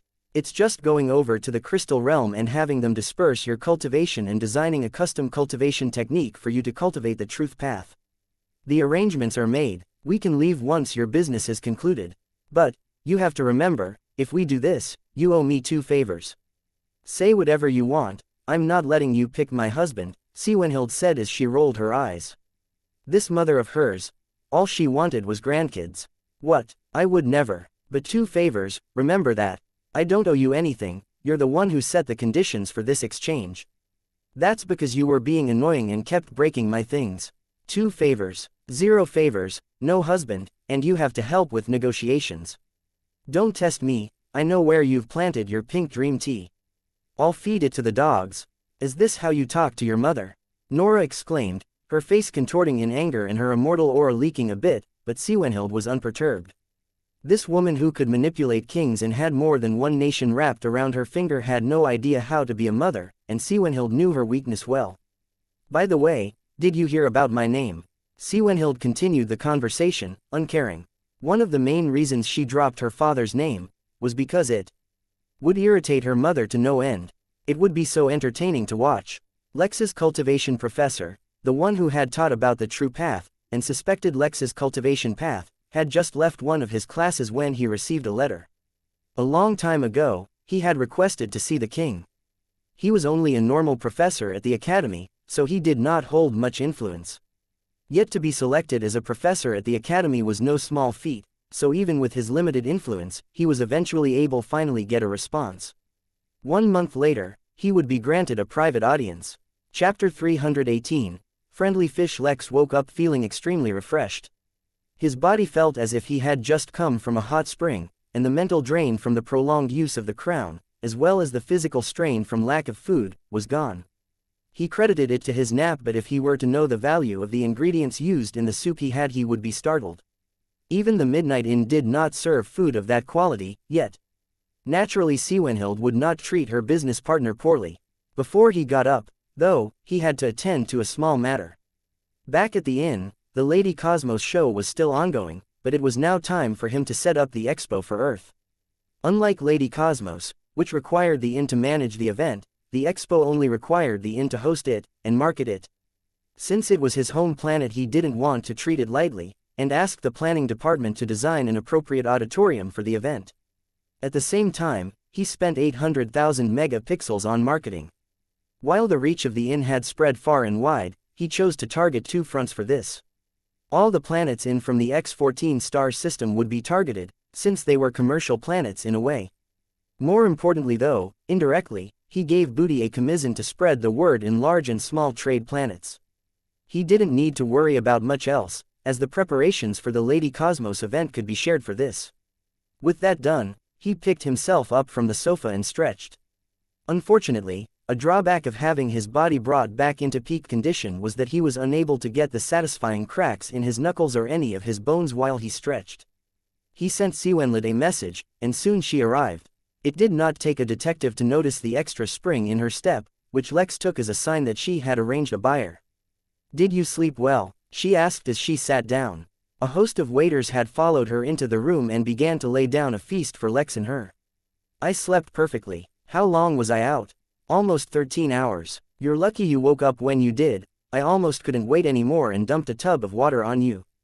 "Patience is a virtue," Lex said as he stuffed 6 dumplings in his mouth. "The only virtue I subscribe to is money. We can't begin negotiations until we get an idea of what the realm is like, but you've blocked off the entrance. Open it up so I can send in a team of appraisers." "Oh, my bad," Lex said as he snapped, unsealing the realm.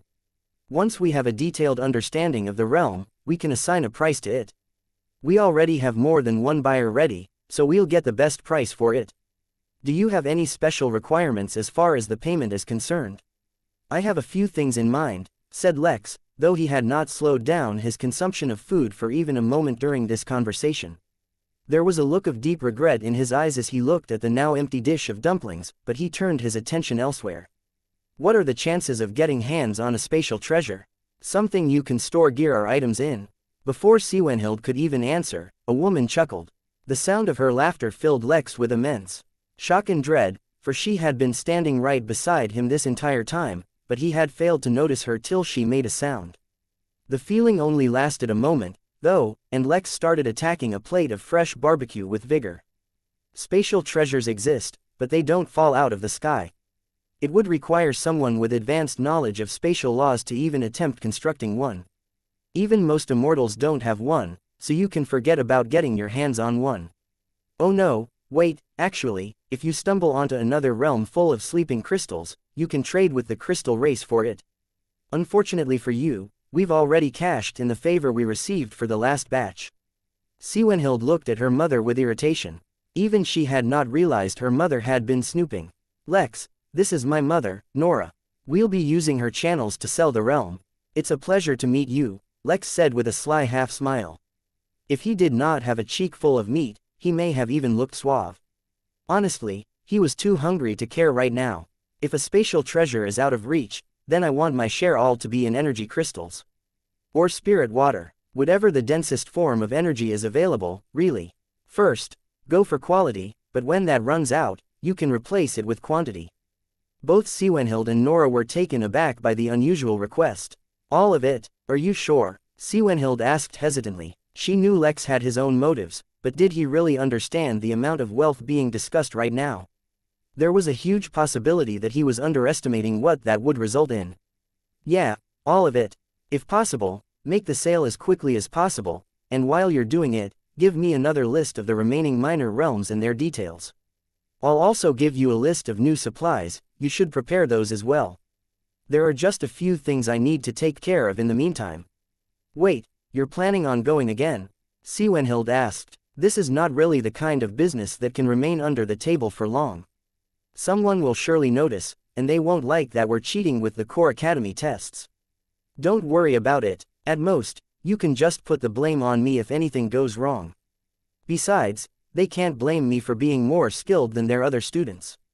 And I have an entrepreneurial spirit, what's wrong with that? At most, I can just say I was inspired by the Academy's motto of not giving a shit." Siwenhild paused as she thought of the various obstacles they would face should they continue, but Nora had a massive grin on her face. It was good to see the kids growing on their own. She decided not to help in case they got into trouble. This Lex had been using the Academy's motto too frequently, and had even influenced her daughter. She hoped he got a spanking. In fact, she would look forward to it. The discussion went on for a while, but Lex eventually convinced her of his plan. After all, Lex was going after that energy in more minor realms regardless of anything. Might as well make the most of it. Once he was done with dinner, though, Lex left to go to the library. He knew he couldn't achieve mastery overnight, but his experience gave him insight into more techniques that he needed to learn.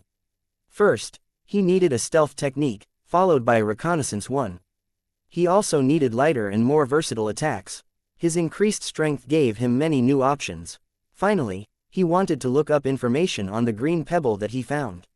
He really wanted to know if the water it produced was safe to drink, and what effects it would yield. He spent the next day doing research, and when he returned to Siwenhild, the negotiations for the sale of the realm were complete. She presented Lex with a contract that detailed their division of profits, as well as the remuneration he would be getting in a bunch of minor legalities. He signed it, transferred the minor realm through a method she taught him to an intermediary who would then pass it to the client. As much as he wanted to see his income with his own eyes, he had little time to waste. There were only a few dozen realms left at the Foundation realm that were unclaimed, and he wanted to get his hands on as many of them as possible. Lex chose the next realm and went through the next portal. It was supposed to be a winter wonderland, with ice and snow blanketing everything. The sub-zero temperatures and local beasts made it difficult for others to operate in the realm, but Lex could simply use the same technique he used to avoid the cold produced by the Frio birds. But nothing was destined to go according to plan. When Lex teleported to the realm, he found himself submerged in freezing water. Above him, there was a thick layer of ice sealing whatever water body he was in shut, and surrounding him were hundreds of fish. What were the chances they were friendly? Chapter 319. Magikarp. He readied himself to be swarmed by the fish, but nothing happened. The school of fat, red fish stared at him with their wide eyes full of curiosity. One hesitantly broke free from the rest and came close to Lex, as if observing an animal at a zoo. It swam in a circle around Lex to look at him from all sides before it came closer, as if to test Lex's intentions. Amused at the fish, Lex slowly reached out his hand and softly rubbed the fish's scales, which the fish seemed to enjoy. Its eyes rolled back slightly and gurgled a little, as if to show enjoyment.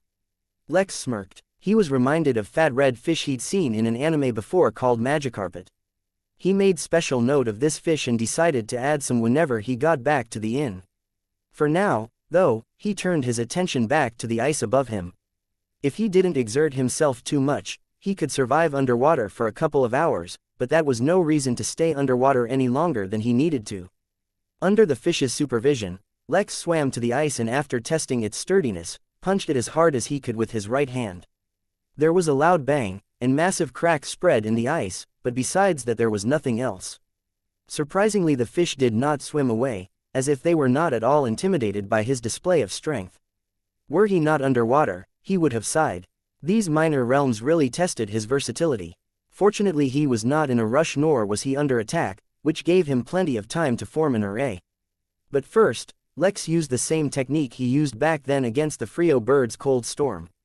The chill of the freezing water stopped affecting and an array character meaning ice appeared on the back of his hand. With his hand he rubbed the cracks and tried to get a sense for how thick the ice was. It was impossible to simply see through it, and at most he could vaguely see how deep the crack traveled in the ice.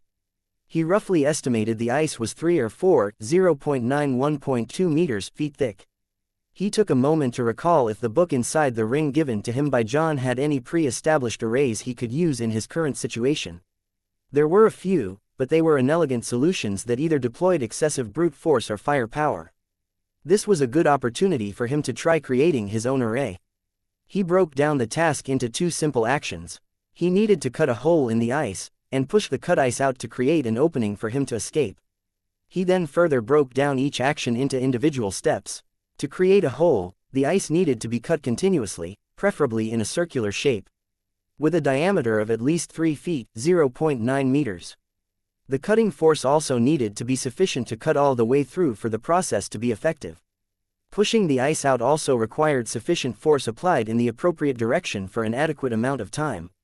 The pushing force should only activate after the cut has been complete, otherwise the upwards force, combined with the action of the ice being cut, could cause the ice to fracture, making it more difficult to remove.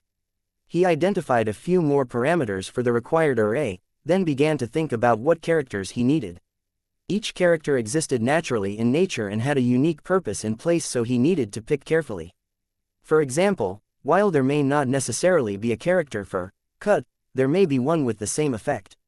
Furthermore, that character then needed to be paired with other characters determining shape, but at the same time be compatible with the kind of character being used to cut. In this situation, a cylindrical shape was the best option. Moreover, the kind of force used also had to be compatible with the task as well as the material. Minor details such as the timing and order of tasks would be determined by the format and syntax of the array, not the characters themselves. Lex equipped the crown, which he had named as his thinking cap, and quickly thought about the makeup of the array. Typically, this was the kind of thing that would take him a while to figure out. But his elevated cultivation as well as state of flow allowed him to determine the entire array in a couple of minutes, even allowing him to run some mental simulations of how he expected things to play out. So far, he had been very lucky in that all of his self-created arrays so far had worked as intended. It was time to test his skill once again. Using his index finger he began to draw the characters required, his drawing speed elevated due to the state of flow.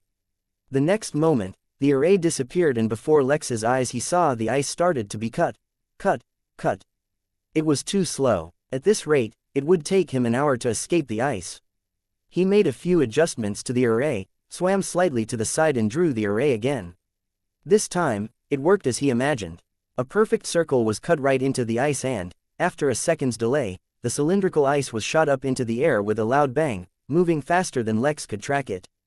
Good enough, Lex thought, as he waved goodbye to all the fish, and began climbing out of the hole, right into a raging snowstorm. Lex literally could not see more than a few feet out in front of him, though fortunately that had no impact on the Lotus' ability to detect the direction of the accumulated energy in this realm. The cold was hardly an obstacle for Lex, and the additional armor provided to him through the ice character helped him out a lot when he was attacked by the annoying yet familiar Cultivation. He had been attacked by these irritating snowflake spirits back during his assessment, but he was much more capable this time. Relative to his previous realm, this one was a lot easier to tackle for Lex often encountered creatures he could hunt and cook, though cooking was difficult since the snowstorm never ceased. 8 days later, Lex managed to capture this realm as well. The focal point was in the shape of all things, a fireplace. Due to the intensity of the storm, no other humans had been able to find it and it was not defended by any creature either, making it extremely easy for Lex to capture the realm. Once it was done, and Lex absorbed the energy, he had accumulated a total of 9% of his total required energy. He only needed to pay 5% to complete his quest and establish the Midnight Tavern, though he planned on accumulating more than the minimum required. Once he returned, Xianxia told him the previous realm had been sold, and that only 7 unowned realms at the foundation level remained. Lex quickly handed over control of this realm as well and, after some rest, continued to travel to more realms. This time, his luck was not so good, as after 4 days, before he even managed to approach the focal point, someone else captured it. But, such a thing was predictable, since he was entering late to begin with. He did not waste time and continued to enter more realms. He was so focused during this period that he did not even notice his steady improvements in using his techniques, or his skill with arrays. More than once, he managed to use arrays in the heat of battle, but he was in such a time crunch that he could not slow down to celebrate. It would not be easy to once again encounter random reserves of energy just sitting around. 3.5 weeks later, he had managed to only capture one more realm, due to the fact that someone else would claim it before him. Still, it was pretty good as he had brought his energy accumulation up to 12%. One final realm remained, still unowned, and apparently the difficulty in capturing this realm was incredibly high. More than one group had given up, though that was not enough to deter Lex. Not only was his situation unique, allowing him to have a higher threshold for danger, but he was incredibly skilled. Moreover, he had begun to enjoy challenging himself like this. But, just as Xianxia had the portal open for him, and he was about to step through, his oh-so-reliable instincts acted up, and gave him a warning he had never encountered before. Chapter 320.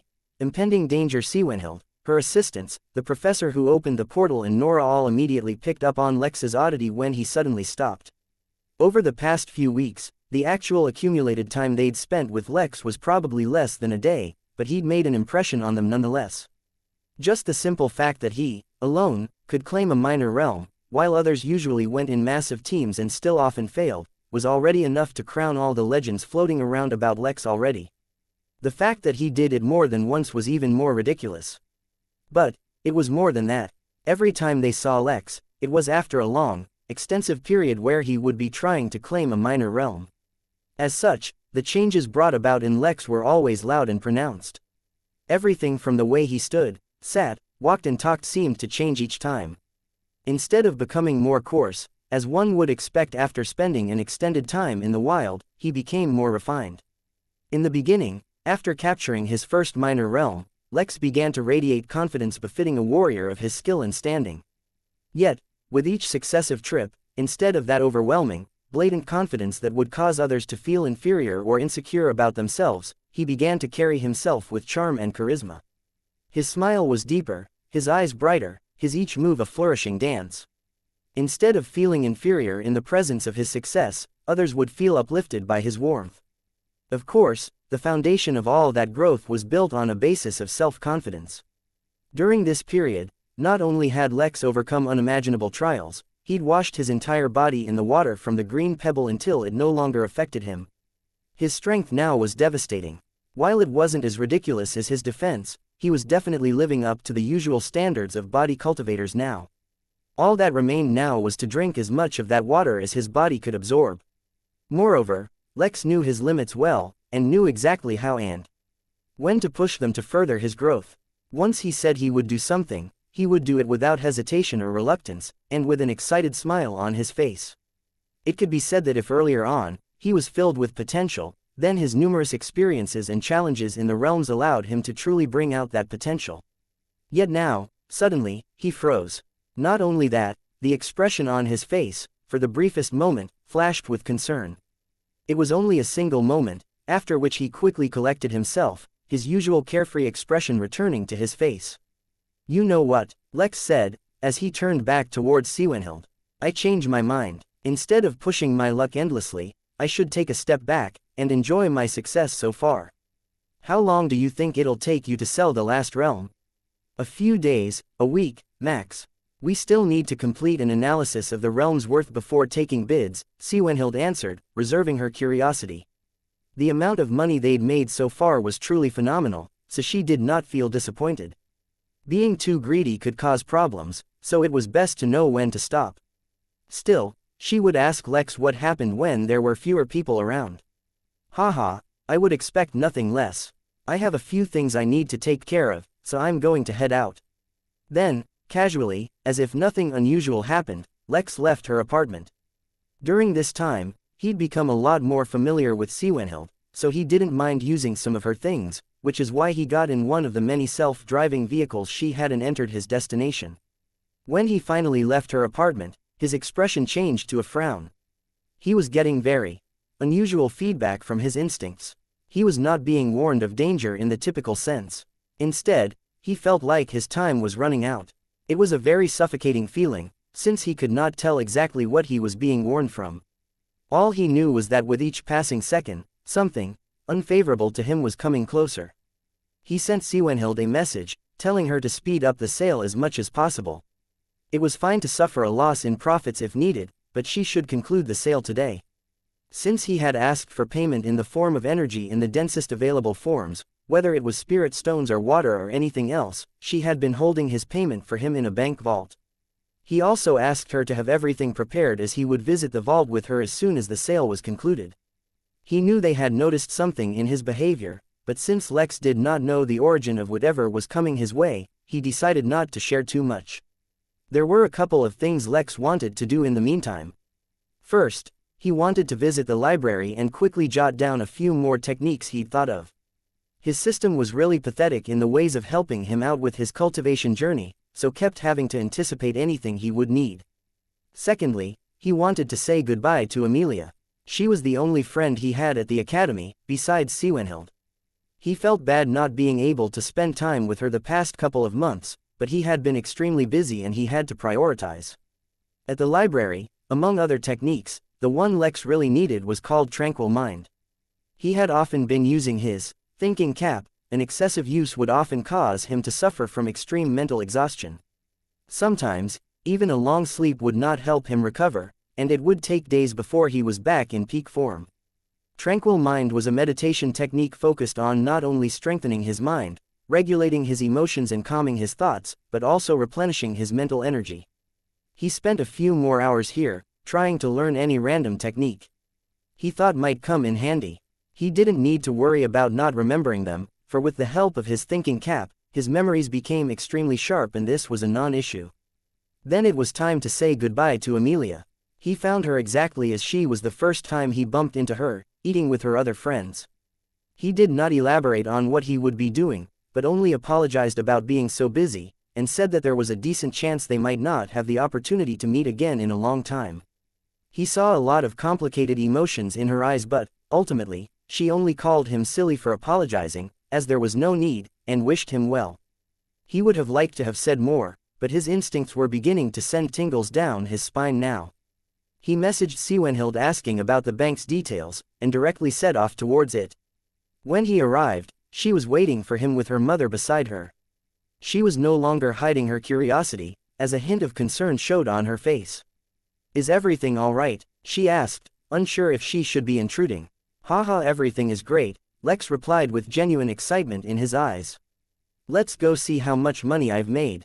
The procedure for entering the bank's vault was extremely complicated, and Lex just found out that if it weren't for Siwenhild's mother accompanying them, it would take a couple of weeks before Lex's verification process was complete, which would allow him to enter the vault.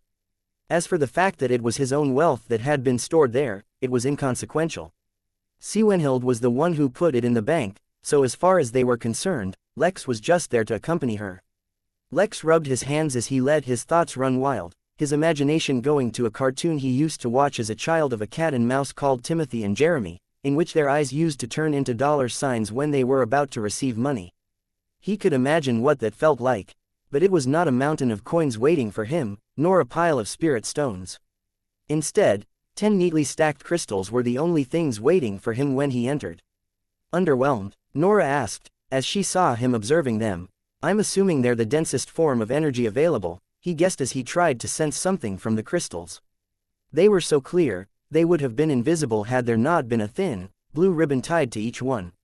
"Not the densest, but it's up there," she said, looking at them. "Since it'll be hard for you to understand, I'll put it like this. These are used by the crystal race to cultivate.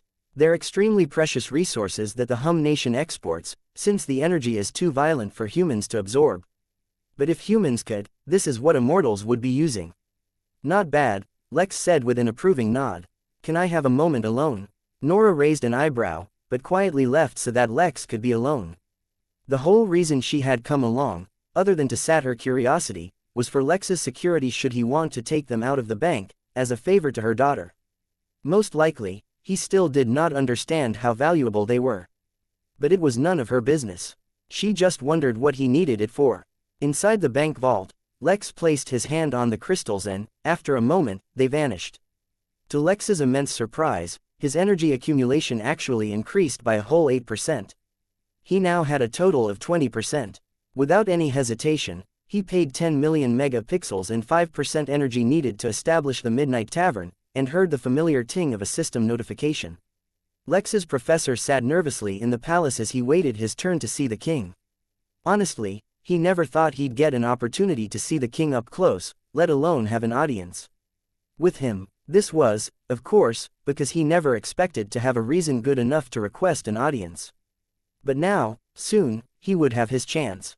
His attention was attracted to the sound of a door opening, and an escort of guards came in.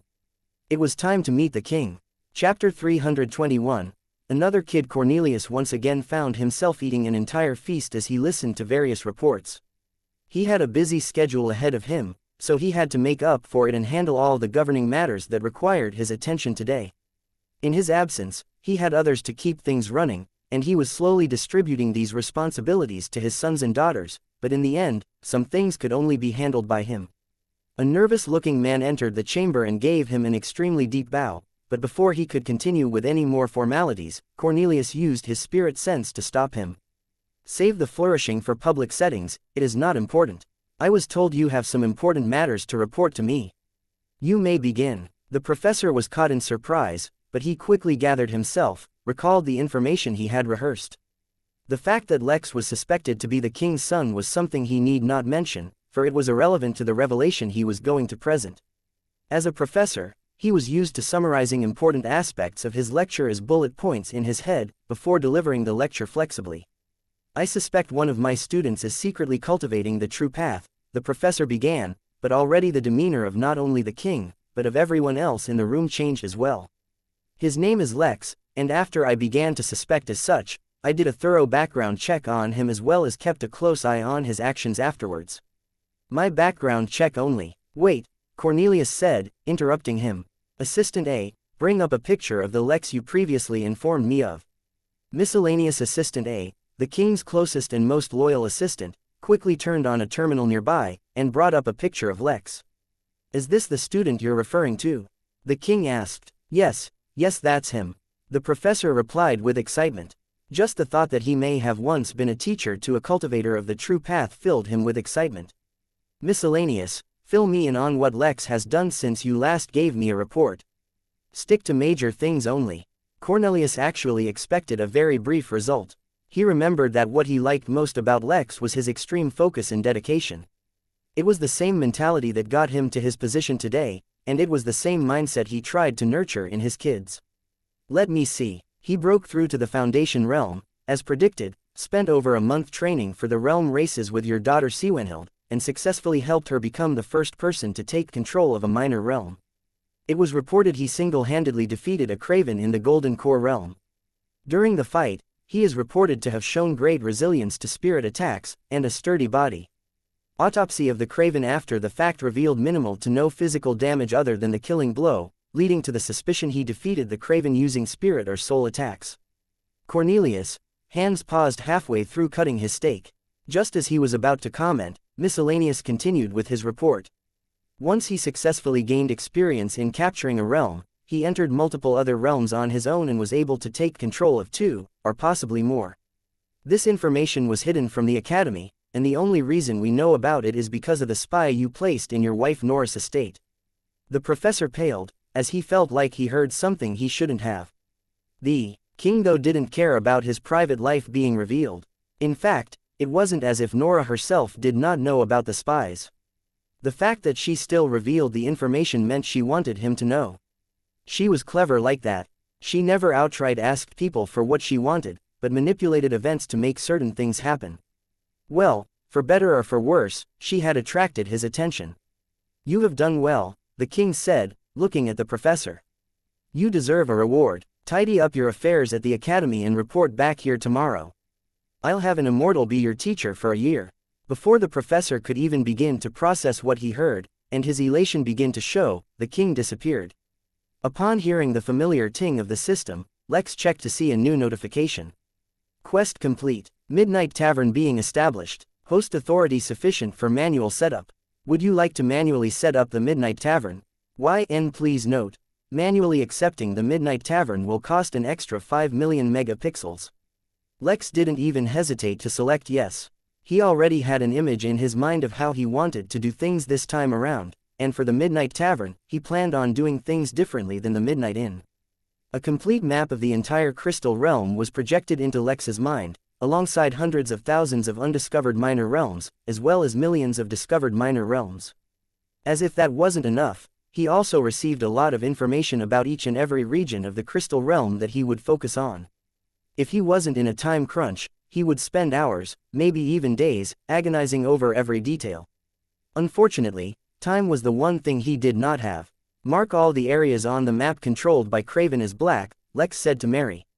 A very massive chunk of the map turned black, nearly 8% of the entire realm. When considering that the total amount of land controlled by the 7 races combined didn't even cover 40% of the realm, that 8% seemed massive. Now mark all the regions with ongoing wars and conflicts as red. Mark all neutral zones as yellow. Mark all areas where are at least basic laws enforced as brown. Mark all areas where all races are freely allowed to enter as green. Different colors filled the map as he looked over it. The best case scenario was a place that had all the colors representing aspects he liked, while being far away from black and red. Still, there were too many options.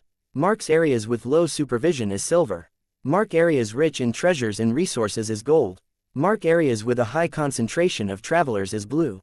The map was still vast, but suddenly, one area stood out to him as was colorful enough to be a rainbow. It was rich in resources, was in neutral lands, had a high concentration of travelers and, most importantly, it was far away from any major conflict, so Lex didn't need to worry about war disrupting his plans anytime soon. He would have liked to study the map some more, but his instincts suddenly started screaming, so he made his choice. The next moment, he vanished from where he stood. 40 seconds later, the king appeared outside the bank, his expression one of intrigue. How did he teleport without emitting any spatial waves? The king asked, assuming Nora was responsible. How am I supposed to know?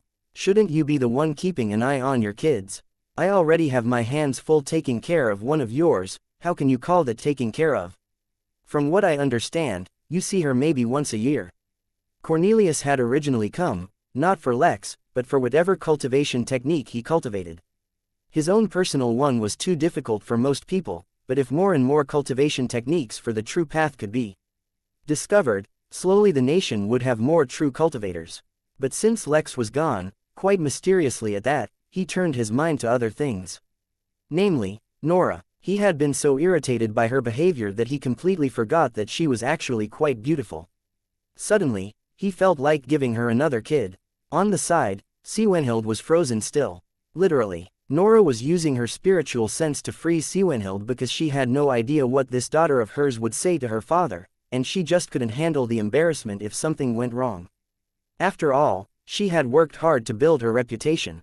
In the bustling town of Babylon, 2 streets away from the busy dock, on Baker Street, a 3-story building stood empty. It was a wooden building, with age and history embedded in every board and plank. But as it often was, when things were described as aged, they were often just run down. Yet beneath its shabby exterior, was a building with a strong foundation, that had stood for as long as the town had existed. However, on this busy street, full of wealthy traders, skilled workers, soldiers, sailors and vagabonds, no one cared for history, age or nostalgia. This was a center of commerce, and as such, the people longed for something new, something bold, something adventurous, something that would add to the charm of the town. That something, or rather, someone, stepped out of the wooden building and took a deep breath of the salty sea air. With a grin on his face, Lex turned back in. It was time to renovate. Chapter 322. Welcome to the tavern. Stepping into the building he now owned, Lex ran his hand across the wooden bar, feeling the subtle, weathered grooves. He didn't mind the dust that gathered on his fingers, as his focus was only on absorbing the feel of this building. Before the system gave Lex the ownership of this building, it had belonged to a once wealthy family. Due to a series of unfortunate events, as well as poor management, the family had fallen on tough times. They didn't have the money to repair what was now the tavern building, yet at the same time, they were too greedy to sell it to anyone else at a cheap price. The extra 5 million megapixels Lex actually spent was converted by the system into local currency to pay off the owners more than 100 times what the building was actually worth. A condition of the payment was that they would never mention it to anyone, or come back to give Lex any problems. Regardless, Lex was now legally the owner of this building. Furthermore, this property had integrated itself with the system. But, since the tavern was in the middle of a town, and not in its own realm like the Midnight Inn, Lex had an entirely different idea of how to run it. Most of the time, for the day-to-day clients, it would be nothing more than an ordinary tavern. Yet for some people, Lex chuckled. He opened the system interface and allowed himself to get familiar with the layout of the building. The entrance of the building had a small porch with enough space for 4 or 5 people to sit in chairs without blocking the door. After the porch was a tiny patch of lawn which, currently, was nothing more than a collection of weeds and overgrown bushes. A small, tiled path cut through the lawn onto Baker Street, though the tiles had long since been covered in dirt, and were no longer visible. On the inside, the condition of the building was actually worse. While the major structure appeared to be fine, a system scan showed a massive termite infestation. Most of the windows of the building had also been boarded up, but some were left as is, leaving the building to the mercy of the elements. As strange and unpredictable as the weather was in the crystal realm, he could not even imagine what this building had suffered. The list of things wrong with the building was actually quite large, but for the most part, it did not matter. Since the Midnight Tavern was in a public place, Lex had no plans to miraculously fix the building overnight and attract the entire town's attention. Yet, at the same time, while he could take his time to fix the external appearance of the building, if he used the system to fix the inside of the building, no one would know. So what had to be determined now was the layout. Ignoring the existing layout of the building, Lex began to tinker with the system interface. Above the front door would be a small banner that read Midnight Tavern, and the door would open up to the main hall. There would be no separate reception, and instead, only a long bar attached to the left side of the hall. Right beside the bar was a door to the kitchen, probably one of the most important places in a tavern, right after the bar itself. He set a few stools in front of the bar and 10 tables in the main hall. At the far end of the hall, there was also a small stage for a bard or musician to entertain his guests. In the back, there were also 2 private rooms guests could rent for their meals, if they wanted to avoid the hubbub of the crowd. As plain and simple as it was, that was all there was on the ground floor. On the first floor, there were 3 private rooms for lodging, equipped with a small bathroom, as well as a smaller hall that could be booked for private events. On the second floor, there were 5 private rooms available for booking. The rooftop was modeled onto a terrace, equipped with a grill, barbecue station and a minibar. It allowed for a spectacular view of the sea, as well as the town, and made for an overall excellent spot for a small get-together. The area behind the building could be entered through the kitchen, and led to an enclosed space surrounded by a large wooden fence. It had 3 small, attached rooms for any live-in staff, a laundry room and a small storage room. He did not make the tavern look posh and refined, and while he fixed as well as strengthened the building's structure, he maintained a weathered and rustic aesthetic throughout. Yes, this was nothing more than the average tavern, nothing special about it whatsoever. The renovation for the entire building cost him 7,000 megapixels. He snapped his finger, and by that it meant he spent some more MP, and the tavern bar became fully stocked, all the furniture appeared, and he was basically ready to open for business. All he needed now was to hire some staff. Then Lex cracked his neck and began spending the big bucks. Using his increased authority, and a whopping 300 million megapixels, Lex bought a spatial formation for the building. Its purpose was very simple.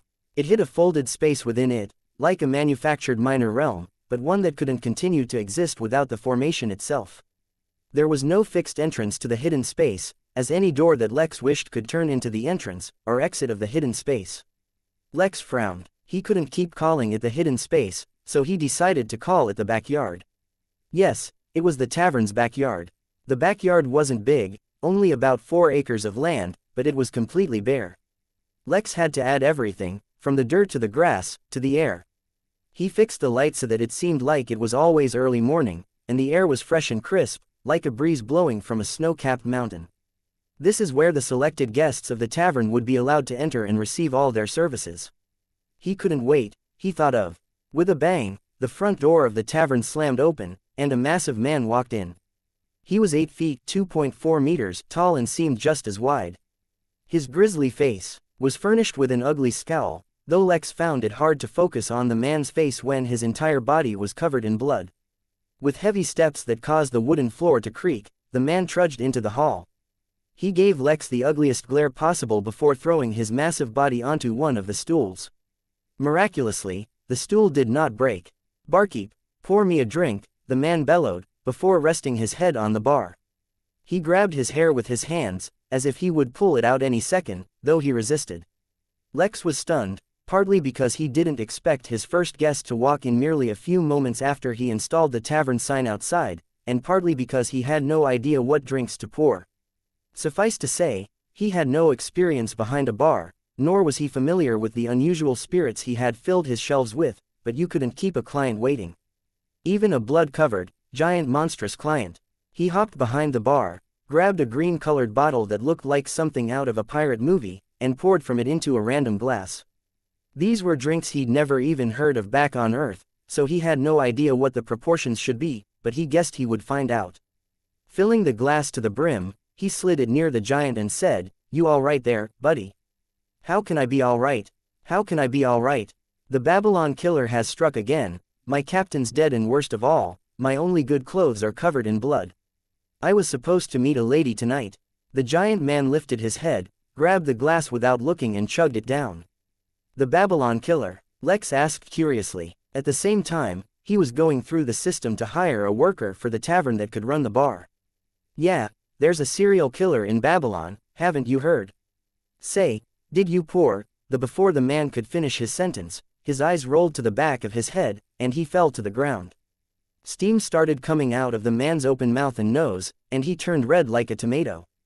At that exact moment, a few more guests walked in and froze at the sight of the collapsed giant, and Lex's newest worker stepped out of the kitchen door, and froze as well. Lex smiled weakly at the new guests, scratched his head and said, "Welcome to the Midnight Tavern." Chapter 323. Theme music. 3 men stood at the entrance to the Midnight Tavern, their eyes aimed at the blood-covered, collapsed man on the floor. The steam rising from his mouth was very visible, and his face was redder than the blood covering him, which had started to turn brown. Behind the bar stood a casually dressed, very young man who was flashing them an awkward smile, and at the other door stood a tall, mature man wearing a black coast vest, white shirt and black pants. Silence hung in the air as the man leading the trio slowly pointed at the man on the floor and said, "I'll have whatever he had." "My God, Big Ben is flat on the floor," said one of the 2 men behind him. "Why is he out cold? Doesn't he know the constable will come around to ask him questions?" "Who knows?" The 3 men started chatting amongst themselves as they happily walked over the man on the ground, continuing their chat. By the sound of it, they seemed to know Big Ben well, and even knew that he had recently witnessed some kind of murder. Compared to how distraught Big Ben had been, they were completely nonchalant. Lex breathed a sigh of relief, and looked towards the new barkeep, who promptly introduced himself. "My name is Roan, sir. I can man the bar, and I can also cook." "Very good," Lex said, allowing Roan to replace him behind the bar. "You make the drinks, and I'll take them over. Also, take care of Big Ben here as well. Take him somewhere he can take a nap comfortably." "Yes sir," he said, his hands moving with experienced deftness, as he poured the drink from the green bottle in shot glasses. He put them on a tray, allowing Lex to take it over. Lex could have just hired a bunch more workers from the system, but for the tavern he wanted to fit seamlessly in with the town. That is why, other than a few core employees, he planned on hiring the rest of his workers from amongst the locals. Seeing familiar faces instead of all strangers would allow the tavern to quickly become accepted by the locals, and provide a fresh experience for Lex. "Here you go gents," Lex said, as he put down the tray on the table. "Drinks today are on the house, seeing how it's the tavern's first day." "I was wondering when this opened up," said the man who had been in the lead earlier. "It's about time we got a decent tavern." The man paused, took a slow look around the place, and then continued, "Well, a somewhat decent tavern. I was tired of drinking Old Husky's homemade spinach brew. Yuck." Grabbing the shot glass, the man raised the glass to Lex, and then downed the glass in one go. His 2 friends did the same, and in only a few moments, they started to blush, though fortunately none of them fainted. "Before Big Ben, took a nap, he was telling me about some murders that have been happening here. Do you know anything about that?" Lex asked. Yes, the Babylon killer, the serial psycho, the rat barber, people have given him different names depending on the district." "What, you didn't look into it before opening the tavern? Worried it'll affect business?" "Well, yeah, things are bad, but that's also good. As of today, there's been 22 murders in the last 2 weeks, all of them a bloody sight. The local constables can't seem to catch the guy and no one has any idea who it is. Things are getting worse, but that's good, because the local lord is bound to take notice if it starts affecting his profits. When the lord finally gets here, everything will get better. Until then, just keep on going, and pray that if the psycho is gonna strike again, he'll strike you, because at least that way you don't need to listen to Batty Marge's ramblings." The man's 2 friends cheered and laughed, before they all started rambling about this, Bat Marge. Lex went back to the bar and waited for Roan to return from putting Big Ben away. His mind had been focused towards developing the tavern's backyard, but it seemed his first priority needed to be protection. After all, the town apparently had a serial killer on the loose. But he wasn't totally without protection. After all, a 300 million megapixels formation wasn't simple. Moreover, for whatever reason, the system seemed to be placing fewer restrictions on the tavern than the inn, so Lex had a lot more room to maneuver. His first form of protection was the fact that no one could sneak into the tavern. No matter where or how they tried to enter, they would always be brought to the front hall. This was because the spatial formation freely allowed Lex to set several safety measures as he wanted in the tavern building occupied space. Similarly, While he could not teleport people freely, he could easily manipulate the location any door led to, effectively making the tavern building as complex a maze as he wanted to make. But, for troublemakers who come barging in the front door, this was no obstacle. Unfortunately, the system still did not provide him with any formations with any offensive capabilities, but he could set up a formation to trap people, and then just keep them as prisoners indefinitely. This wasn't a perfect solution, but it was good enough for now. The best part was, once the second formation trapped someone, Lex could treat that trapped area as a room, and use the spatial formation to move it around. Yes, this would work out nicely. After all, Lex wasn't a fighter, he was a billionaire innkeeper, he had other ways to handle troublemakers. The trapping formation, due to its simple requirements, was only 1 million megapixel for one of its best versions. He doubted anyone could break out of it. By the time he was done with that, Roan came back after putting Big Ben in a bed in one of the rooms. "Will he be okay?" Lex asked, with a hint of guilt. "Yes, the jade heart ferment that you gave him is a very potent, but safe spirit. It's a little hard for most people to tolerate normally, since it burns impurities and diseases in one's body. When he wakes up, he'll be the healthiest he's been in a long time." That's good, that's good. By the way, for today, the drinks are free. But, starting tomorrow, make sure the guest knows how much each drink is worth when they order it. The drinks that had been stocked in his bar were not random drinks. The same way the Midnight Inn was connected to all the planets Lex anchored to it, the Midnight Tavern was connected to the Crystal Realm. All the drinks here were drinks that existed in the Crystal Realm, but all of varying rarity. These were still relatively cheap ones, but from the system interface Lex could stock his bar with extremely precious drinks. In fact, there were a few drinks that cost energy as well as MP. Lex was truly curious what they were like, but now was not the time to be wasteful. Other than Roan, he needed one more worker who would maintain the place. Somehow, the tavern's banner had managed to attract some customers, but Lex really preferred if the front of the building looked presentable as well. Since he didn't want to use the system interface for that, his next worker would have to be skilled in these things. Lex started entering his requirements into the system. Gamer's Den, Midnight Inn. Z was pacing around the busy store, waiting. He didn't need to manage all the guests because, under Lex's instructions, Mary had hired more workers for the den, allowing Z to become the manager. A result of that change in position was naturally a raise in salary. A raise in salary meant Z could easily get whatever he wanted. But after a while, he ran out of things to buy. So he stopped thinking about it. Moreover, since the invasion of the rascals, Z had been feeling down, though he never let anyone know. He had been trying to figure out why he hadn't been able to overcome the difficult ordeal like all the anime main characters he'd seen. After all, Z had all the things they had. From spiky hair, to the power of friendship, to a training montage that he made in his free time, to even a speaker for combat music. So what was missing? How could he fail? Then, one day, the answer came to him. He'd been using generic music. All the heroes had their own, dedicated theme music, but Z had been using random stuff he found online. What he needed was his own theme music, and he couldn't be limited in that either. He needed his signature music for when he was stoic, when he was pumped, when he was fighting, and especially when he needed to overcome his limits, and let the power of friendship make him stronger, leaving his enemies saying, "Nani." So, using favors with friends he managed to make at the inn, he hired the best composer he could find. The next moment, the door to the gamer's den opened and a figure walked in. At first, Z could only see his silhouette, due to the bright light coming in from outside, but as the man stepped in, Z felt relief flood him. "Mr. Hans Simmers, I'm so glad you could make it." Chapter 324. Hot Tub. Lex's second worker for the tavern had to be good at repair work, carpentry, have modicum expertise at gardening and should have some knowledge of various fields. He entered all the relevant information and summoned his latest worker. Soon, a man walked out of the kitchen door and presented himself before Lex. Lex immediately compared him to Roan, who had a mature and suave air about him, with the dress and demeanor somewhat similar to that of a gentleman, as strange as a sight that was in a tavern. The new man, Rick, as he introduced himself, instead was dressed very casually, with a shirt much too large for him, and had somewhat of a belly. His hands and face were covered in dirt, and it looked like he had just come from hard labor.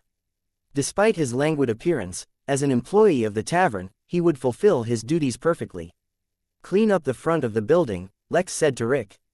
The weeds need to be removed, the tiles need to be uncovered from the dirt and cleaned, and the porch probably needs some repair work as well. You can judge what needs to be done with that on your own. Rick only grunted in reply before he headed out. Lex glanced at the three guests who were chatting loudly, before he turned his attention back to the backyard.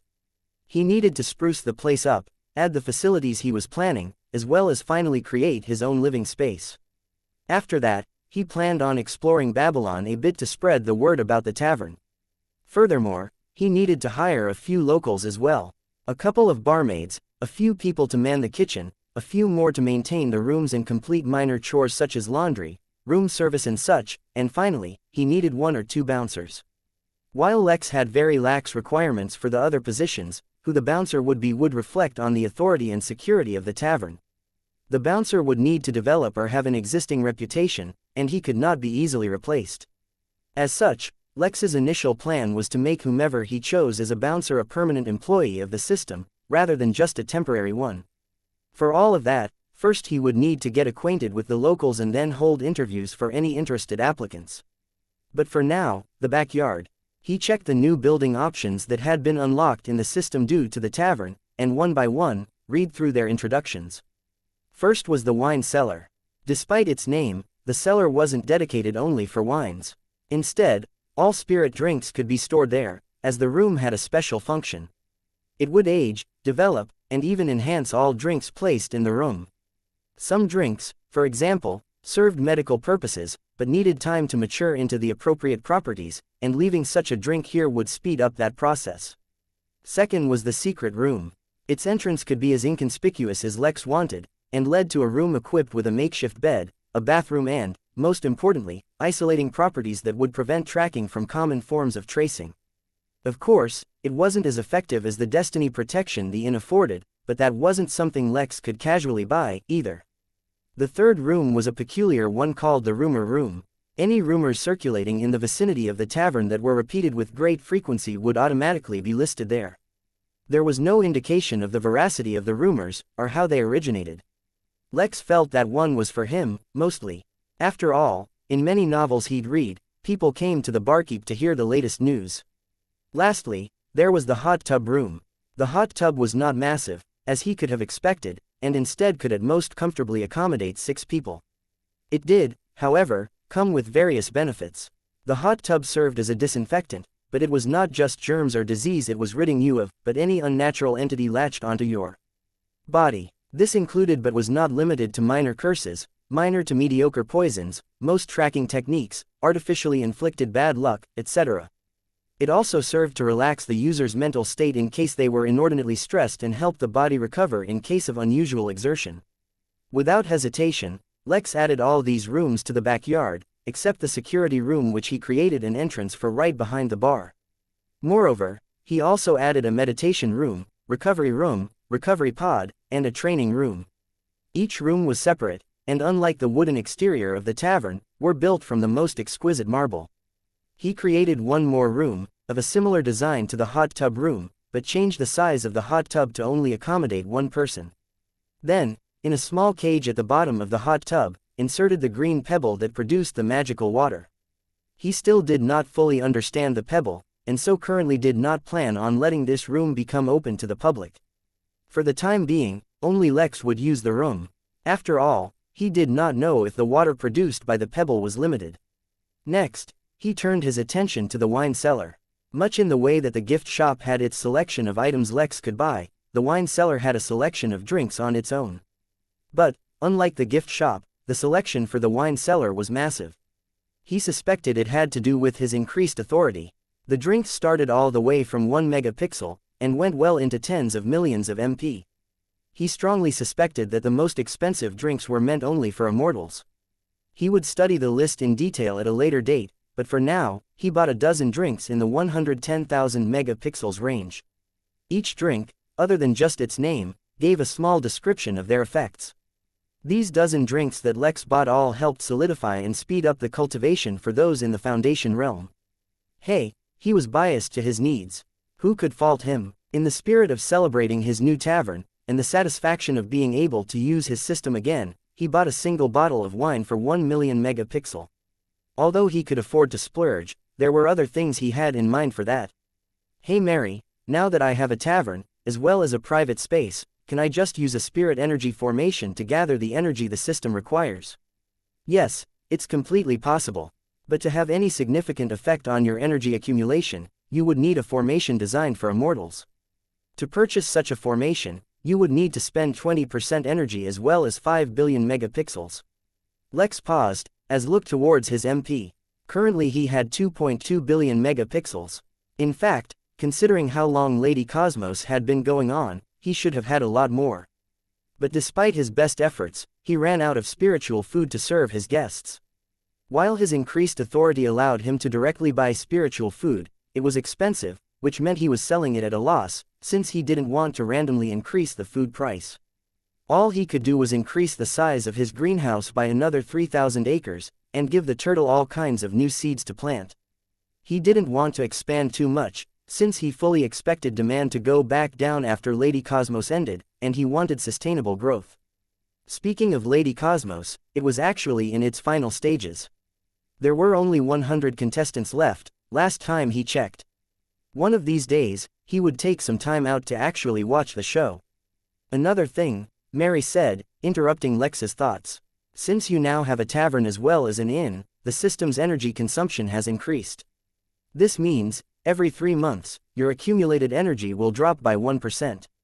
If it reaches 0%, the system will have to shut down some essential functions of both places to continue operating. I highly recommend you don't let that happen. Got it, Lex said, suddenly feeling the urge to jump into that hot tub and let his stress melt away. But his situation was not as bad as it seemed. He had already turned his attention from seeking random pockets of accumulated energy towards those crystals he absorbed in the bank. Moreover, he had not selected the location of the tavern randomly. It might not seem like much, since at a glance the technological level of the town was vastly below that of the academy, but what did technology have to do with resources? When he was selecting a place on the map, his current location was bathed in gold, the color he decided for treasures and resources. He was literally in one of the richest places in the whole realm. Chapter 325. Getting started. Lex's thoughts wandered back to the map of the Crystal Realm. He'd seen it for less than a minute, but even so, it had revealed a lot of information to Lex. Of the many things he learned, the most unbelievable was that the Crystal Realm was flat. It consisted of hundreds, possibly thousands of continents, and how deep the ground went was not revealed on the map, but the borders where the realm ended were clearly marked. About 1,000 miles, 1,609 kilometers, from the edge, on all sides, was an absolute dead zone, where no living thing could enter. The edge of the realm did not open into nothingness, leaving the realm as if floating in space, but was tightly blocked. On this, there was too little information, but a preliminary guess Lex made on his own was that there was a solid wall of space blocking off the edge. Of course, Lex's understanding of space was entirely based on fiction novels, so there was likely a better explanation for it. He had a few other theories, and at another time it would make a good subject for research, but currently he had other priorities, so he left it as something unbelievable. Something much more pressing, and relevant to him, was the information he gathered on the Craven. Unlike the rest of the races, which were spread out across the entire realm, the Craven were inside a bubble. Slowly they were expanding their borders, and reaching the rest of the realm, but nonetheless, it was a fact that they were concentrated in a certain region of the realm. Lex had too little information regarding the matter, but based on what he knew, he could venture a bold guess that they either originated in, or adjacent to, the Poliad territory, the first race to encounter, and then be defeated by the Cravens. This meant that if he wanted to discover their origin, he would have to venture into that territory. It was a quest he had from the system, but not one he was actively trying to fulfill. His first priority now was to develop the tavern as his base, and start collecting those energy-filled crystals. The first step to that was spreading the tavern's popularity. He opened the event management panel, created a one-day event called Opening Celebrations, and printed out a few hundred flyers for the tavern. He didn't need anything else from the panel, and wasn't planning on doing any mystical or magical advertising, so these flyers would suffice. Lex took a few and walked over to the 3 guests, who were laughing amongst themselves. Even though they hadn't had a single drink after Jade Heart, they seemed intoxicated already. "Lads, You seem to be having a good time, Lex said, putting down some flyers. But what's a good time if you're having it alone? Take a few and spread them out, invite a few friends over. Remember, drinks are free only today. Ha ha ha, if you think you'll have any drinks left for tomorrow after offering them free today, then you're dreaming. Don't worry, I'll spread the word, just after one more drink. The way the man insisted on, just one more drink, Lex gave up any hope of the man getting anywhere. Lex returned to Roan and instructed him to make sure no more incidents like Big Ben happened, before stepping out of the tavern, flyers in hand. Baker's Street, where the tavern was located, was an extremely busy street. Buildings lined both sides, filled with various shops and offices, and the wide road was filled with bustling crowds. The crowds were not just limited to humans either, as just from his doorstep Lex could see some sentinels, with bodies seemingly made of metallic skeletal frames held together not by joints, but some strange visible gas. Once or twice he saw some kind of plant walking around, and rightfully assumed that they were the bodies some Trollops were using. To this day, Lex still did not know what their actual bodies looked like. There were a few other, less common races as well, such as fairies, but the most common other than humans were the Varn. The Varn had two forms, their common form in which they walked on all four legs, their scales covered their body with a smooth flow, and other than their relatively sharp claws and fangs, they did not look too scary. In their combat form, their bodies would expand, they would stand up on their hind legs, their scales would shift and form spikes all over their bodies, and they became the stuff of nightmares. Lex took in the sight, and then started walking down the street. He familiarized himself with the shops beside his tavern, as they would be neighbors, and made a mental note to visit them on his way back. His current objective was the docks, where he imagined most of his upcoming clientele would be. At the same time, he wanted to learn more about the town. After all, it would be strange for him to open up a new business without knowing anything about the town itself. Babylon was far beyond the borders of the Hum nation, or any of the other nations for that matter.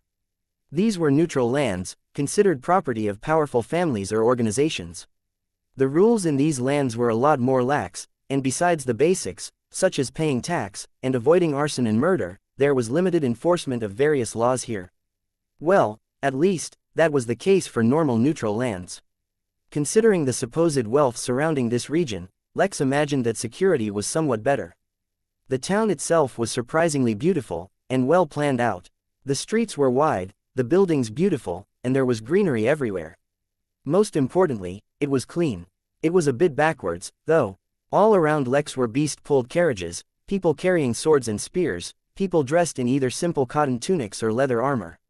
It was as if he had stepped into a fantasy-themed Renaissance fair. In a corner, he spotted a few children selling newspapers, or rather, news crystals. With a smile, Lex walked towards them, flyers still in hand. "Hey there, mister," called out one of the children, dressed in blue overalls. "Want to buy the latest news? The Babylon Killer, the Green Reef Pirates, Lord Bori's latest divorce, we have all the news right here, just 6 copper pieces." The kid held out a green quartz crystal. "Nah kid, I'm here about a job. I opened up a new tavern on Baker's Street. If you hand out all these flyers and spread the word that drinks are free, today only, then you and your friends can come to my tavern and eat for free for a week." "Hey, I'm not a kid."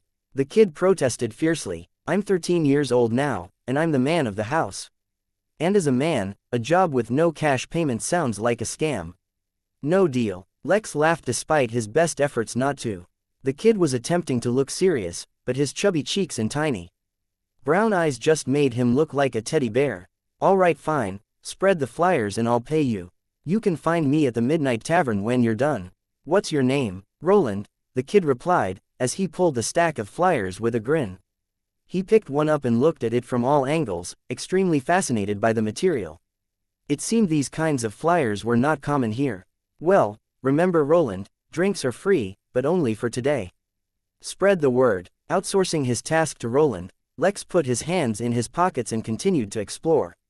He was not too concerned about money, as with his newfound authority, he could convert MP into local currency, though the exchange rate put him at a loss. For example, if a customer spent 1 gold coin making it equivalent to 1 megapixel, Lex would have to spend 10 megapixels to get 1 gold coin back.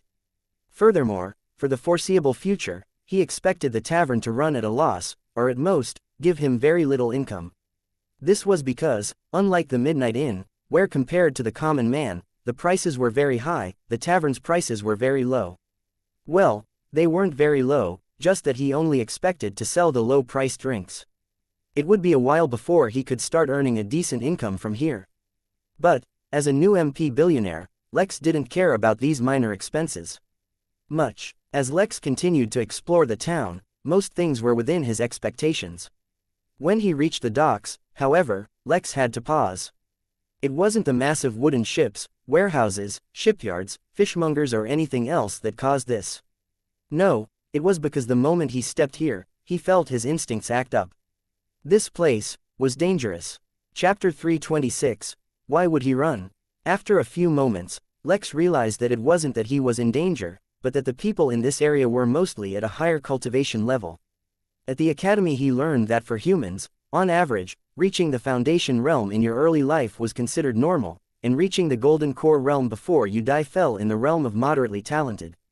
This was keeping in mind that, for a foundation cultivator with a lifespan of 150 years, even up to the age of 50 was considered early in his or her life.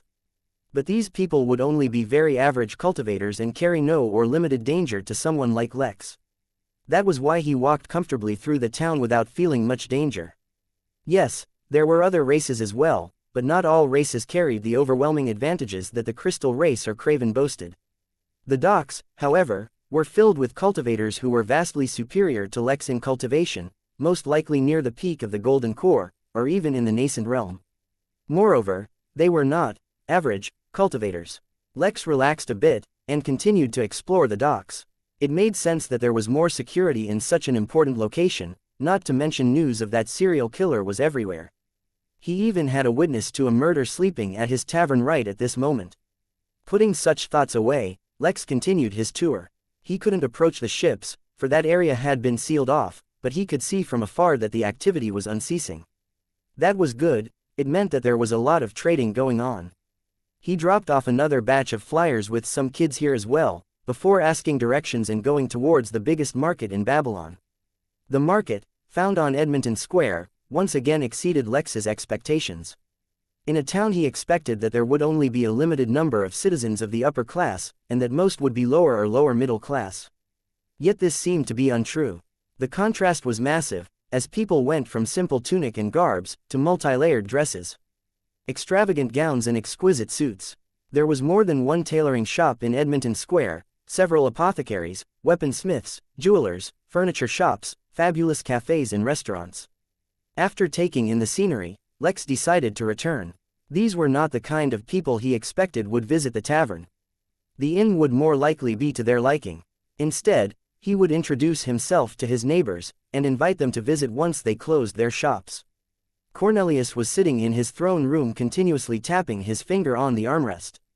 Opposite to him sat Nora, her expression one of extreme boredom. She couldn't decide if she appreciated Lex for his guts, or hated him for getting her into this mess.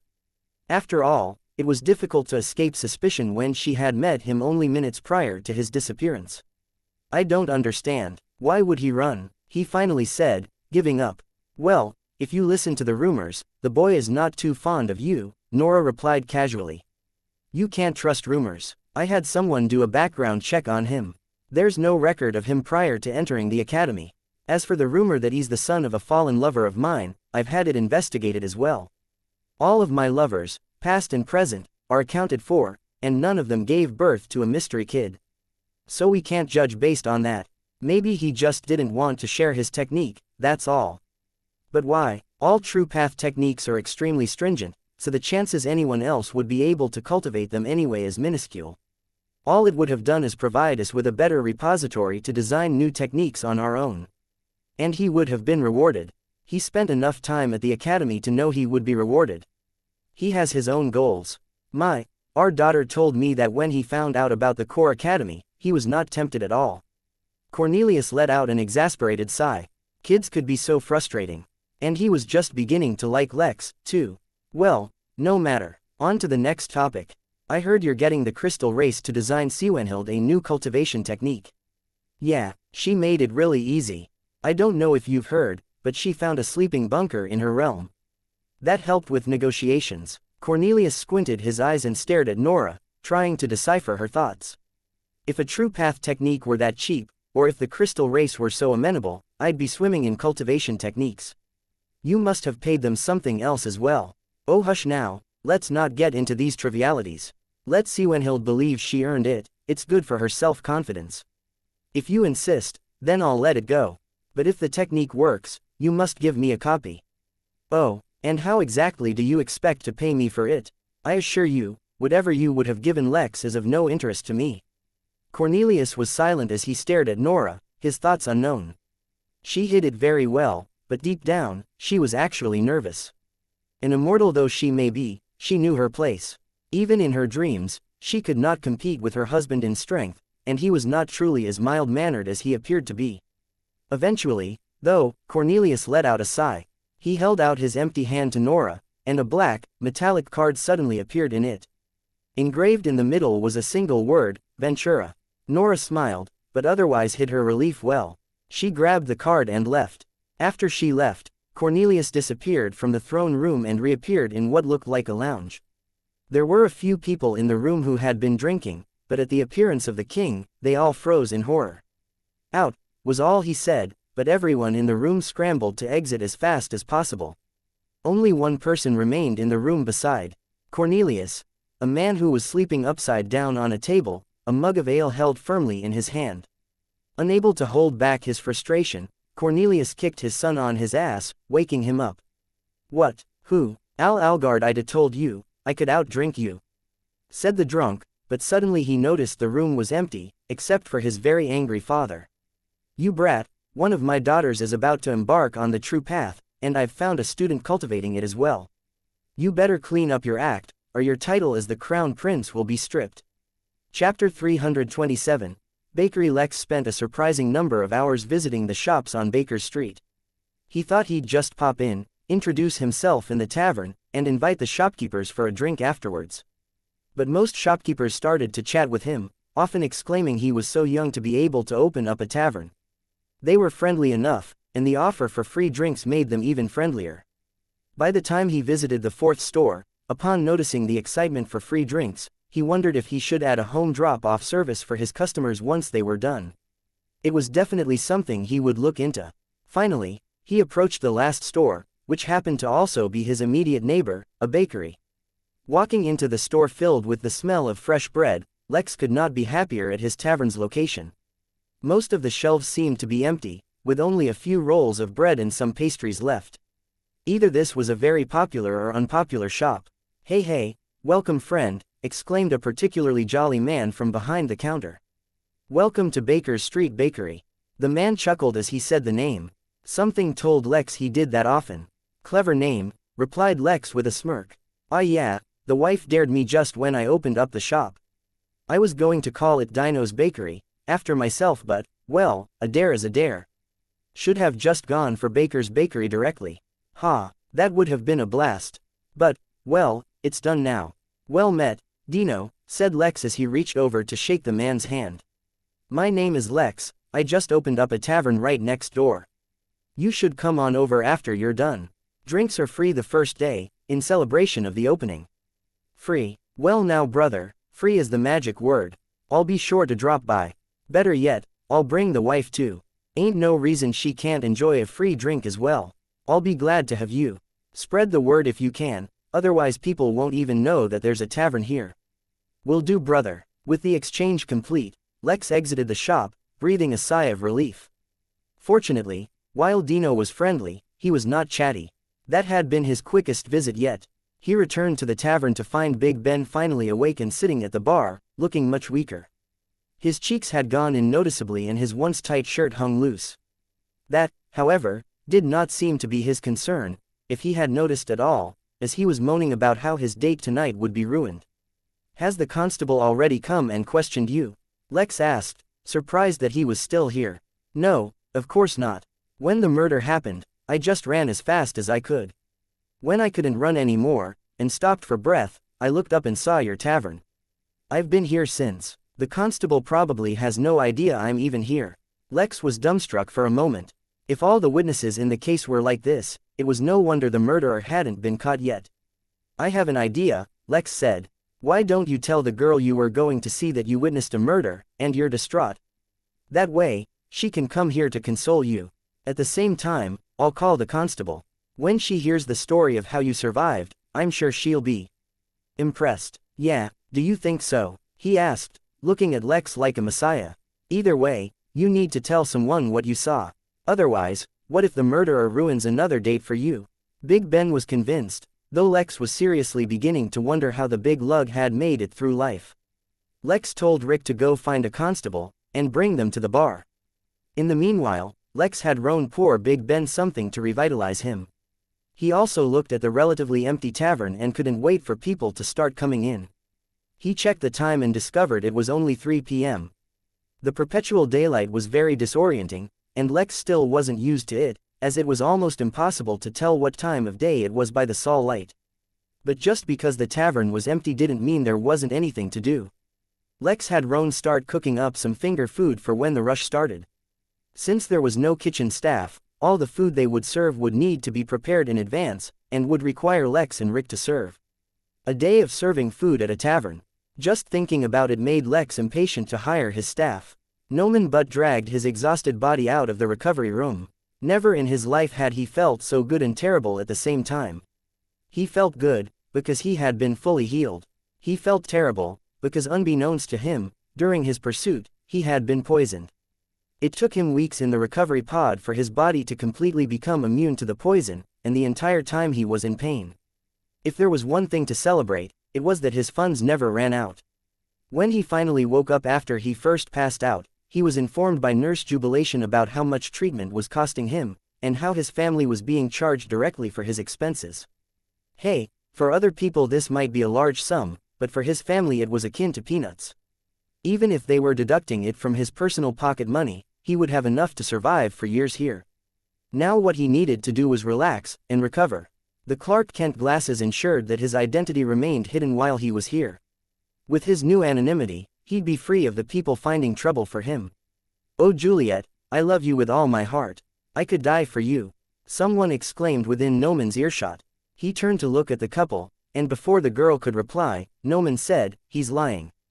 The duo was startled, but before they could ask any questions, he moved on. Yes, he was finally free from all troubles, and a lifetime's worth of experience hiding his unique power ensured that no one would bother him again. Chapter 328.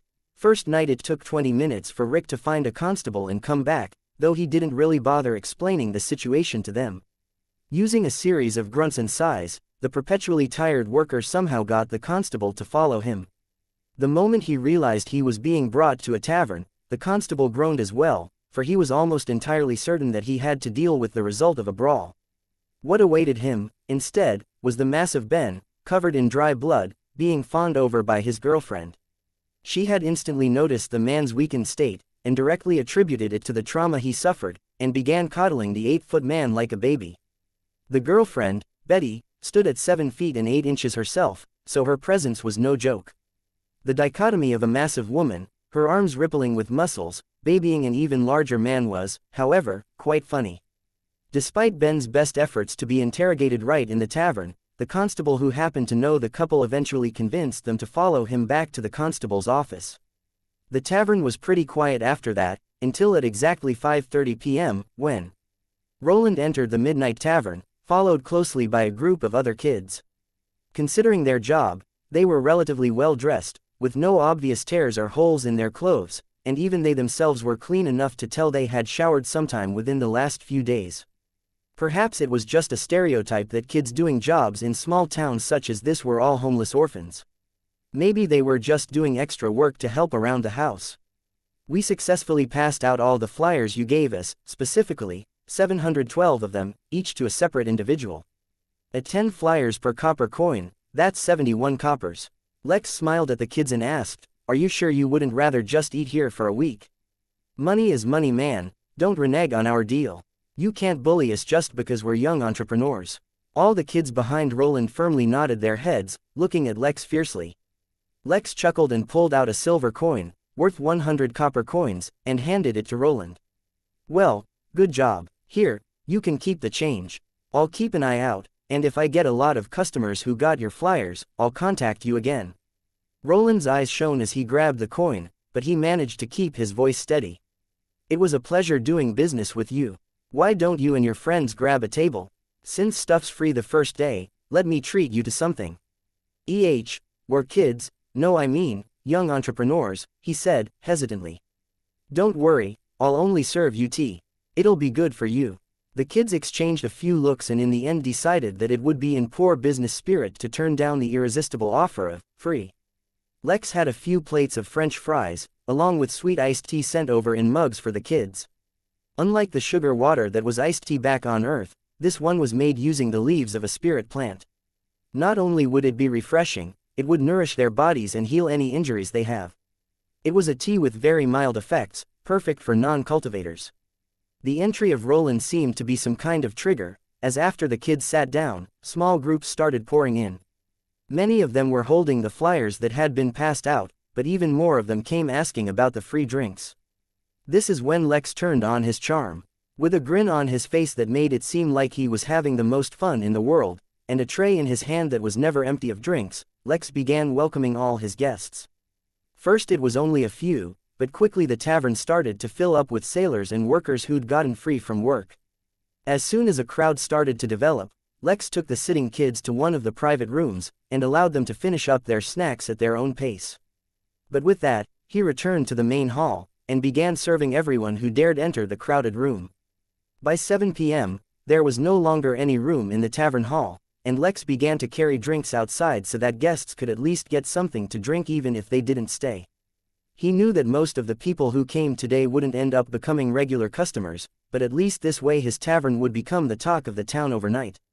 He also made sure to pay special attention in case anyone became rowdy. Brawls and tavern fights were a common occurrence, or so he assumed, but Lex had no intentions of tolerating fights in his establishment. Lex saw hundreds of different faces, and people came and went faster than he could keep track. It was only due to the system that he was able to monitor the situation. By 8 p.m. he had served so many people that even his guests were amazed, and someone by the name of Dirty Rye started a bet for what time the tavern would run out of drinks. One of the sailors brought out a harmonica and took to the stage while another two started dancing. One man, a hauler at the docks, tried to sing along to the tune, but he was so bad that he was quickly pulled down from stage, accompanied by uproarious laughter. Dino the baker dropped by along with his wife, a plump woman who worked as a school teacher. She knew half the crowd in the tavern by name, and the other half by their kids' names. After cracking a few jokes, the couple gave Lex a welcome basket full of fresh muffins as a welcome to the street before leaving. By 9 p.m., the tavern was booming with jovial energy and laughter. At 9:01 p.m. there was pin-drop silence, as a carriage arrived in front of the tavern, its presence announced by a trumpet that cut through the noise and froze everyone in their seats. Chapter 329. Getting Married. The opal-white carriage, pulled by a single brown feathered fantasy lion, stopped directly in front of the tavern. The driver disembarked from the carriage in proper form and stepped in front of the door and opened it. During this entire process he neither looked at the venue nor deigned to study the surrounding crowd. His gaze was strictly focused only on the ground. From the carriage stepped forth a handsome young man, his fair skin dazzling under the nighttime saw light. He had a soft smile on his face, as if he was enjoying life, and eyes full of curiosity. "My ship just arrived at the dock and I heard say that someone was giving out free drinks," the man said softly, as if to explain his arrival. Yet no one said or did everything, and all eyes were still stuck on him. The man let out a defeated sigh, and shook his head, as if he was all too familiar with such a scene. "I told you to let me walk here and blend in. Now look, you've caused a scene. It is their honor to be in your presence," responded someone from the carriage, his visage strangely hidden from view. "If you are dissatisfied with the reaction, then get back in the carriage and let's leave. These people will not be comfortable with a lord among them." The young man passed his gaze over the crowd one more time, as if confirming the other man's statement, and indeed everyone had frozen expressions, filled with panic and confusion. What he did not know was that the person accompanying him was secretly exposing everyone in the tavern to his aura. He was not suppressing anyone, as the signs of that would be easily identified, but just his aura of an immortal was enough to have the whole tavern in fear for days to come. The man's plan worked, almost. While everyone else was frozen, Lex took out a tray and put a mug and a glass on it. In the mug he poured the cheapest drink in his tavern, dimmelon juice, and in the glass he poured the most expensive drink he had, sunset wine. Of course, it was only the most expensive drink, not including the ones in his wine cellar. Then, Lex picked up the tray and casually walked towards the carriage. In truth, it only seemed it was casual, and in actuality he was under a lot of pressure. But it was only because the immortal was not actually targeting him with the aura that Lex could even think, let alone move. After all, he'd already experienced how the coercion from the craven stopped even his thoughts, let alone actions. Indeed, there are free drinks, though only for tonight, he said, and brought the tray before the man. In celebration of the opening of my tavern. The man was first startled at Lex's demeanor, and then he grinned widely. Without saying a single word he grabbed the mug and chugged it down. He expected that he would have to force himself to drink, for he did not know what to expect from such a mediocre-level establishment. Yet whatever he drank was genuinely amazing, strengthening his resolve. In a brute life fashion he allowed the drink to spill from the mug down his face, and once he was finished he wiped it clean with a sleeve. Well, if it's a celebration, then we must also celebrate, the young man declared. You can go on without me, because I for one cannot turn down my host's hospitality. The man in the carriage only let out a deep sigh, after which the driver closed the carriage door, got back in his seat and drove it away. Now free from the aura, the crowd in the tavern had begun to murmur, and they all watched the young man with fear. A good number of them silently slipped away, but most of them remained. The name is Pivarti, the young man said with excitement as he looked around the tavern. It was his first time in such a place. What was that drink you poured? It was excellent. I dare say even my brother would like it. Dimmelon juice. Technically speaking, it's just the juice of the dimmelon fruit. It just so happens that the fruit is alcoholic in nature, so it needs no fermentation to be served. In the entire bar only Pivarti and Lex were talking and the rest were watching, at most whispering amongst themselves. The situation was not ideal, and Lex had only just begun to think of ways to dissolve the awkwardness when a familiar voice yelled across the street. Barkeep, pour the drinks, I'm getting married. Before anyone could even wonder who had yelled, a shirtless giant burst in, holding a similarly giant woman in a dress. Big Ben and his fiancée were grinning ear to ear, and paid no heed to the unusual silence in the tavern. Before Lex could reply, Pivarti grabbed the tray from his hand and brought it to Big Ben. Congratulations, brother, he said as he gave Big Ben a slap on his back. Here, have this. Without thinking Big Ben grabbed the drink, and before Lex could utter a warning, gulped it down in one go. Ah, that was for nascent realm cultivators and above, Lex said, awkwardly. What? Big Ben asked, unsure of what Lex meant. The next moment his eyes rolled up, and he fell back on the floor, unconscious. The tavern burst into laughter, Ben's fiancée included.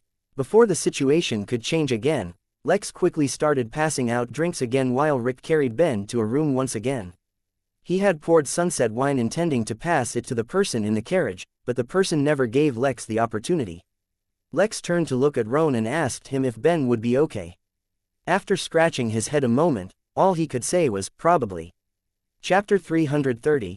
Triplets. The night was long and bright, and the brightness did not help the hundreds of sleeping guests in and around his tavern. Lex scratched his head as he looked around him and began to wonder if he took the free drink thing too far. He himself was not a big drinker and had little experience with the habits of sailors. On top of that, he did not account for the fact that a higher cultivation allowed his guests to drink even more. Logically speaking, he definitely should have run out of drinks considering how much was drank last night. Yet with the unlimited supply of the system it never happened, and so it was in the later part of the night when Lex abruptly noticed that the noise in the tavern had been dropping. By the time he picked up on what was happening and told Roan to stop giving out drinks, it was too late. Fortunately, the chances of an accident happening were low to none. This was because the drinks served at his tavern induced intoxication not through alcohol, but through the drink's spiritual properties. The person drinking would fall asleep if they drank too much so that their body could better absorb all the nutrients and nurturing energies within the drink. Big Ben, for example, would likely have a breakthrough in his cultivation. Whenever he woke up, that is. This was more or less the version of his statement that Lex prepared for when the constables eventually came to investigate why there were so many people asleep around his tavern. Lex, Rick and Roan made sure everyone was all right, turned them on their sides and put down blankets, but that was more or less all they could do. Even Pivarti was well and truly hammered, though he had the good sense to rent a room instead of passing out on the ground. Eventually, though, the constables never came. At 6 a.m., as if clockwork, everyone started waking up. Those that didn't wake would be roused by the people beside them and, after cracking a few jokes about having a breakfast drink, they started making their way back. Though, it needed to be emphasized that it was only a joke, because Lex firmly confirmed that the free drinks were over now. Just like that, his first day as a tavern day owner ended without any major accidents, and just a few tiny accidents. He ended up spending around 250,000 megapixels yesterday, despite the fact that most drinks were actually very cheap. But it was worth it, because that was the fastest way to spread word about his tavern. Now came the hard part, of slowly developing a reputation amongst actual guests, as well as hiring the appropriate staff. He told many people yesterday he was looking to hire, so word should definitely spread. But that was a matter that could not be rushed. Now though, he finally had time to rest. Unfortunately for him, he did not intend on getting any sleep. He entered the tavern's backyard and began cultivating in the meditation room. He did not forget how his professor told him that cultivating the true path was actually slower, let alone regal embrace, which should be even harder. He could not afford to slack off. He only cultivated for a few hours though before stopping. This was both because he needed to pace himself, and because there were a few guests at the tavern who seemed to be waiting for him. Although being a tavern owner did not necessitate him to be as presentable as the standard he kept for the inn, he still took time to freshen up before exiting. 2 people were sitting and waiting for him at the bar, one massive and anxious lady and another young-looking man in extremely formal attire. Big Ben is still sleeping, the giant lady, Betty, said. He always wakes up on time for work. Is he going to be okay? Yes, I assure you, Lex said in a soothing voice. He will be fine, but he will probably sleep for a few more days. He drank a glass of sunset wine, which is not something he can easily absorb at his cultivation level. Once he is done absorbing all the spirit energy, he will naturally wake up, and he'll be feeling better than ever. Betty let out a sigh of relief, although she was still a little worried about how this would affect his work. People at their level couldn't just take unannounced holidays. You have sunset wine in this place? Asked the young man with a hint of surprise. Lex immediately recognized the voice. It belonged to the person who accompanied Pivarti to the tavern but didn't get off. This person was an immortal. Yes, I keep a bottle on hand in case I get a guest with a more demanding palate, replied Lex. At the same time, he used a function of the system he dearly missed. He scanned the person sitting in front of him. Name: Bertram Noel. Age: 876. Sex: male. Cultivation details: Earth immortal species. Human remarks: he reeks of prestige. Will be offended if he is not upcharged for services rendered. Would you like some? Lex asked. I originally poured the glass yesterday for you. You were able to recognize me? Bertram asked, intrigued even further. Sure, pour me a glass. I want to see if you have the authentic article. I recognized your voice, Lex said, as he signaled Roan to pour. As a tavern owner, I need to be good at recognizing people. Betty wasn't the least bit interested in their conversation, and went back to Ben. Since the fellow had collapsed during the free drinks period, Lex decided not to charge him for a room until he eventually woke up. After all, it would help him build relations in this town, and Lex wasn't really desperately in need of the rent. Roan poured a glass of sunset wine for Bertram, and left the bottle on the table. A single glass of this wine cost 20,000 megapixels since it was targeted towards nascent realm cultivators. The young man showed a pleasant expression as he lifted the glass and smelled. His attitude was much better than Lex expected based on his behavior the previous day. Still, he only thought that and didn't say it. He was not in the mood to test his formations against an immortal on the second day of having a tavern. It's the real deal, he said, then looked at Lex as if realizing the man. It's not easy to get a bottle like this. I'm impressed. Thank you. I hoped I'd be able to satisfy an important guest when I got it. I suppose I was able to fulfill that criteria. Let me take this opportune moment to introduce myself. My name is Lex, and this is my humble tavern.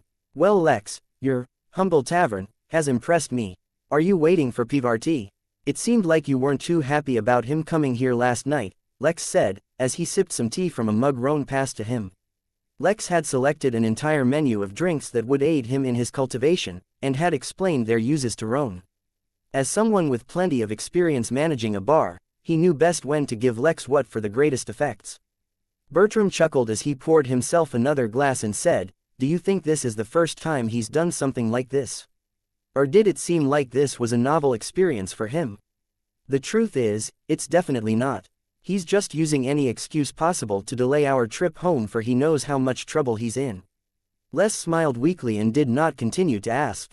It was good to be friendly towards people in positions of power, but it definitely wasn't a good thing to pry into their lives. Before he could change the subject though, the man in question finally arrived, his appearance befitting someone who just came from a brawl. "I've done no such thing, and I'm avoiding no one. In fact, let's go home directly. I'm not afraid," he declared, his voice still as full of energy as last night. "Lex, this is a fine tavern. I'll be sure to tell my father about it, and get him to waive your taxes or something. Keep your stock of Dimilon juice from falling, I'll definitely be back for some more." Then, like a protagonist from a show, Pivarti marched out of the tavern, making a grand exit. Bertram rolled his eyes as he paid for the bottle of sunset wine and took it with him. Silence once again returned to the tavern, and Lex was about to return to his cultivation, but his neighbor Dino made a sudden appearance, followed by a few girls. "Lex, I remember you saying you were looking to hire for your tavern, so I brought you some applicants." Behind him, 3 identical-looking girls stepped in, looking around curiously. They were triplets, so Lex had a feeling he would have to hire all of them or none of them. Chapter 331, Princess Syndrome. The 3 girls standing in front of Lex seemed to be in their early 20s, and a quick scan showed Lex that they were all still in the early phases of chi training. This wasn't abnormal, since with the average life expectancy in this realm, people were a lot more used to taking their time with things. They lacked a certain sense of urgency that was hidden deep within the psyche of Earthlings. Yet, considering the resource available in this realm, the uniformity of their cultivation realm, and the realm itself told Lex that they had not focused much on cultivating. This meant that they were either lazy, or lacked the time to cultivate. The faded colors on their clothes indicated that it was probably their financial situation that took up most of their time in the form of various jobs. "Introduce yourselves," Lex said simply, after a brief moment of introspection. "My name is Naki, and I'm the oldest sister," said the one wearing green. "My name is Nami, and I'm the middle sister," said the one wearing yellow. "My name is Nani, and I'm the youngest sister," said the one wearing orange. "We have jobs already, but we all work separately. If we could all work in the same place, it would be a lot easier on us," said Naki. Yes, it would be better for us, and better for you. We're hard workers, and everyone loves us," said Nami. "Naki works as a floor worker in a grocery store, Nami works at a laundry service for rich people, and I work in a kitchen in a restaurant, helping the chefs," said Nani. The 3 girls radiated a vibrant and positive energy, and Lex had no issues hiring them, but he would first have to test their capabilities and decide what position they'd be good for. "Your jobs sound good, are you sure you want to change them? The crowd at a tavern can be rough, and the work can be rougher. Of course, you won't need to worry about your safety, as I will make sure to take care of all my workers, but it still won't be easy." "Yes, we're not shy," the 3 sisters answered at the same time. "We have 9 brothers, so we grew up around boys, we know how to take care of ourselves." 9 brothers. Lex prayed for their mother's good health and didn't let his thoughts dwell on the subject. "There's a few positions open. First, I need a few cooks and I also need barmaids. Rick handles the cleaning for now, so I'm not worried about anything else, but whoever takes up the position will have long hours. Moreover, I need someone for housekeeping as well. Which of those jobs are you interested in? I have to let you know that I'll have to see how you perform in that position before I hire you." All 3 sisters wanted to be housekeepers, but Lex didn't need that many. So they opted for a few different positions, but the premise was that they have the same work hours. Otherwise, there was no point in them changing their jobs. Lex told them he'd make a decision after he saw them work, and instructed Rick to show them around and tell them where they'd be working. Dino, who had been standing silently on the side till now, finally stepped up and said, "I heard your tavern was visited by the Noel brothers last night. If you manage to make a good impression, then I'd say you're in luck, and your tavern will soon be visited by all the rich folk in town." They were brothers, Lex asked as he compared their two extremely different personalities. I take it that they're famous around here. While they spoke, Lex invited Dino to sit, and poured him a reinvigorating juice. It was way too early in the day for anything else. Of course they are, Dino said with a laugh. They're the sons of Lord Noel, the ruler of these lands. Babylon is just one of the hundreds of small towns under their family's rule, so it's very rare for any of them to visit. Every dozen or so years, someone from the Lord's family makes an appearance to make sure everything is going okay. As for the Noel brothers, they're even more beloved than the Lord himself. Though they're upper-class folk, they both are very friendly. There are even countless stories of them even helping the common folk if they spot someone in trouble. Lord Pivarti even saved my grandfather's farm once, Dino told with pride in his voice. His story, though, made Lex realize that Pivarti was probably a few hundred years old himself, despite him acting like a teenager in search of excitement. The fact that baffled Lex, though, was that the lord of these lands was actually a human. Not that he was looking down on the human race or anything, but when he compared the wealth that the map showed in this area, he was expecting it to be ruled by the crystal race. That wasn't to say that this was the richest plot of land in the realm, but it was definitely up there on the list, so he expected a more powerful race to control it. If not the crystal race, then even the Trollops would make more sense. The unusual way in which they integrated with nature, making entire forests and other landscapes their bodies, made them ridiculously powerful. Lex even expected that, if Trollops existed back in the Origin realm, if they became strong enough they could probably even treat entire planets as their bodies. He made a note to learn more about this neutral territory, without arousing suspicion of course. There's a rumor, Dino continued his story, not noticing Lex lost in his thoughts, that Lord Pivarti actually broke off an engagement that his father arranged for him. They say the Lord is furious, and is planning on seriously punishing the young lord. That makes sense. Bertram said that he was delaying going home, Lex informed Dino, adding to the juicy piece of gossip. Nothing helped integrate people into communities more than sharing gossip. Ha ha ha ha, indeed. Oh, my wife will be so sad we missed them when she hears about this, Dino said, barely containing his laughter. I should get back to my bakery or else we'll just spend the day chatting like this. Good luck with the sisters, though you don't have to be lenient on my account. They're good girls, so I expect they'll work hard, but if you don't think so, then don't hesitate to tell them no. Thanks, I'll let you know how things go, Lex said. How well they performed really depended on if he got any guests. An empty tavern would make it very hard for him to judge how well they worked.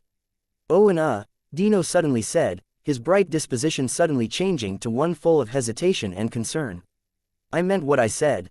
If the Noel brothers compliment your tavern, expect a lot of rich folk to drop by. But well, just be careful if their sister comes as well. Just as much as the brothers are beloved, the sister, well, just take care if she comes. With that, before Lex could ask any questions, Dino rushed off, afraid Lex would ask him what he meant. Lex raised an eyebrow in curiosity. If there really was some trouble heading his way, it would be best to get some information on it. He used the spatial formation to walk through the kitchen door and enter the backyard instead, and headed towards the rumor room. Since whatever information Dino was sharing was likely rumors and gossip anyway, he believed this room would be just as reliable. The room was akin to a small study station, with an oakwood desk placed against the wall, with a book placed on the desk. Lex took a seat and opened the book that seemed to have endless pages. This book would list all the currently ongoing rumors in the tavern's vicinity. He didn't know how large the range was, but he assumed it would at most cover Babylon. He could read the rumors randomly, or he could specifically pick a certain topic. Choosing Noel family, sister, mentally, Lex began to read from the most commonly circulated rumor, and slowly his expression started to worsen. The fact that all the rumors seemed so typical and predictable made Lex certain that they were likely true. In summary, Pamela Noel, older sister to Pivarti, and Bertram Noel, was an extremely spoiled girl. All signs indicated she suffered from princess syndrome, and was extremely dominating in her ways. To make it worse, her cultivation was not weak either, at the nascent realm, but worst of all was that she was greatly indulged by not only her father, but by her brothers as well. Lex prayed in his heart that she wouldn't visit the tavern, he was in no mood to babysit. Just as Lex was reading through these rumors, at the other side of Babylon, another person had entered the Noel brothers' carriage. Pivarti was sharing various stories of his adventures with this person, and when his tale finally reached a certain tavern, even Bertram couldn't help but mention that it had a surprisingly pleasant wine collection. "Oh," the woman exclaimed, "even little Bert likes it. I'll remember to check it out next time I'm around." Chapter 332. He's lying. Larry Dershaw was sunbathing near the lake in the Midnight Inn, the one near the recovery room. Nearby, his girlfriend, a Neko, meaning a cat human, was napping comfortably. From time to time, Larry would softly run his fingers through her hair and lightly scratch her head, causing her to purr in her sleep. His life right now could be said to be perfect, if one ignored the fact that he was still a fugitive on his home planet, being hunted by some unknown powerful person, while at the same time his family that had been exiled to the moon had mysteriously vanished, with no indication of whether they were alive or not. On the bright side, he was able to absorb many strange new ores while at the Midnight Inn, pushing his cultivation to the Golden Core realm. Furthermore, he had just gotten another new shipment of spaceship scrap, which, after he absorbed, would boost his cultivation once again. Affording such scrap was pretty easy for him once he gained a mastery of his powers, since he was able to use them to start a new business. People would sell him their metal scraps, and the only corresponding price he had to pay was to retrieve a purified form of certain metals within that scrap. For example, someone could sell him a ton of electrical waste and only ask for the gold retrieved from it. After a recent kidnapping attempt back on Earth that he was only able to escape since the kidnappers weren't aware of his cultivation, Larry had more or less moved to the inn. With the business running through the guild room, not only was he progressing in cultivation, he was making a decent amount of money. Yes, if he could just let go of the fetters he had on Earth, Larry would have a great life. Just as Larry was musing as such, he felt a shadow covering his body and blocking the sunlight. For a few moments he ignored it, but after a few seconds when the shadow did not move, Larry opened an eye to look at what was going on. Two Asian men were standing in front of him, staring directly at Larry. "Can I help you?" he asked without really getting up. Although he was running a business, everything was handled through the guild room, so no one knew his identity. As such, there was really no reason for anyone to be looking for him, especially people he did not know. "Mr. Dershaw, would it be possible to have a moment of your time? We have a proposition we believe you would be greatly interested in." Larry's good mood swiftly vanished, and he took in the two men standing in front of him once again. He was trying to recall if he knew them, or had met them ever before, but was drawing a blank. His girlfriend, Irene, sensed the change in Larry's mood and instantly woke up as well. She looked at the two men standing above them with obvious hostility. "What is it regarding?" he asked, standing up. His height had increased recently, and at 6 feet 2 inches, 1.87 meters, he suddenly found himself looking down at the two men. The change in perspective seemed not to affect them as the one who spoke previously continued. "My associate and I were working for our client, searching for a mysterious minor realm. On Earth, we finally found a lead, but the person in question who has the relevant information refused to cooperate with us. Through some private investigation, we were able to determine that the person in question had close ties with the Dershaw family. We are hoping that we would be able to work out a deal with you to help us out. Regardless of whether the person knows anything or not, you will be compensated for your time." Larry pursed his lips as he thought about what they had said, and the chances it was real. "Oh, I should mention, the Minan realm were searching for is suspected to have an opening on the moon, as well as on Earth." Larry, who had only just begun to question whether these people were telling the truth, was suddenly shook. He had long assumed that after his family was banished to the moon, they were secretly imprisoned or killed, but the presence of a secret minor realm revealed another possibility. Just as he was about to ask more questions, a random man passing behind Larry mumbled, "They're lying." This time, both Larry and the Asian man who was speaking were startled. They turned to look and saw a random teenager passing them by, not even looking at them as if he had said nothing. "What do you mean?" Larry asked the kid, having suddenly regained his vigilance. "Huh?" he asked, looking back at them. "What are you talking about?" "You said they're lying," Larry clarified. "Indeed, I would like to know your motives in interfering in our business," the Asian man asked, his voice polite yet cold. "I said nothing of the sort. I don't know you. How could I possibly tell that almost everything that man said is a lie?" the teenager asked, though the question sounded incredibly faked, as if it was a scene played out by a very bad actor. In the Asian man's eyes, though, it just seemed as if he was being mocked. Kid, I advise you to mind your own business and not interfere in other people's matters. A careless remark or prank such as this could land you in big trouble. See, you can tell the truth, the kid replied with great enthusiasm. I mean, yes, you are right. I won't interfere in other people's matters. With that the kid promptly turned around and quickly walked away. An awkward silence was left between Larry and the two men, who were just exchanging looks. Please consider the matter, the Asian man said, as he passed a business card to Larry. You can conduct your own investigation about this matter if you require, before reaching out. I go by the name Suzuki. I'll visit the inn again in a few days, and we can discuss the matter further then. Sure, was all Larry said, as he took the card. The two men withdrew, leaving Larry and his girlfriend alone. By the time they regained their privacy, Larry had lost the mood to sunbathe. He looked in the direction the teenager had gone off and, after a moment's hesitation, followed the same path. Elsewhere in the inn, Ragnar appeared, with 3 others appearing behind him. They were also generals, and each had a command carrier of their own. In terms of strength and seniority, they were Ragnar's equal. In terms of experience, they far surpassed him. For the past few weeks, the generals had been discussing how to investigate the presence of a Jorlum within their galaxy. Despite Ragnar informing them about the Midnight Inn, and especially the mysterious innkeeper, relying on the inn was not the method they decided to go with. This was because this was an extremely serious matter that required the highest level of discretion and secrecy. Relying on an innkeeper with a mysterious background was just too dangerous. In the end, however, the inn still ended up being their last contingency plan. If all else failed, they would have to take certain risks. After all, if a Jorlum matured, let alone their galaxy, all the neighboring galaxies, and even the entire Jotun Empire was at risk. But they would not just directly give out the details of the mission, however. They had to know the qualifications of whoever would be helping them, and so, they had to come up with a list of difficult tasks as tests. Would it be possible to meet the innkeeper? Ragnar asked his personal holographic assistant.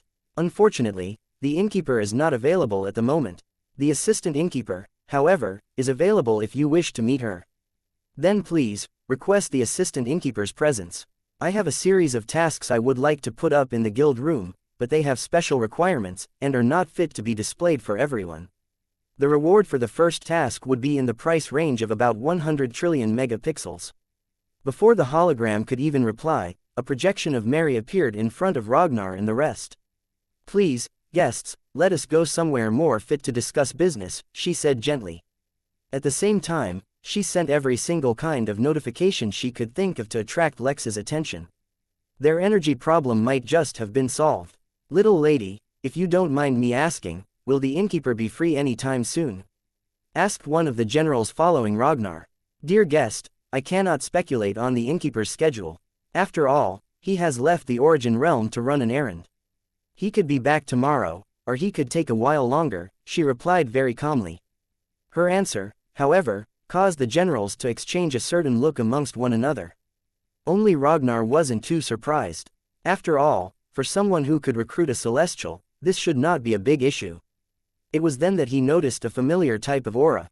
He looked towards the Midnight Mountain and saw a massive dragon wrapped around the peak, sleeping. He froze. Chapter 333. Destiny in the vast universe, an inestimable number of events were taking place at any given moment.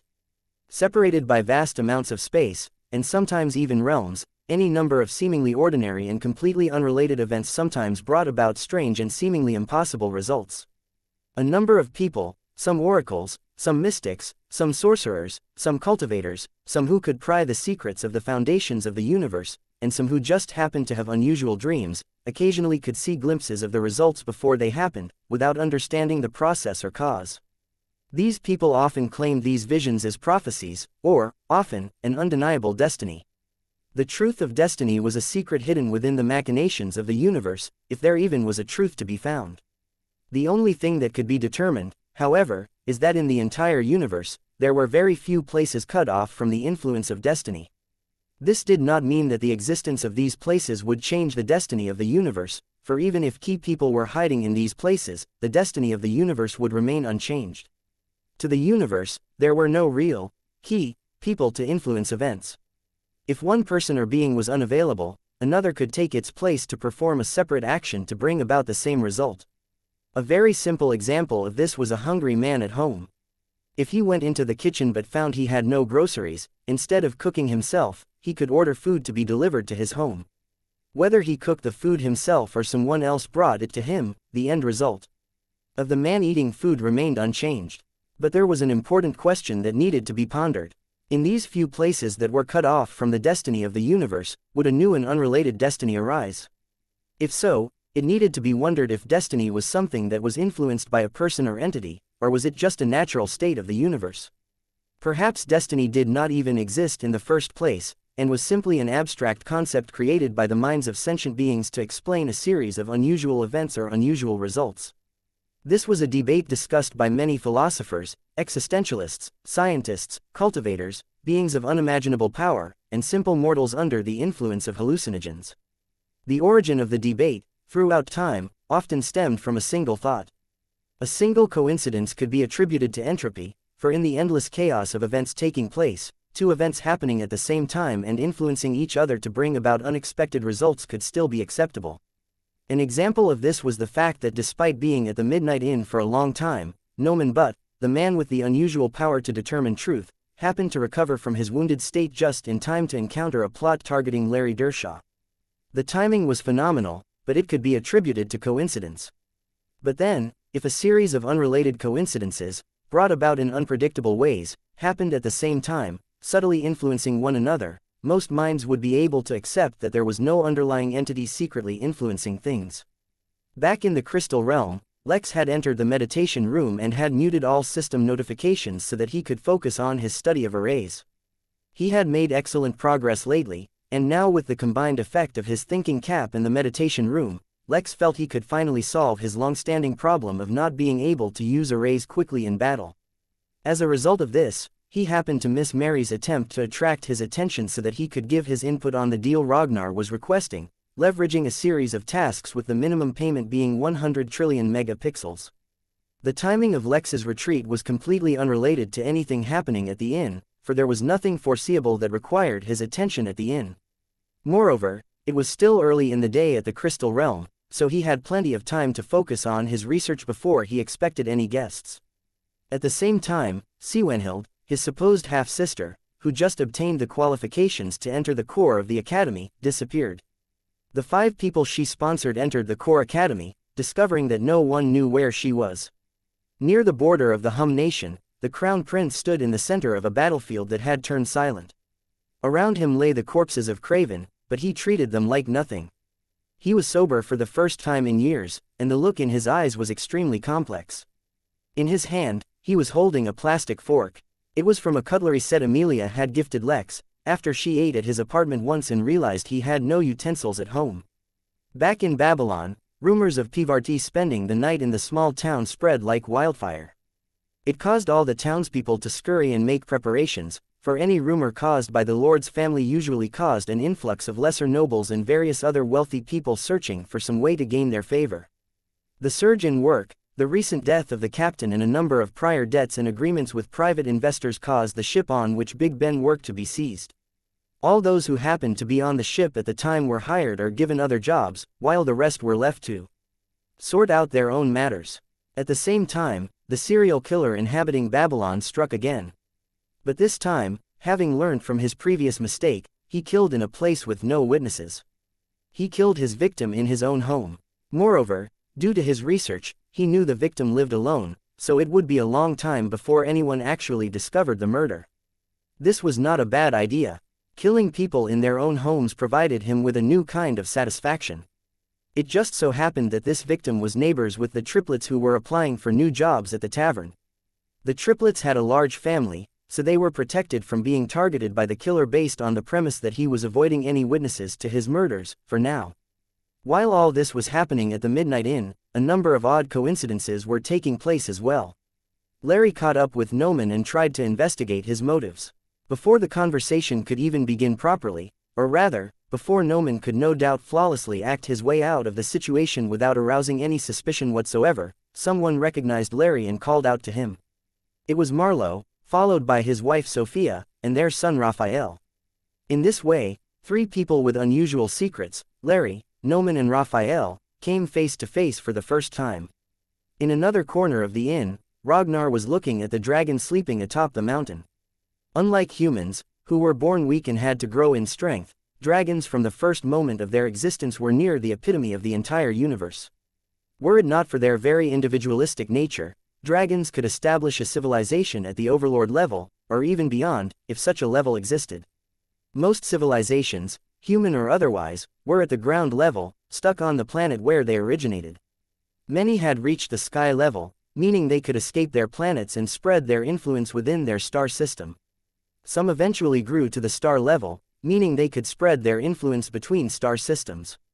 Very few could grow to the galactic level, such as the Jotun Empire, and span several galaxies. Above the galactic level was the overlord level, such as the mysterious Henley. Ragnar knew next to nothing about what kind of a level the overlord level really was, or who or even what species the Henley were from. All he knew was that the Jotun Empire relied heavily on them for protection, and abided by their rules. In the case that the existence of the Jorlum was proved, it was Henley that the Jotun Empire would rely on to resolve the issue, for only someone at their level were qualified to deal with such an existence. So then the presence of a dragon, a being that could potentially rival Henley, reassured Ragnar that he had made the correct decision by coming to the inn. Of course, he would not approach the dragon himself. These things were still better left to the innkeeper. He exchanged a look with the other generals before continuing to follow Mary. Elsewhere in the inn, Remy Laverne, the Attila morpher who caused Lex to get the quest to establish a space for a secret organization, appeared once again. Casually, he walked to the cabin he had rented out for a year and entered. This cabin had been especially redesigned by Lex to meet Remy's requirements, and was the space in which he was planning on convening his secret organization. A short while later, a second person arrived at the cabin. Chapter 334. The person outside Remy's cabin waited for a while until yet another person appeared and then politely knocked on the door. Remy opened and welcomed his guests, but the three exchanged no words. The three descended into the basement and each of them entered one of the rooms with the unusual environments. Remy entered the one with a lava pool and began setting up some kind of formation, while his companions did the same in the freezing room, and the room with dirt. A few hours later, when they concluded their work, the three entered the fourth room that happened to be completely normal. There they worked together to finish setting up the formation which, when finished, created a small minor realm around 2,000 square feet large.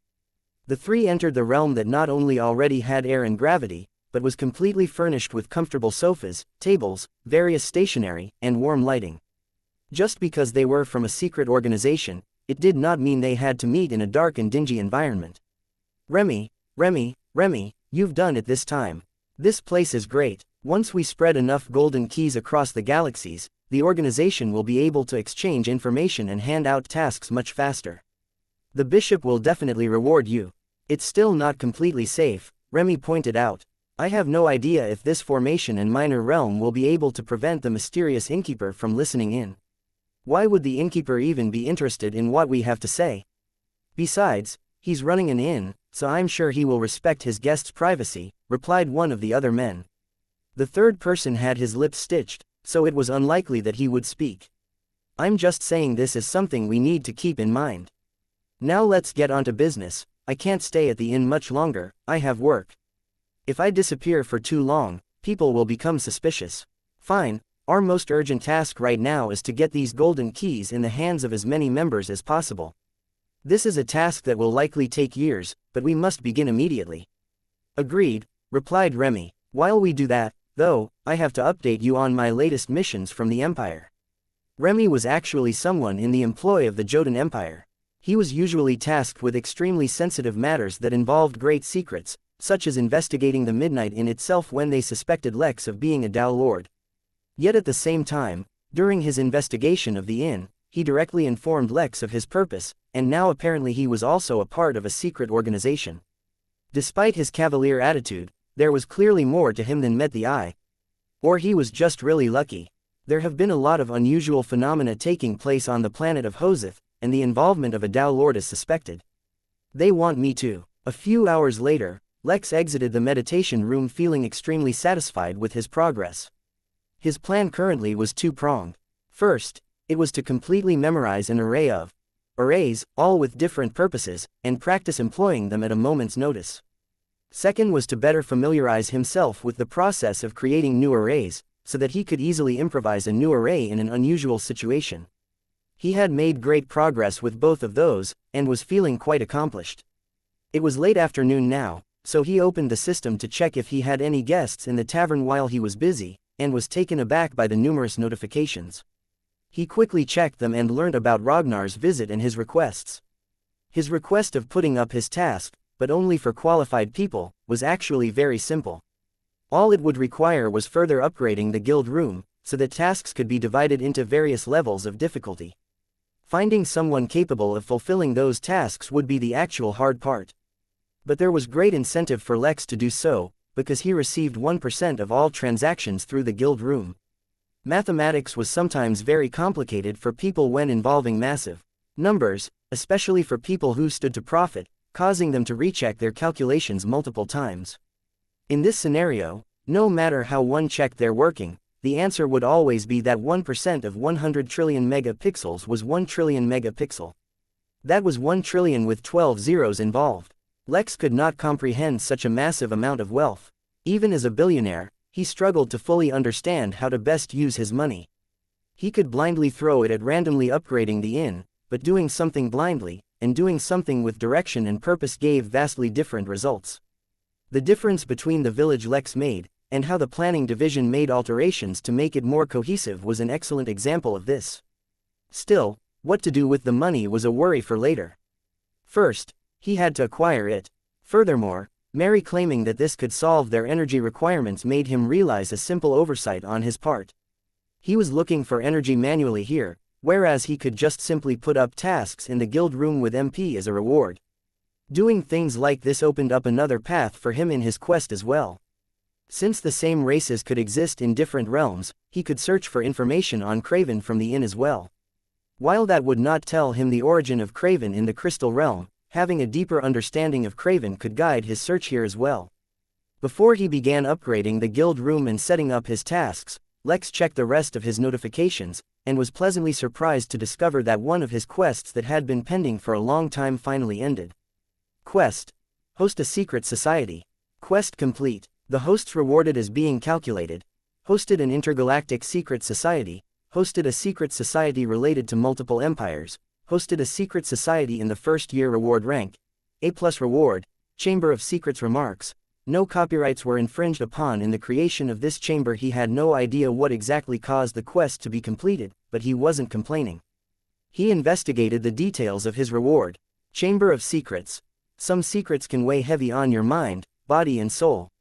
The Chamber of Secrets allows users to deposit secrets, effectively erasing them from your memory as well. The secret will be protected, even from the Innkeeper, and can only be withdrawn by the user, or as per the user's conditions, at the time of depositing the secret.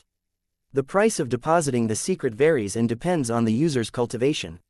The Chamber of Secrets was an interesting reward, but Lex did not know how useful it would end up being. He placed the building which looked like a small, round chapel near the Midnight Manor. Since the price of each secret would vary, Lex did not set any price variables and let this building function without any profit for him. He wasn't worried, as he didn't know how much use this building would get in the first place. Next he diverted his attention to the guild room. Using his increased authority, he upgraded the guild room to level 5. This effectively divided all tasks into different levels, and changed the layout of the guild room as well.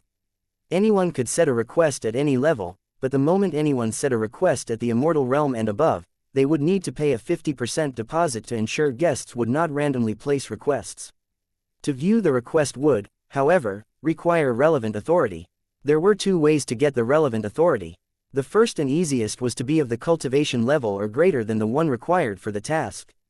For example, a Foundation Realm guest could not view tasks at the Golden Core Realm, but the opposite was true. The second way to get the appropriate authority was to complete sufficient requests of a steadily increasing difficulty to prove that, despite a lower cultivation realm, you had sufficient strength and recognition. This meant that when Ragnar came back, he would be able to set a request, and had to pay a deposit. While Lex would not have access to the MP in the deposit, the thought of it still excited him. With that done, he diverted his attention back to the tavern. Even if more guests did not come, he had to interview the triplets, as well as look for more workers. The tavern required more work and supervision on his part than the inn, but that was okay with Lex, for he was the one who planned this. He was also looking forward to meeting some guests and chatting with them. Last night's party was too hectic to do any research, but now he could take his time and get a better understanding of the wealth of this region, and more about the lords of this land as well. Having human rulers presented a problem for him. He just ran away from Cornelius, so if the rulers of these lands had any relations with him, it might cause problems. Chapter 335. The Goatfather. That day, the saw birds in the sky disappeared on the horizon, giving birth to a rare sunset in these lands, and bringing forth darkness that would last for many days. The temperature dropped drastically, so much so that fog started to form with every breath. The tavern wasn't temperature controlled in the way the inn was, and the addition of a fireplace was something Lex hadn't thought of at the time of his initial renovations. After considering the situation for a moment, Lex purchased a simple formation to resolve the problem. But, instead of deploying it directly, he had Rick set it up manually, for his guests to see. It would take a few hours to set up, and would only cover the main hall, but that was good enough. Yes, this was nothing more than a simple tavern. Even the formation for heating was simple. Unlike the academy, which had saw light perpetually all the time, and had well-defined and automated systems for when the light disappeared, the rest of the realm was quite different. The darkness was absolutely lethal in this realm, in more ways than one. In the absence of light, for reasons unknown, spirit energy would begin to mutate, poisoning anyone who tried to absorb it. Even the crystal race and Craven were not immune to this kind of poisoning. If the darkness persisted, the mutated spirit energy would begin to clump together, giving birth to strange monstrosities. There was no fixed pattern for the kind of evil entity the darkness could birth, and there was even a widely popular theory that the Cravens themselves were born of the dark, due to the black slime that covers their entire body. The monsters formed had basic sentience, just enough to fill them with avarice for flesh and blood of any kind. Fortunately, the monsters formed were usually weak, and it would take months of darkness to actually give birth to monsters strong enough to actually threaten entire towns. Still, lone travelers, small parties and unsecured outposts of any kind were vulnerable to such monsters, and actually consisted of the main casualties. These still were just the most common form of danger that existed in the dark. The longer an area suffered from darkness, the greater and more unique the danger would form.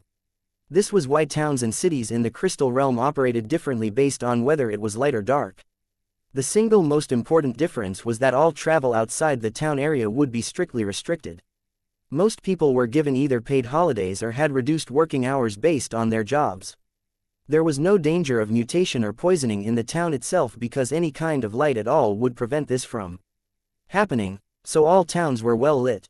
The danger, usually, was from the areas surrounding the town. For Lex, the sudden arrival of darkness actually meant an increase in business. From sailors to haulers, from menial workers to rich merchants, from farmers to landlords, all of them had a habit of enjoying themselves the most during the first few days of darkness. Work hours were reduced, and there was little to no danger from the surroundings. Of course, not everyone got their time off immediately, but enough people did that Lex suddenly went from an almost entirely empty tavern, to one where all the seats were nearly filled in less than an hour. The triplets immediately got to work, showing off their skills to Lex. Considering the fact that Lex was still short-staffed, he expected them to struggle more in handling the crowd, but their experience of living in a house with 9 other siblings made them particularly skilled in handling a crowd. He immediately decided to hire them, which brought him a new challenge, which was he wasn't sure how much he should pay them, for he didn't know what the normal salary was in Babylon. He'd discuss it with Dino later. The day passed by quickly, and though Lex's tavern was full, it was not nearly as boisterous as yesterday. Lex took this time to acquaint himself with some of the locals, while at the same time spreading the word that he was still looking for a good chef. As the night was concluded, Lex nodded at himself for successfully getting through the day without any accidents or problems. Yes, he was running a completely normal tavern with nothing excessive or mysterious going on. Of course, that was only his opinion based on his perspective. Because of the limited time he had spent in the cultivation world, and the unusual experiences he had, he was completely oblivious to the fact that the Midnight Tavern had already developed a certain reputation, with the tavern owner being the most mysterious. Ignoring the fact that he suddenly moved in and opened up a tavern seemingly overnight, without anyone hearing about it prior to the actual opening, there were still a few things that struck out as odd or impressive. His behavior under the pressure of an immortal need not be mentioned at all, for it was already understood that that single action marked Lex as someone with a powerful and mysterious background. The way he was able to converse with Pivarti, treating him as a normal guest instead of fawning all over him, also attracted a lot of attention. The timing of him opening the tavern too was suspicious, just in time to receive the Noel brothers. But these few things were just noticed by the keen-eyed. Moreover, Lex knew that not cowering under the pressure exerted by Bertram would attract some attention, but his plan was to solely build up some kind of deterrence against the rowdy and aggressive folk. This was something he was planning on taking time with. No, what really caused the Midnight Tavern to develop an inexplicable reputation was that the drinks he served were just too good. Even the cheapest drink he served not only had excellent taste, they had yet to give a single person a hangover, and even left many people feeling healthier the next day. No matter how ordinary Lex behaved, just this simple fact was destined to never let him seem ordinary. Currently, there was no real consensus on what Lex's background was, as the rumors had only just started to develop. What everyone seemed to agree on, however, was that it was unordinary. The everyone here, though, only referred to the actual customers he had received so far, which was a minuscule number. Many others had only just heard of the tavern, without a significant impression of it.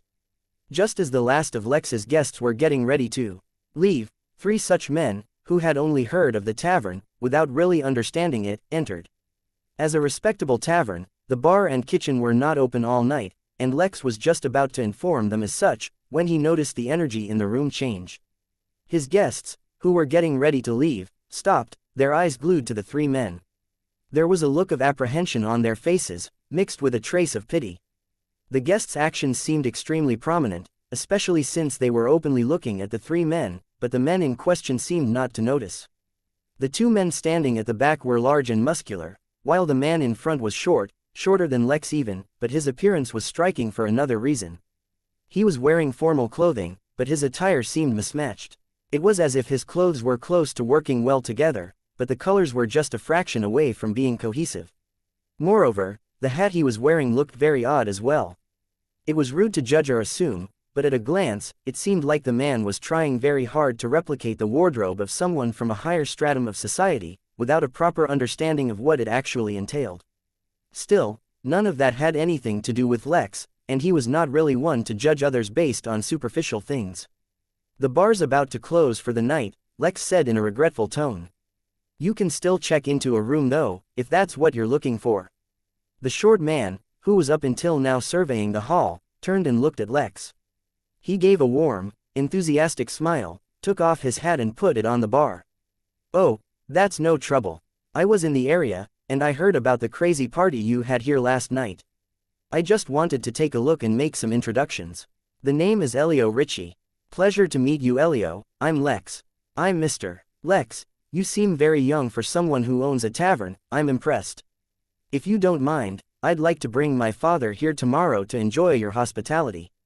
If there's one thing my father enjoys, almost as much as a mean drink, it's meeting new people and making new friends."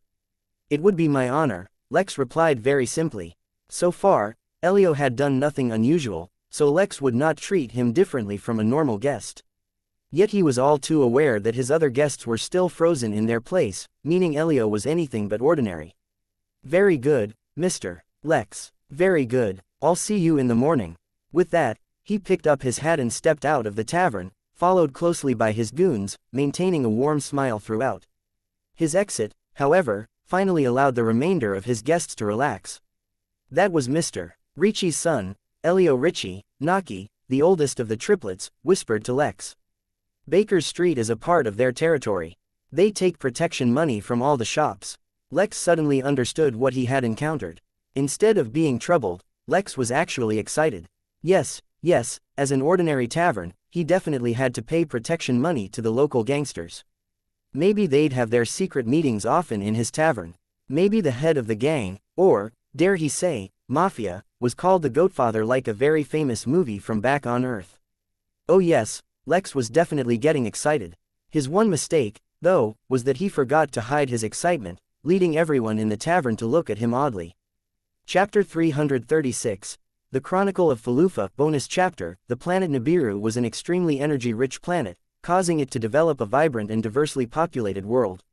Not only were tens of millions of different species of beasts found in this world, but they also had incredible strength.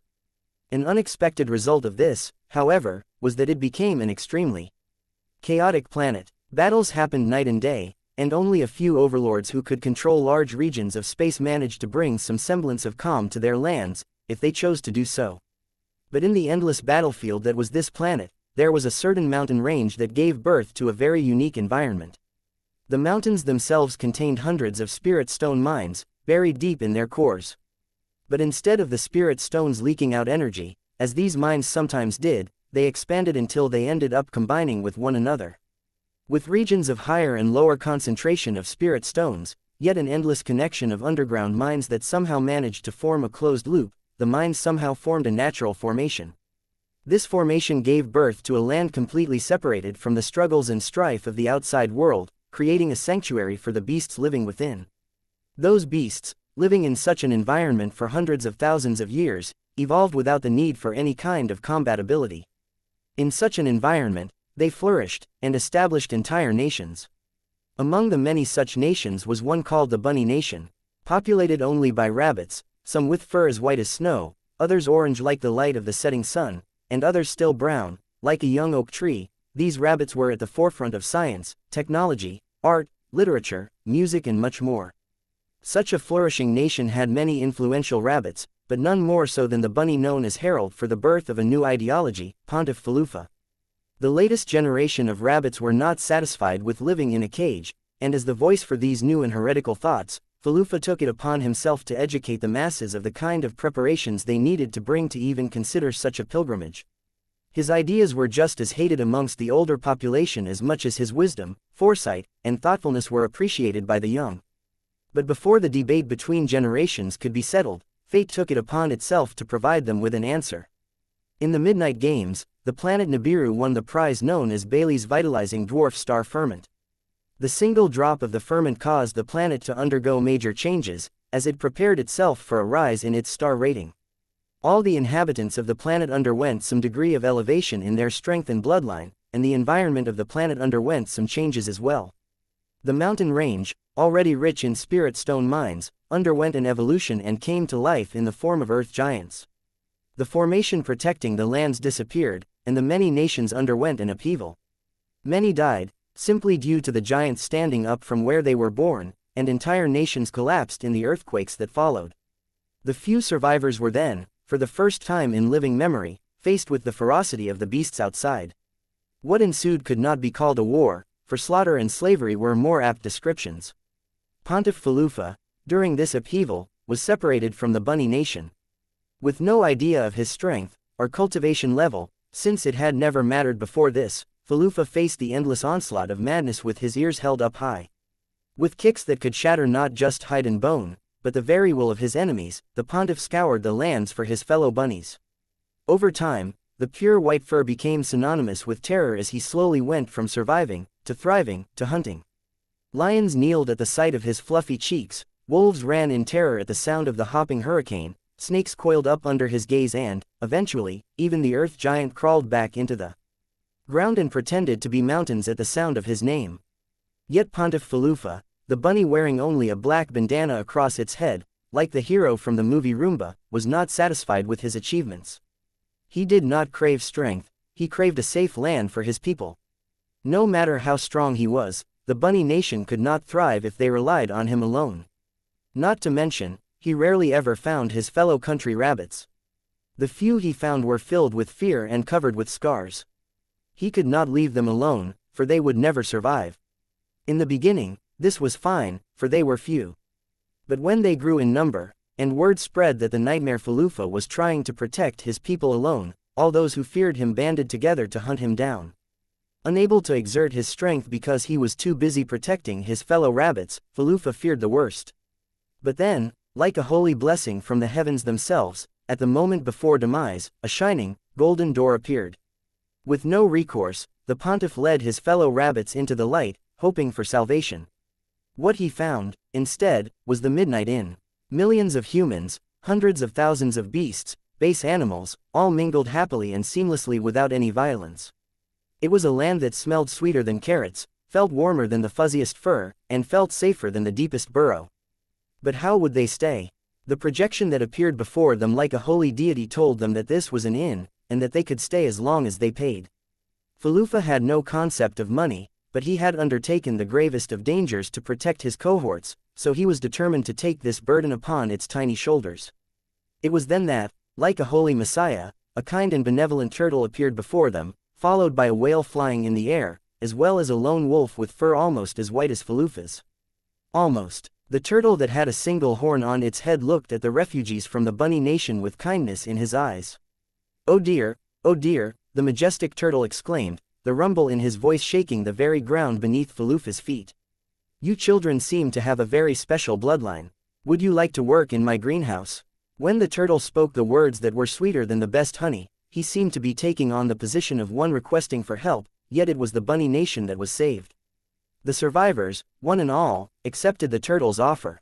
Yes, the survivors accepted, but the nightmare that Falufa had evolved into did not enter the hallowed lands known as the greenhouse.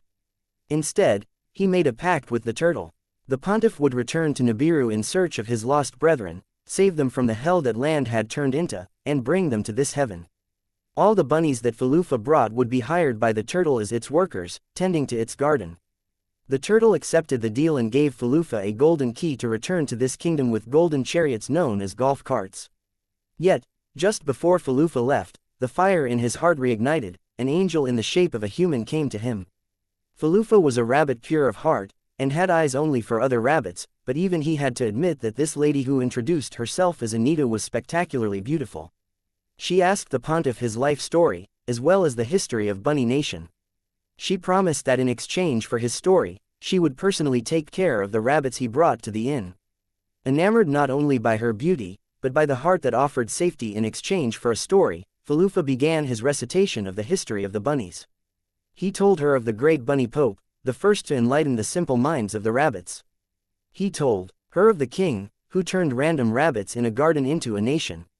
He told her of Mother Treesap, who brought love and peace to the hearts of the rabbits. He even told her of the rumors of the one true bunny god, his true name forgotten in the annals of history, now known only by his holy title, Bugs. He also told her of the nightmare, who had sworn an oath to never remove his bandana until every last rabbit was saved. When he had told her all there was to tell, he promised her that he would tell her more every time he returned, and she accepted.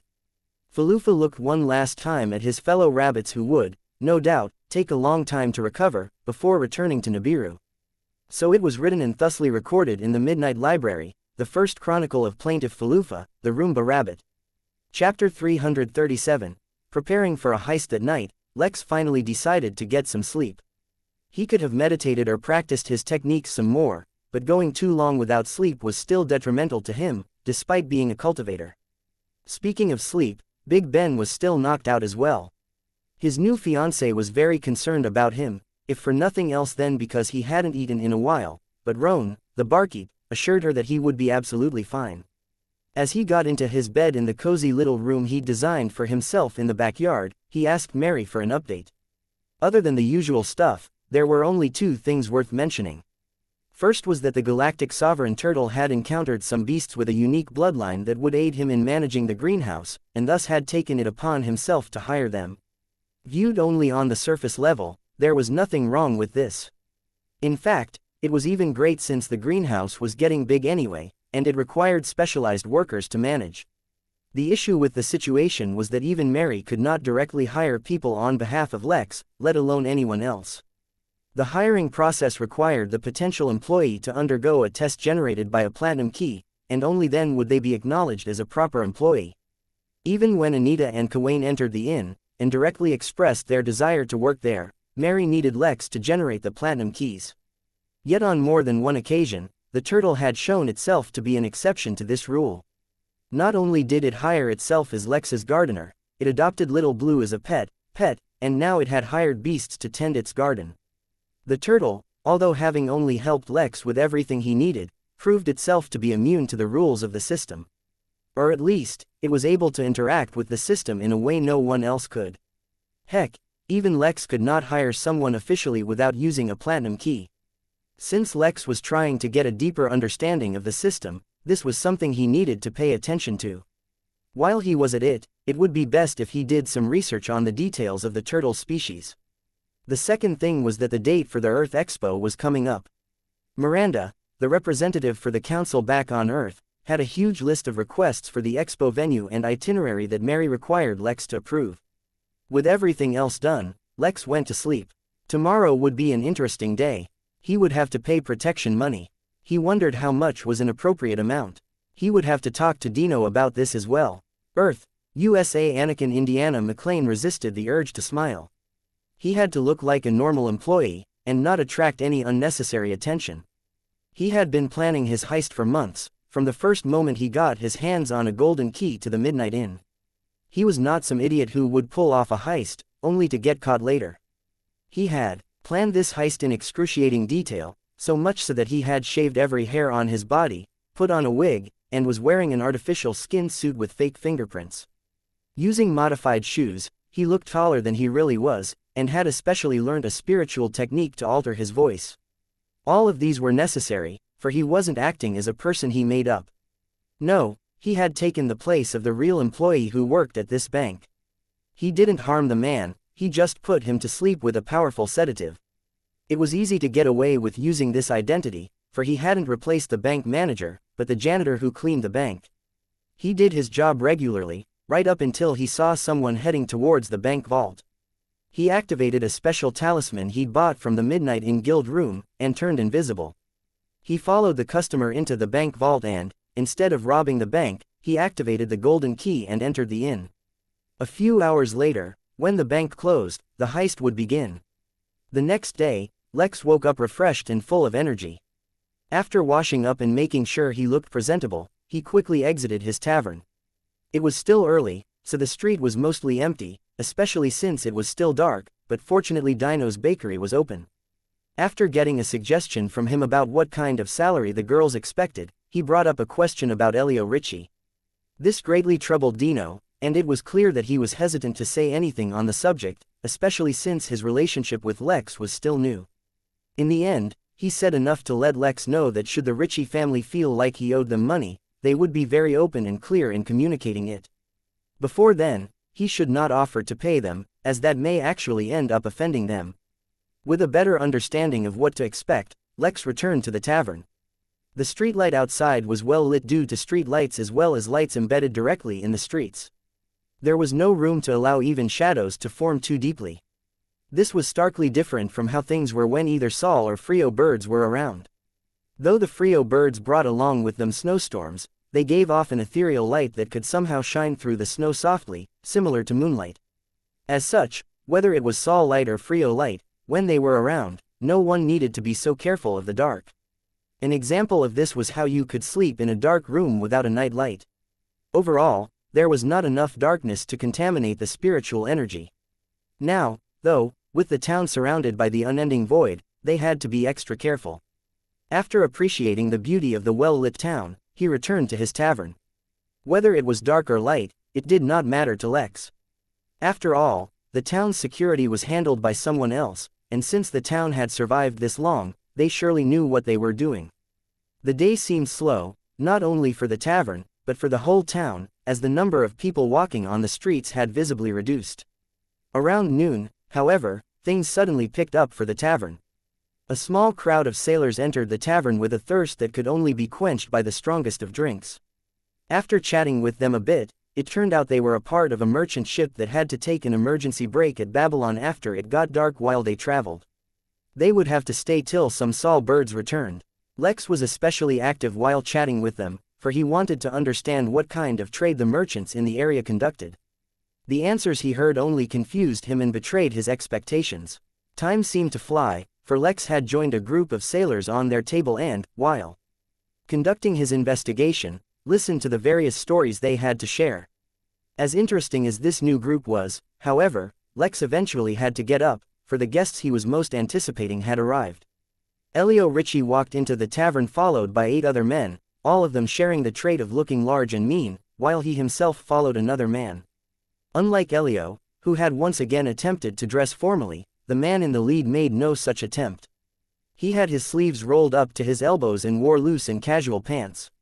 His hair was long and messy, despite being tied in a pony, and he was growing stubble that told it had been a few days since he last shaved.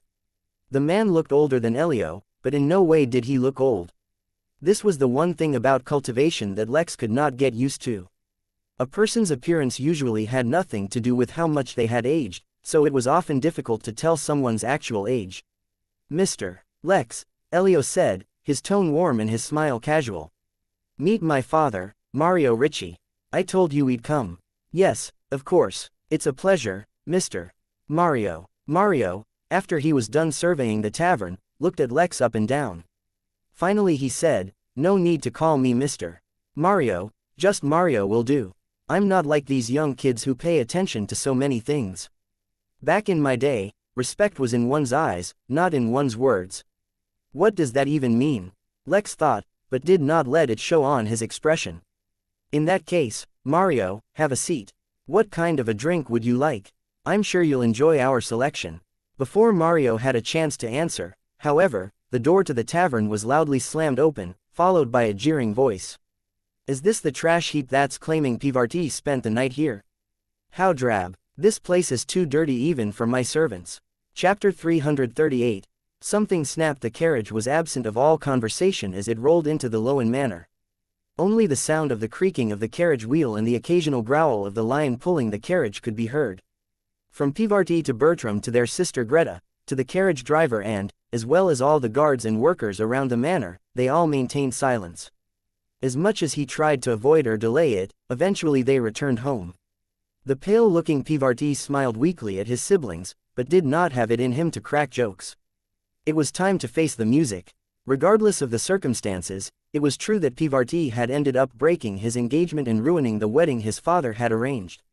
His father was well known for not handling bad news well, and the news of his ruined engagement, and all that it entailed, made bad news look like a sprinkle before a thunderstorm. Even the pampered Greta did not have the courage to say anything today. The dark and soul-bird absent sky seemed fitting for today's events. Pivarti took a deep breath, clapped his brother on the back, and jumped out of the carriage before it even stopped. Whatever was going to happen, it was best he faced it alone. The tavern fell dead silent as everyone turned to look at the woman who yelled. Standing in the doorway was a woman with fair and delicate skin, her purple dress falling elegantly across her supple figure, her arms arched and pressing against her waist. She wore a twisted yet satisfied grin as she surveyed the hall, looking at all the people who were beneath her. The hall lacked the disgusting stench of poverty she had been expecting and was surprisingly clean. For a moment, she was almost confused. After all, the lower class should have the characteristics of the lower class, and be covered in filth, ripe with a stench of desperation, and begging to be saved by the rich and the beautiful. This place clearly was not. But then her sight fell upon the sailors. Wearing ruffled clothes and covered dried sweat, they reaffirmed her belief that this place was truly the lowest rung of society, and all the people here were beneath her. "Do not speak too loudly, Henna," said a man who entered right after her. "You must take care of your singing voice.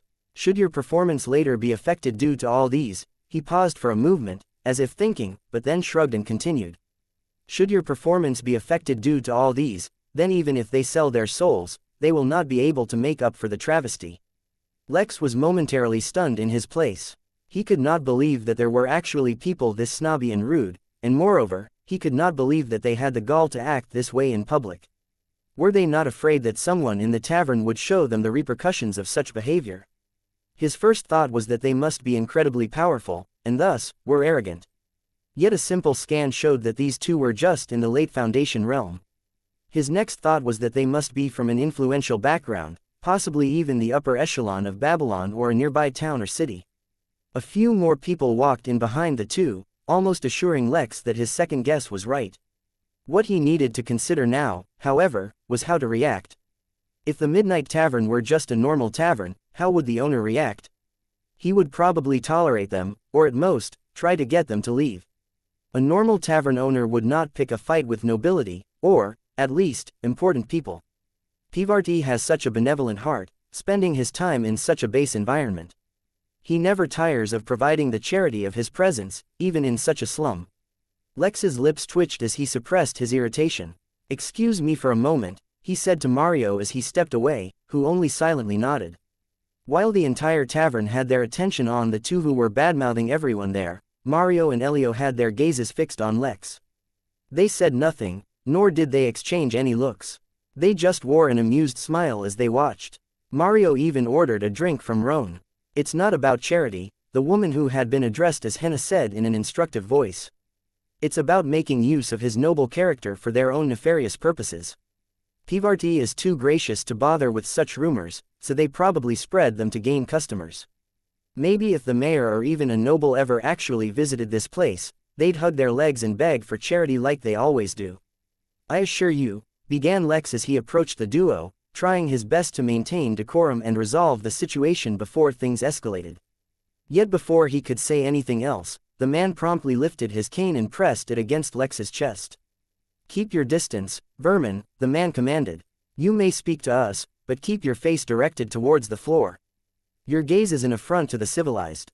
Not to mention, who would bear the consequence if someone ended up smelling your breath? I'm getting sick just thinking about it." It was not Lex's lips that twitched this time, but a vein running down his forehead. In his life Lex had never been insulted like this. But, showing great tenacity, Lex managed to control himself. "Just an ordinary tavern," Lex repeated in his mind as he struggled to control himself. He had managed to cool himself down, and was about to, kindly, request these people to leave the tavern. It was at this time that Nani, the youngest of the triplets, exited the kitchen holding a tray full of food previously ordered by the sailors. Lex did not notice, for he was focused on controlling himself. The man with the cane and the woman Henna too did not notice, for they were focused on belittling Lex. Henna, in fact, had a hint of an excited grin on her face. They were putting these poor people in their place. Pivarti would secretly be pleased, surely. The group accompanying the two, however, did. One of the men, feeling proud and excited, found the young and energetic Nani pleasing to the eye. Without warning or any prior indication, he reached out and yanked the waitress towards himself. Lex heard a sharp yelp and the clatter of falling plates, and when he looked, he found his new waitress having literally fallen into a man's arms. Something snapped. Chapter 339.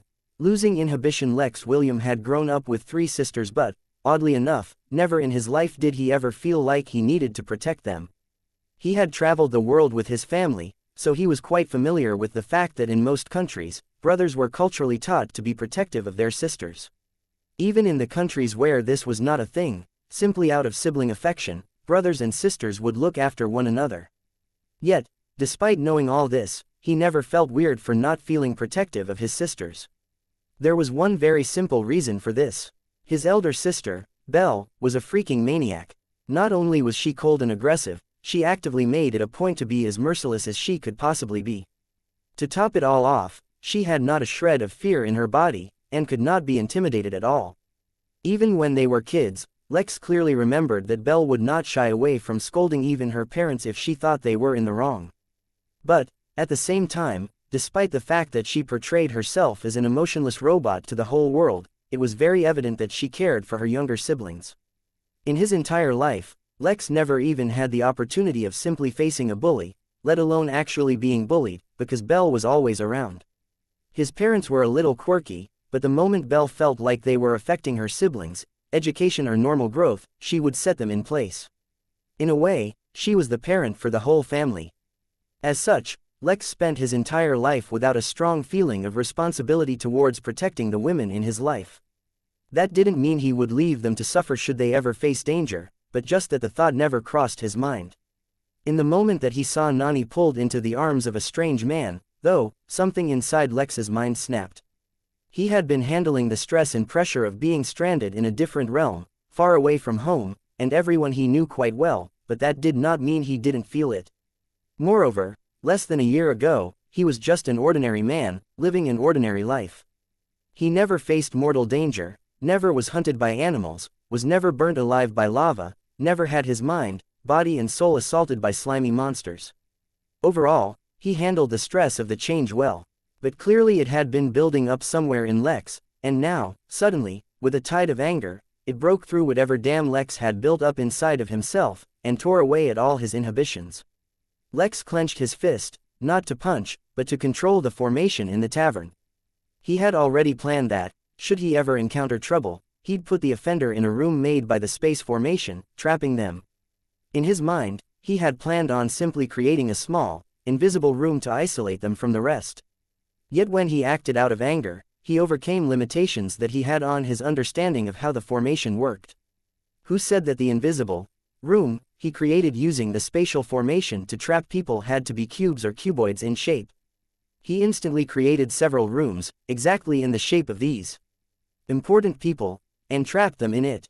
They suddenly found themselves unable to move in the slightest, and felt something squeezing against their bodies, trapping them, yet they couldn't see what it was. Standing still, and suddenly being forced to become as stationary as a statue, were vastly different, and everyone in the room immediately noticed that something had happened, but they couldn't understand what. Ignoring everything, Lex walked to Nani and helped her get out of that man's arms. "You're all right now," he said in a warm, soothing voice. "Everything is fine, it's over." He checked her hands to see if she had any bruises and, fortunately, she was not harmed. Fortunate for the people who stood frozen. The girl, who had suffered more from the surprise of being pulled than anything else, quickly calmed down. Lex had reacted all too quickly, so much so that she had not even understood someone had grabbed her by the time Lex pulled her away. Her two sisters, who had heard the yell, suddenly came to the hall as well to investigate, but Nani seemed to be fine. "I apologize for not stopping the man sooner," Lex said sincerely. "I was distracted, it won't happen again." "Oh, it's nothing," Nani said with a laugh when she finally got her bearings. "We wouldn't be in this business if we couldn't handle a little trouble." Though she said she was fine, she quickly grabbed the fallen tray and retreated to the kitchen. Even a blind man would notice by now that some guests in the hall were unnaturally still. Though their expressions remained frozen, since they didn't even have the space to maneuver their faces, their eyes kept darting about in fear and confusion. Lex nodded and turned back to the cream of society. To be honest, he was extremely pissed at them, not only because they assaulted Nani and insulted him, along with everyone else in the room, but they also destroyed his attempt at seeming like an ordinary tavern. When something snapped in Lex, it wasn't a blind rage that filled him, though there was definitely an abundance of anger. It was more like his inhibition broke. He kept holding himself back, keeping himself from showing all his cards. It was definitely smart to not reveal all his secrets, for his life was in greater danger while he was not at the inn. Yet now that he had the tavern, and the system's functions could help him once again, there was no reason to be so repressed. Lex clenched his fist harder, and the room that had been trapping all the offenders tightened just a bit more, squeezing their bodies. It was not lethal, or even dangerous, yet, but it definitely wasn't comfortable. Chapter 340, Convenient Coincidence. Lex was deciding what to do with these fellows. There was no way he would just let them go. Not only did they need to be punished, but they needed to understand that if they tried to retaliate against Lex or his workers at a later date, there would be far worse consequences. But first, Lex turned to the rest of the guests in the hall, mainly the sailors, and said, "I'm sorry you had to see that. At most you can consider it a little bit of entertainment. For those of you who feel like you want to avoid trouble, now would be the time to leave. If, however, any of you feel like watching some drama, then feel free to stay and enjoy." The sailors cheered and hooted, and none of them moved. Why should they give up free entertainment for no reason? Now that that's out of the way, does anyone recognize any of these guys? The room fell silent. It was to be expected, as these sailors were not locals. Mario and his crew said nothing either. Lex frowned, then walked right up to the man with a cane and freed his face so that he could talk. Immediately he started gasping, taking big breaths as he looked at Lex with horror and panic on his face. You can't. The man started stuttering, unable to finish his sentence. Lex, on the other hand, did nothing. He stood in front of him, and continued to look at him with an impassive face. The sheer extent of the indifference on Lex's face scared the man even more for some reason, and he quickly found himself unable to maintain eye contact with Lex.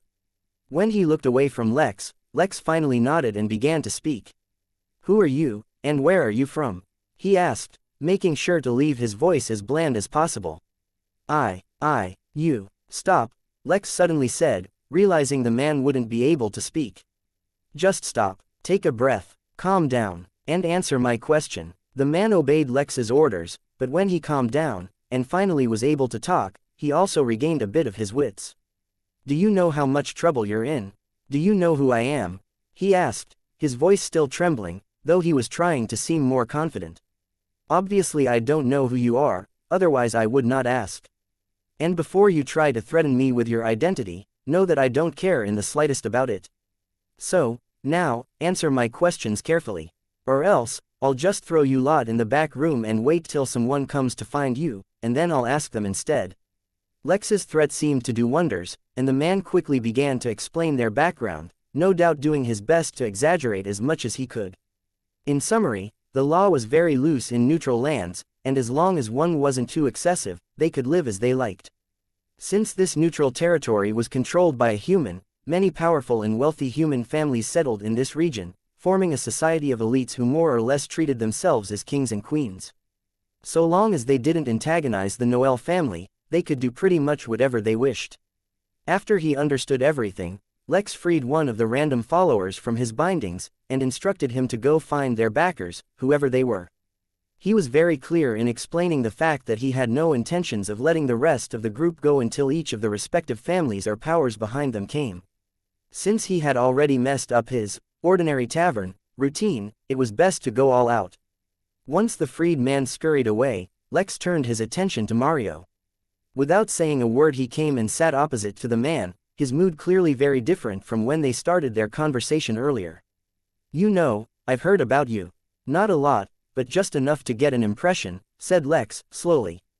"Oh, and what is your impression?" Mario asked, curiously. "My impression is that it's quite a convenient coincidence that the stupidest lot of self-titled nobles came to cause trouble at my tavern the very day you came to visit." Mario raised an eyebrow in question. Anakin I. McLean finished his drink and stood up reluctantly. The Lady Cosmos show was just too amazing, making him want to never leave. Moreover, he heard a rumor that a bikini segment was supposed to come up. Yet as alluring as it was, he had to get to work. He knew that the moment he entered the bank vault, chances were high he'd trigger some kind of alarm. He could have bought more stuff to help him remain undetected from the inn, but if he had the money to afford that stuff in the first place, he wouldn't be robbing a bank. He picked up the various bags he'd left in a room he previously rented at the inn, put on a mask and exited, coming out right in the middle of the vault.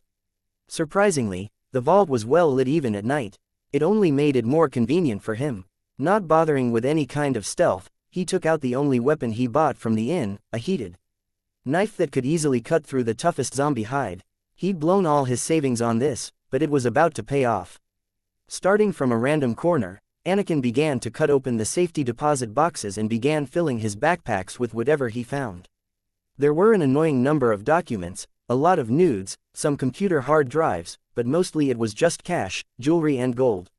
Anakin did not get greedy. As soon as the alarm he set on his wristwatch went off, he packed his bags and returned to the inn. Maybe he would have had more time, and maybe his little heist hadn't even been noticed yet. Or maybe it had. None of it mattered. Anakin had set rules for himself, and he would abide by those rules. Besides, he had money to spare now. Just to be safe, he'd be spending a week at the inn before he tried to return. Chapter 341. Death approaching. Mario felt an interesting cocktail of emotions at being so bluntly accused. At first, he felt amused and that this tavern owner was very interesting. He'd been in Babylon for so long that he had pretty much established the list of people who he should not cross, and it had fewer people than one would assume. Then, however, he felt caution and apprehension. Lex had used some strange method to trap all the troublemakers, and Mario had not been able to sense what it was. But then his experienced mind got to work, and he calmed down, and in fact, looked at Lex in an admiring light. The very fact that Lex was coming to question him meant that he wasn't sure if Mario was involved in the first place. Otherwise, instead of asking, he would have directly acted. Moreover, if one carefully analyzed the situation, the timing of Mario's arrival was perfectly in time to watch this little performance, and it did seem too coincidental. No matter how the situation would have been resolved, it would have given Mario a deeper understanding of this mysterious young man who appeared out of nowhere. As for the matter of whether Mario really instigated the little situation that developed at the tavern or not, it didn't matter. What mattered was that Lex thought there was a possibility he did, and was now confronting him about it. What this told Mario was that Lex was a man of means, but he did not let his capability turn him arrogant. It was more beneficial to everyone if he directly confronted Mario and reached a resolution. This could even create room for some kind of cooperation in the future. It does look suspicious, I'll admit, Mario said calmly, as if he was in no hurry to explain himself. But I think, Lex, that you are both overestimating my deviousness, and the reputation of your tavern. I had not heard of this place until my son told me about it, which was this morning. I am only here for a drink, and maybe something to eat. After all, everyone knows, we have a lot of work to do once it gets dark. This town is full of people who require our protection. Lex did not respond immediately, and kept looking at Mario. He was trying to decide whether or not to believe this self-proclaimed protector. He scanned Mario for some extra information. Name: Mario Ricci. Age: 283. Sex: male. Cultivation details: nascent mid-species. Human condition: his body has accumulated a lot of injuries over the years that have not fully healed. While it is not a solution, a dip in the hot tub will improve his health. Remarks: the most valuable item on his body is his wedding ring. Such a devoted husband, and a cheapskate, not a target customer. After reading the remark, Lex took a look at Mario's ring in passing and, almost instantly, decided on his following line of action. His wedding ring was a simple silver band, with a single, small gem infused right in the middle. It did not, in fact, seem like much if one did not pay attention to it. Yet the small, incredibly clear gem was not a diamond. It was the same crystal from which Lex absorbed so much energy. This was an important clue for Lex on the wealth of this region, for the result of his queries for the past few days told him that there were no valuable resources in the area, and the main lines of trade in the region focused around items and treasures made by the Noel family using some secret family technique. This did not coincide with the information Lex got from the map. That, along with the fact that such a supposedly resource-rich area was under human control, told Lex that there must be something going on in the region in secret. When he came to that conclusion, he immediately stopped asking such questions openly, lest he attract any unnecessary attention. Now, finally, on Mayo's ring he'd seen his first indication of the hidden wealth of this region. That meant that, regardless of whether Mario was involved in the current situation or not, Lex planned on letting him go. Moreover, he planned on improving relations with the man.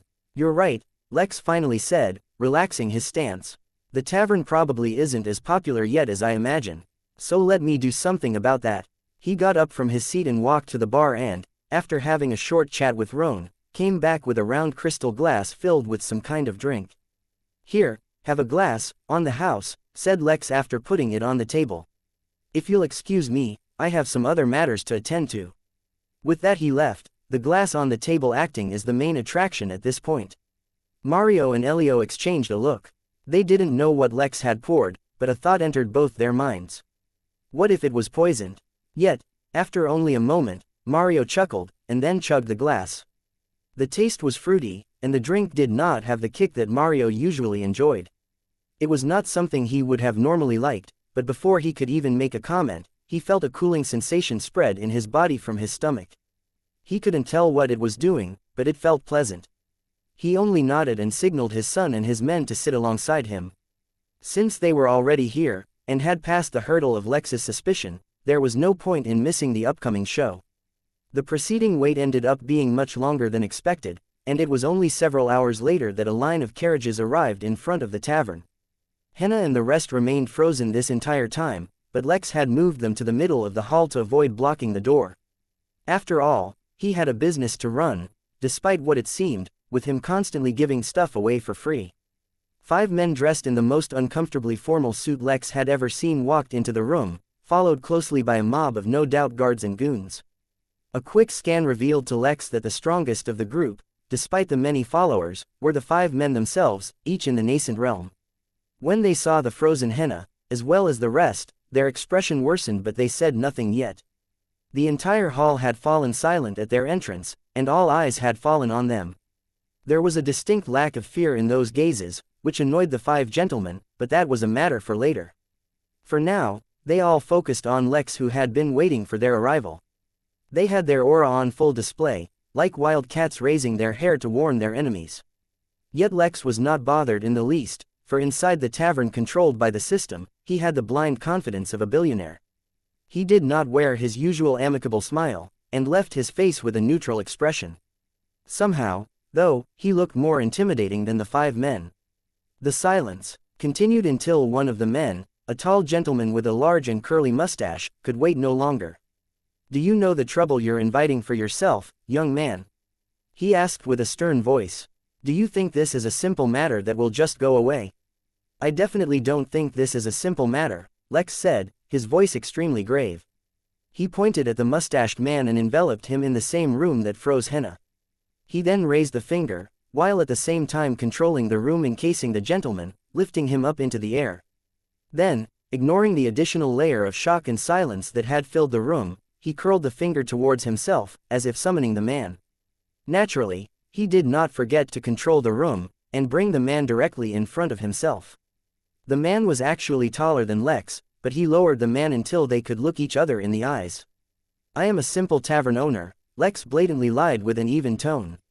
"We serve food and drink to the hungry and thirsty, and provide lodging to those who need a place to rest. Occasionally we provide entertainment and music, and more often than not we let our guests have a good time. A service we do not provide, however, is one where we let vermin harm the staff. Where I'm from, if a man comes into another man's home and assaults someone, it can be taken as a declaration of war. So that is why I have summoned you here today, to ask you. Shall I take this as an announcement of war?" Even if the 5 men wanted to answer, at that moment, they could not, for much like the force strapping henna, and the force holding the mustached man in front of Lex, there was a force wrapped around their necks, squeezing.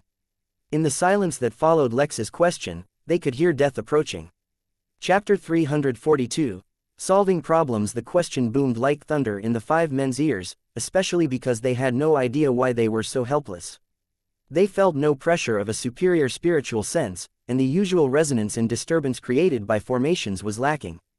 How were they supposed to know that the formation provided by the system was vastly superior to anything they had ever encountered, therefore it created no disturbance in the ambient spiritual energy? Half the spectators got goosebumps all over their bodies when they saw the confrontation, and the other half were giving each other dirty looks and continued drinking. Lex wasn't paying attention to that, though. He was looking the 5 men in the eyes. He had raised the stakes now, but it was also up to him to lower them. If he really did end up killing these people, it would create more problems for him, problems that he wanted to avoid. Of course, the possibility remains that these kids did not come with the intention of starting a war. Maybe they are just spoiled, entitled brats. Lex paused again, and this time, instead of the men, he paid attention to everyone else's reaction to what he was saying. For this next part, how much everyone believed his words were more important than the men he was threatening.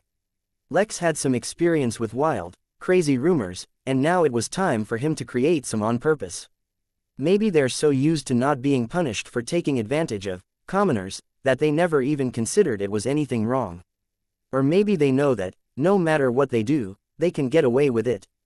Speaking of which, it kind of reminds me of the serial killer roaming about. Suddenly, even the sailors who were laughing at the noble's misfortune, froze, and then turned to Lex to listen to what he had to say. The moment they docked in this town they heard about a crazy killer on the loose. This was not the kind of place they would want to stay, but considering the darkness, they did not have the opportunity to go elsewhere. Mario especially paid attention, for the killer had seriously affected him, in more ways than most people realized. "I heard that no one can catch the killer, and that no one even knows who it is." The killer, who had been killing non-stop every day, and apparently stopped the last couple of days, maybe to honor the presence of the Noel brothers. The more I think about it, the more it sounds like a bunch of noble kids having fun killing the common folk, and then using their influence to derail before it can point to them. Lex paused again to let his words settle in. This time he was no longer choking the 5 men, simply keeping them from speaking, but the dread they felt was the same. No matter what they did or how influential they became, they absolutely could not cross the Noel family. If word spread that they were using their authority to randomly kill people in the lands under the Noel family's protection, they would not survive. The sailors, who at this point were intoxicated, high or exhausted from work or just plain dumb, did not think for even a second deeper and accepted this new information as truth. Some were suddenly afraid of being silenced and started to leave, while others looked at the nobles with anger. The five gentlemen never considered the common folk as a threat, for they themselves were nascent realm cultivators. While such a realm was far more common here than on a planet like Earth, it was still not something casually reached. In this entire town, besides the five of them, who were only living here temporarily due to the darkness, only the mayor and Mario were in the nascent realm. So which is it? Are you here for war, or are you just so used to keeling over whenever you want that you never even considered that I might actually take issue with being your latest victim? At this point, he released the five gentlemen from his hold, allowing them the opportunity to respond. The mustached man nearly fell to his knees when the force holding him up disappeared, but he recovered quickly and took a few steps back, to join his cohorts. The men were rubbing their neck, as if loosening their ties, and looked at Lex with newfound caution. This matter needed to be handled delicately. God damn it, roared Anakin as he fell to his knees, cursing the very skies, and even the gods if they existed. He returned to the inn just in time to hear the latest rumor. Because of suspicious behavior on the part of the husband of the woman running the Lady Cosmos competition, a certain Brandon Morrison, the bikini portion of the competition had been cancelled. Then he cried, along with many other men, and even women, yet their dream would remain a dream. Even the happiness of his newfound wealth could not console him as he walked listlessly around the inn. He knew not where he was going, nor where he was. He only knew the name of his enemy, surname Morrison, first name Brandon. It was amidst his mindless wanderings that he ended up in an almost entirely remote area of the inn, save a group of three boys who sat around a circle table silently, their expressions grave. Suddenly he felt that they too knew his pain, and that if they shared with one another the stories of their idols, maybe the pain would be lessened. "Fret not, those who have dared to love," he said dramatically as he approached the three men. "Though our dreams have been sabotaged this time, there is always hope next year." He looked with gleaming eyes, expecting understanding and recognition amongst his fellow men. Instead, all he received were curious stares and silence, at least until one of them said, "He's lying. He probably has no hope for next year either." As if his heart had been pierced by an arrow, Anakin collapsed onto the ground. Indeed, his heart was cynical, and he did not believe there would be bikinis next time either. Raphael and Larry both looked towards Noman with anger and frustration. Were it not for the rules of the inn, they would have murdered Noman 100 times over. This human lie detector didn't know was pretty much an idiot, but for reasons they could not explain, he was immediately able to tell when someone around him lied. Moreover, every time he heard a lie, he would mumble as much under his breath, as if cultivators didn't have hearing sharp enough to pick up on it. The truth had yet to be revealed, but Raphael was completely unable to build a connection with Larry when they first met because Noman kept revealing his lies. At the same time, Larry felt frustrated because people kept trying to approach him, and Noman apparently knew more than he revealed, but only pointed out when others lied. In fact, even when Larry casually lied, Noman picked it up. Larry and Raphael both had secrets that could not be revealed to the world, and they needed to know how much Noman knew. But he never admitted to anything, yet kept pointing out lies. It was frustrating the hell out of them. It actually came to the point that the two of them, despite not knowing each other much, felt a sense of camaraderie in their hate for Noman. All right, I can see you all are having an important meeting and don't care about Lady Cosmos," said Anakin. "I'll get out of your way and let you continue. After all, I'm just an ordinary, completely average person. It's all the same no matter where I go." Before Anakin could even turn around, however, he heard the same boy mumble, "He's lying." The wary Larry and Raphael suddenly looked towards Anakin, who was also looking suspiciously at Noman. Why did the situation keep getting worse? Hey, what do you mean, I'm lying? You're lying. Your mother is lying. I never lie. He's lying again, he mumbled, before speaking out loud, "Hey, there's no need to bring my mother into this, although she did indeed lie a lot." Instead of getting annoyed or frustrated, the way the other two did, Anakin stared at Noman for a moment before he got a brilliant idea. "The sky is green," he said. "He's lying," Noman mumbled. "My name is James Pott. He's lying. I have an excellent business idea. He's actually telling the truth. I wonder what it is." Anakin grinned and patted Noman on the back. "My friend, you and I are going to make a lot of money together." Anakin tried to lead Noman away, but Larry and Raphael immediately stopped him. "Not so fast there, buddy. He's not going anywhere until we solve our situation." The extremely perceptive Anakin immediately guessed the intricacies between what happened with the three of them.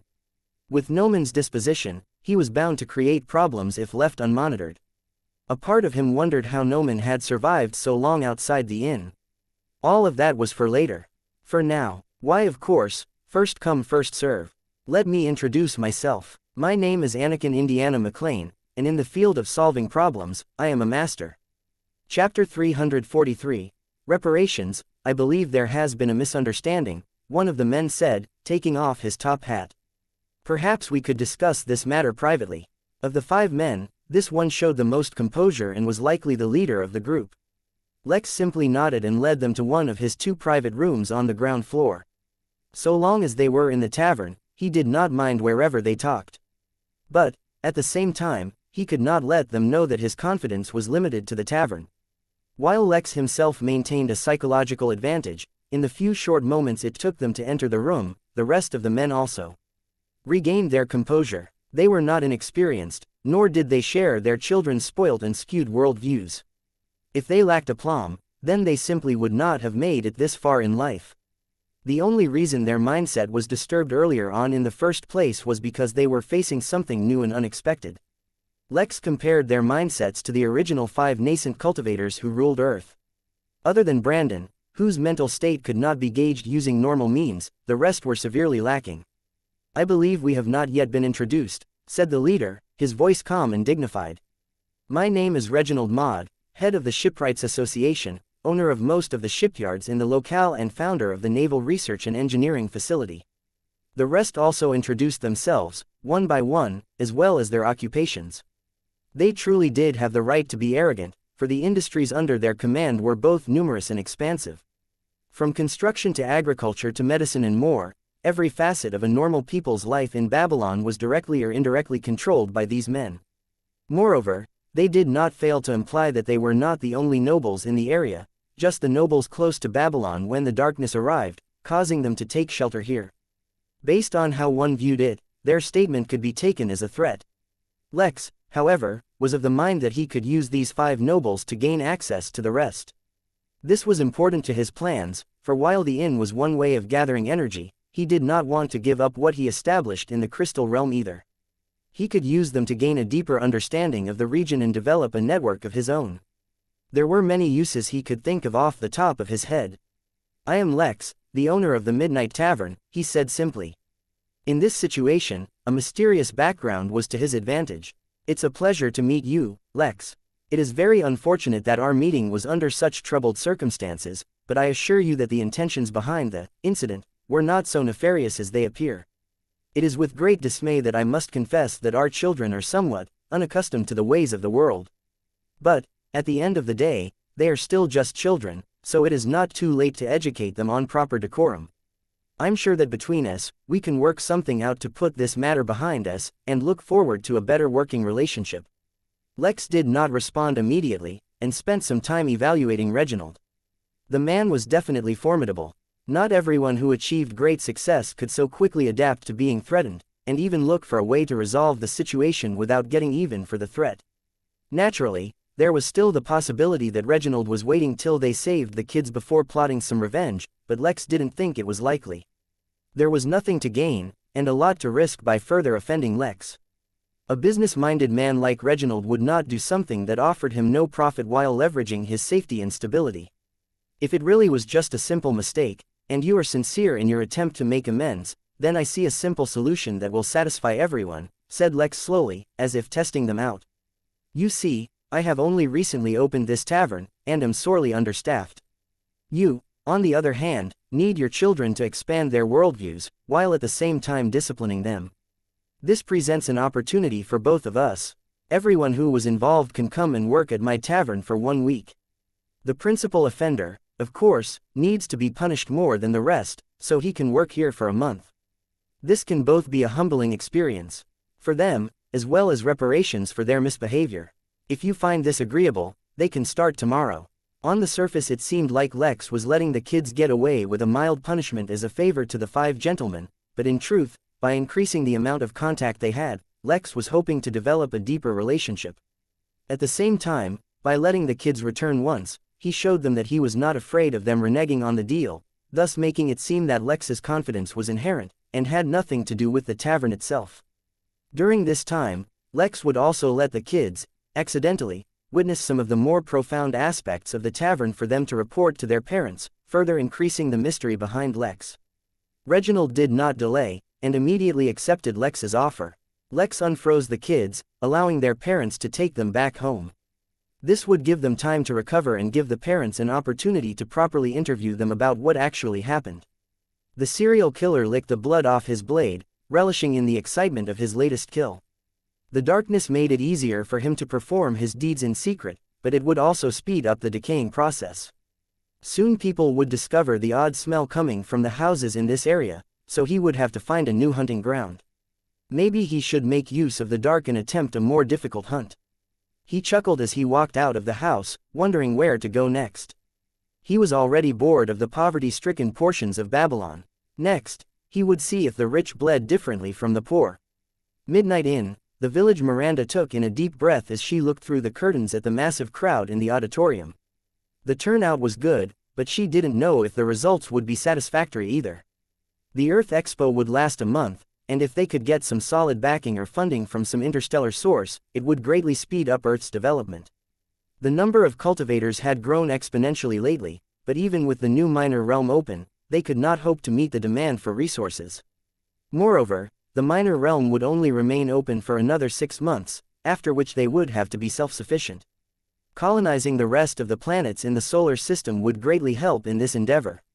For that, though, they need better technology and resources. "Are you nervous?" asked Bernard, who stood behind her.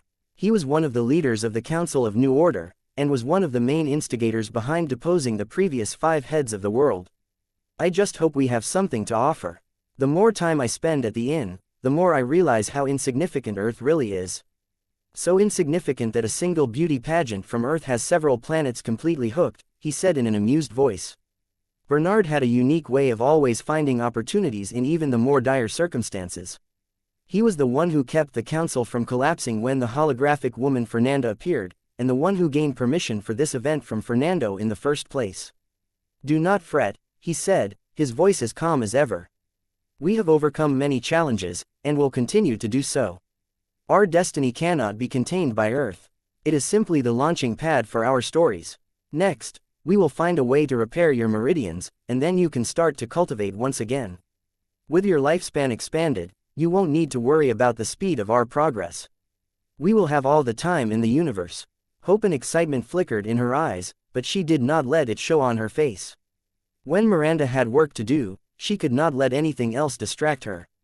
Currently, she had an expo to begin, and then only a month to secure everything they needed. Suppressing her excitement, as well as her nervousness, she walked through the curtain and onto the center stage. The opening ceremony for the first ever Interstellar Earth Expo had begun. Chapter 344, Pivarti Party. Lex thought his problems would be over once the noblemen and their children left. But a new, unexpected problem cropped up. Big Ben, the newly engaged man who had spent the last few days sleeping, finally woke up. He was healthier and more energetic than he had ever been in his life, but he did not celebrate his newfound health for long. It did not take long for him to find out the crew he previously worked with had been disbanded, and since he was asleep at the time, he was not amongst the few who were immediately taken into employment by his previous captain's debtors. This was technically not Lex's problem, but he felt guilty for putting Big Ben in that state. Moreover, he was looking for workers, anyway. So he ended up hiring the big guy as his security. Big Ben seemed quite sociable and knew almost everyone who visited the tavern by name. While this was not a trait that made him intimidating, like Lex had imagined for his bouncer, sometimes this would work out even better. Besides, who said Lex was limited to a single guard? He could hire more if he found someone suitable. The one extremely important rule for his employment was that he couldn't drink while working. It was not Big Ben's fault, but in Lex's mind, he developed a reputation for knocking himself out a lot. The rest of the day passed calmly, and due to the darkness, Lex had Big Ben walk the triplets home. They insisted that they didn't need the escort, but Lex didn't change his mind. That night, Lex spent another few hours practicing arrays in the meditation room before eventually taking a break to watch some Lady Cosmos. It was the top 30 now and Lex was fairly surprised to find a familiar face amongst them. It was Alyssa Harmony, the YouTuber who had won the Midnight Games. She was the only remaining contestant from Earth and had the backing of the entire planet. The remaining contestants weren't any weaker in terms of support, either. One in particular, Lex noticed, seemed to get a lot of support from the Midnight Inn staff members. Her name was Haley, and her charm seemed to have infected quite a few. Well, Lex couldn't exactly say he didn't understand the appeal of a beautiful woman with wings. As someone who had watched a lot of anime, he knew that she may have even stolen some supporters from Earth. He asked Mary and learned that the inn's barber, Harry Styles, had developed a relationship with her. They had left many things unsaid, and had not made anything official, as for now, both of them were completely focused on the competition. Regardless, all the staff from the Midnight Inn silently supported the duo. In fact, they had to be extra careful about supporting her silently, because if word spread that the inn's staff had a favorite, it might influence others. Lex was at first surprised when he heard the news. Then he sighed. It seemed more and more couples would be coming to the inn, while he had more or less firmly cemented his position as forever alone. He briefly recalled his last girlfriend, who also happened to be his first girlfriend.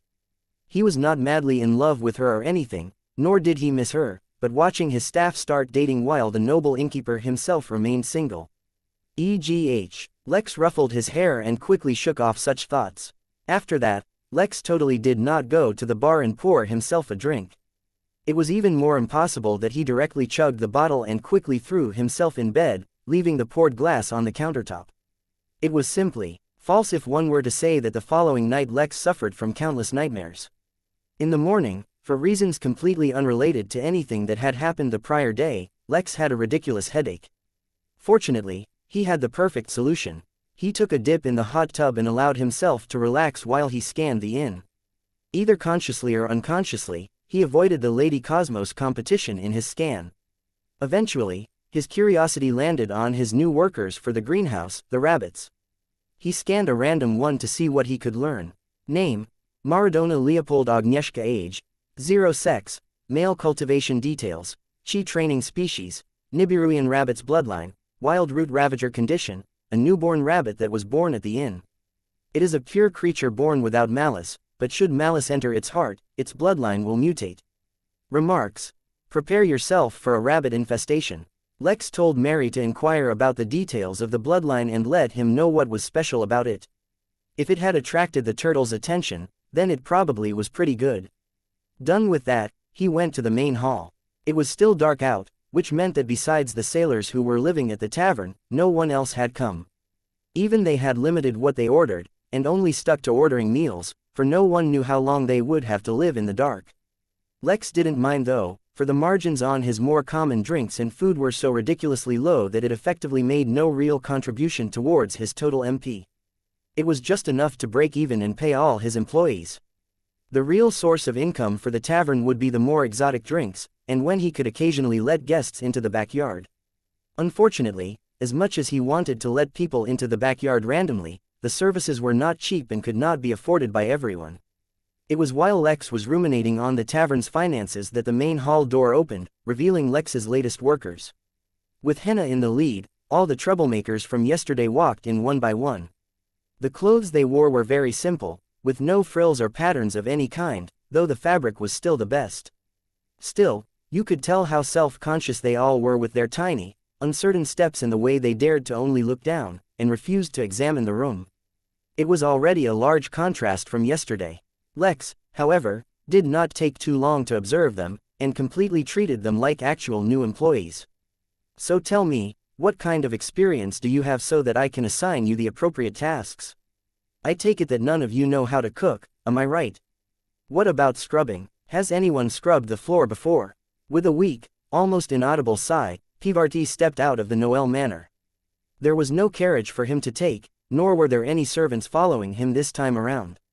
His father's reaction could have been said to be mild this time around, for there was no screaming, yelling, or throwing him to join the armies to fight off the abominations of the dark. At the same time, it could be said to be extremely severe. All he said was that Pivarti was a man now, and obviously had his own thoughts on how he should live his life. As such, he should no longer burden himself with the responsibilities and expectations that came with the Noel name. His family name was stripped from him, and he was made to leave with nothing but the clothes on his back.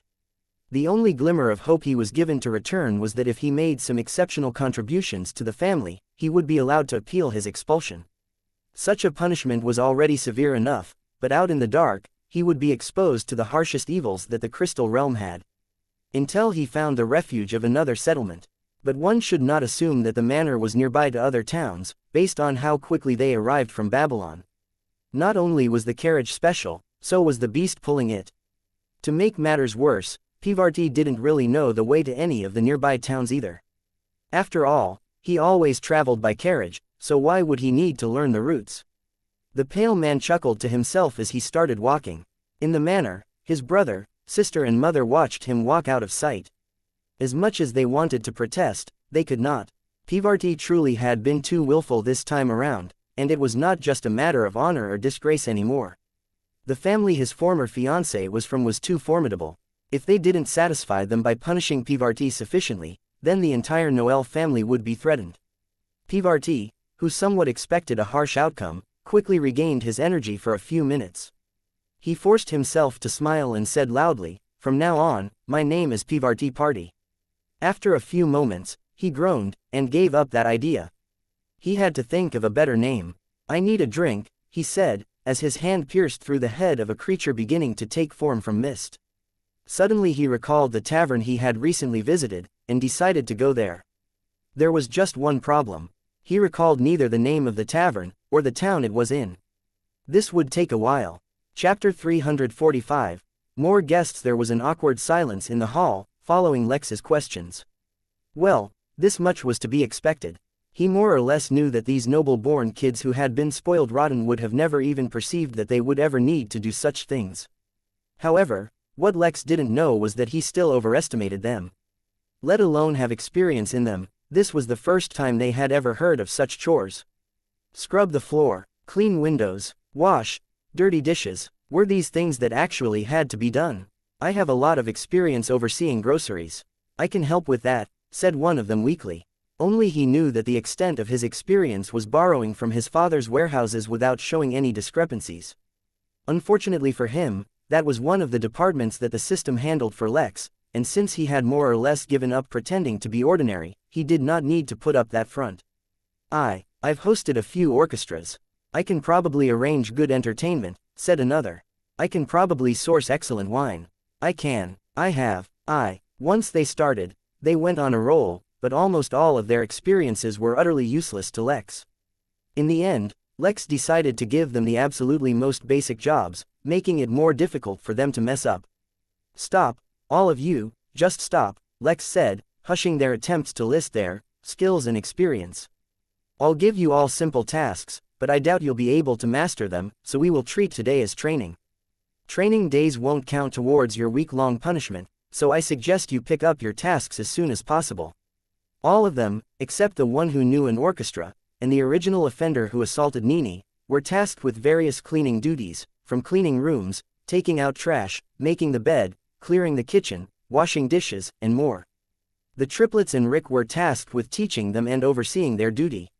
He had to say, he was actually quite satisfied with how hard the girls worked, and was actually planning on increasing their salary right from the beginning.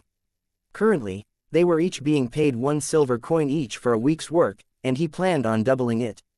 As for the 2 remaining miscreants, Lex was actually quite interested in arranging a musician to visit the tavern regularly, so he tasked the one who arranged orchestras to find him a musician willing to play at his tavern. Lex would then see how well the musician performed. As for the guy who tried assaulting Nini, Lex had him scrubbing the main hall floor, with nothing but a towel rag. That would be his only duty for the entire week, and Lex had no intentions of letting him take breaks or clean half-heartedly. Besides that, today Betty, Big Ben's wife, would be in charge of the cooking. She applied for the position when Big Ben was hired here, and Lex said that he would decide based on her performance. A few others were also scheduled to come today to interview for various positions. It would be a full day. Although it was not cold, Anakin folded his cashmere scarf, one of the times he stole, inside his velvet coat and buttoned up. He picked the gold-embossed smoking pipe from his mouth and blew out some smoke into the wind. With his free hand, he reached into his coat pocket and lifted the jewel-encrusted pocket watch and checked the time. His latest business associates were late, and he could not really tell by how much because his pocket watch had no batteries in it, which annoyed him. He slid the watch back in his pocket, put the pipe back in his mouth and continued to smoke. He did not mind his associates being late, for the Lady Cosmos competition was on break. The contestants needed to replenish their strength and be completely rejuvenated for the last portion of the event. Therefore, he really had nothing else to do. It was not his intention, but circumstances forced him to relax in decadent luxury. He did not have to wait much longer though, as the three men he was waiting for quickly entered his sight. To be specific, they didn't really agree to work with him, but he told them where to find him when they could not figure out a solution on their own. Eventually, despite their reluctance, they ended up coming here. To be clear, Noman had no issue he wanted to resolve, but no one else dared let him roam free and unsupervised. After all, if he truly knew their secrets, or at least some of them, they would have too much to lose. He was, however, mildly interested in the business opportunity Anakin mentioned, for he wasn't lying when he said it.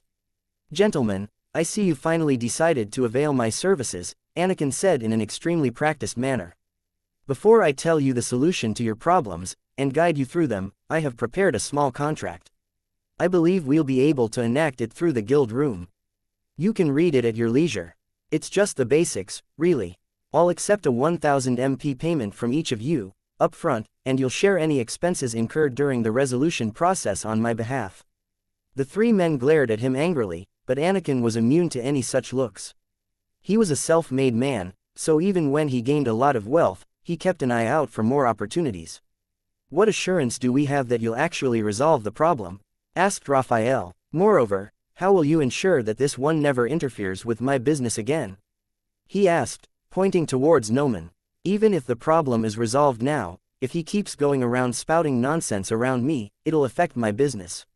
For the resolution, you have no choice but to trust me. As for future encounters, I believe Mr. Butt and I will be business partners in the near future, so you won't need to worry. I'll make sure he no longer shares his gift with anyone for free." The rest grumbled but, eventually, gave in and signed the contract. Pleased with the small fortune he just made for himself, Anakin took a moment to dwell in his accomplishment, before he became serious. He had the trio follow him, until he brought them to a building at the inn they'd never seen before. "Gentlemen, the building behind me is like none other. It is an exclusive feature of the Midnight Inn and is known as the Chamber of Secrets. Within it, you can deposit any knowledge you have to store, effectively removing it from your brain. Moreover, at the time of the deposit, you can set the required conditions to reclaim the secrets. So, to resolve your situation, you can openly ask each other any questions you need to relieve your concerns. Once you're convinced, everyone in the know can go into the chamber and directly deposit all sensitive information related to each other, with the condition that it cannot be retrieved unless all three of you agree. Naturally, you can skip the sharing process and directly go and deposit the secrets, but where's the fun in that?" For a moment, everyone was dumbstruck. Did they just pay 1000 megapixels to learn about something they could have found out for free? No wonder there was a no-refund clause in the contract. Lex was in the kitchen trying the soup Betty made, which was really very good, when a sudden ruckus from the main hall attracted his attention. There were multiple voices yelling and a woman screaming desperately above them all. Lex's heart dropped, and he suddenly thought of the serial killer on the loose. He bolted to the hall, ready for a fight, but the sight that awaited him was not of a murder, but of a family with many small children. The mother, who had a baby strapped to her chest and was holding several bags, kept the main door open using her body while 4 prepubescent children ran in the hall. A couple of older kids, teenagers seemingly, trudged in as well, over-encumbered with bags and boxes, barely able to see where they were going. Outside, there were a series of carriages and more families disembarking. There were numerous kids, the source of most of the yelling, and several mothers as well, trying to rein in the kids. "Excuse me," a man yelled over the noise, finally attracting Lex's attention. The man looked battle-weary, though maybe that was just the result of the many kids. "Do you have any rooms available? If you do, we'll take them all. We got lost in the darkness and barely made it to town. Most of the other places we've run across so far are full up, with everyone waiting for the darkness to pass. If you can fit us all in, I'll pay extra." Before Lex could reply to the man, one of the kids ran headfirst into the bar and started crying, attracting the man's attention. Then another one puked. Chapter 346. Daycare. Lex had seen the hell of battle, but this was a kind of anarchy he had never beheld. If only things had ended with one kid crying and one vomiting, it would not have been so bad. But, as if inspired by the first child, every kid in the vicinity started crying. Some kids who were still outside, and had not yet entered the tavern, also began to cry. But the crying was independent of running, as they continued to do both actions separately. Even the kids who vomited started crying and running, leaving tracks behind him. "George, make them stop," yelled a woman from outside. "I'm trying," responded the man who had been talking to Lex. But between checking up on one kid's wound and tapping another on the back, trying to calm them down, he was incapable of reaching the one, leaving a trail across the hall. The teenagers ran after that one kid, but he seemed adept at dodging, and navigated the hall like a battlefield, narrowly avoiding capture. But all was not lost, for in the moment right before the mother collapsed, like angels sent from the heavens for salvation, the triplets swept in. With a practiced hand, Naki grabbed the evasion expert directly by the ear, though she did not pull, and only used it as a threat to hold him in place. Nami used a napkin to cover the wounded child's bleeding nose, and started complimenting him on his bravery. Nani rubbed her cold hand across a crying child's neck and massaged him. The cold hand grasped the child's attention, and the massage soothed it. Showing the prowess of sisters with many siblings, they pacified the hurricane into a gentle wind. "We only have 2 rooms remaining," Lex informed the weary man. Before even responding to Lex, he looked towards the exit and yelled, "2 families disembark. The rest, keep searching." He waited a moment for confirmation, before he turned towards Lex and began listing his requirements. "We're going to need mattresses in both rooms, and extra blankets and pillows. Also a hot shower if you have it, and food, for 16 people. Also, if you can send someone for a doctor, some of us have injuries. Also, if you have someone to carry the luggage. Also, we'll take the food in our rooms. Also, can you send someone for the news? We've been in the wilderness for too long." The man paused, as if to question if he had forgotten anything, and then asked, "Oh yeah, how much for the rooms?" 1 megapixel per night, Lex responded, taking the man by surprise. "That's a little expensive for a tavern, isn't it? You taking advantage of the fact that it's dark out. You know, that's illegal. If I report you, you can get in trouble. That's the price, whether it's light out or dark. Our prices are fixed, they never change." The man was skeptical, but he couldn't take the risk of losing these rooms, so he simply accepted it. Lex had his latest workers, the miscreants who were causing trouble at the tavern, to carry all the bags up to the last 2 remaining rooms, which happened to be on the highest floor. Betty began preparing meals for the new families, and Lex sent out Rick to find a doctor, as well as Roland to bring the latest news. Lex himself temporarily retired to his own room during this because he had something indescribably important to do. "Mary, we need to start a daycare service," Lex said very gravely. "What?" she asked, confused. She had been preoccupied with other things, and it took her a moment to absorb what Lex said. "A daycare service? Why, just trust me on this," he said, as he recalled the look in the eyes of the parents he just saw. "This is imperative, and will take priority for now. I want the entire planning team to come together and design a place for kids. Design it keeping various age ranges in mind, and provide a large range of activities. In fact, I want you to work with them as well. You're familiar with my authority and all that I can do now, so take full advantage of it while designing it. Make it so that not only are we taking care of the kids, we're helping them in some way too. It's fine if you have to design different areas for different races, but I want it to be great. We can even use some of those rabbits working at the greenhouse as caretakers, they seem friendly enough. Give me an update when you've made some progress." "Sure," she replied, still confused about how Lex was behaving. Only after she gave an affirmative response did Lex allow himself to relax. Yes, the tavern really was a good idea.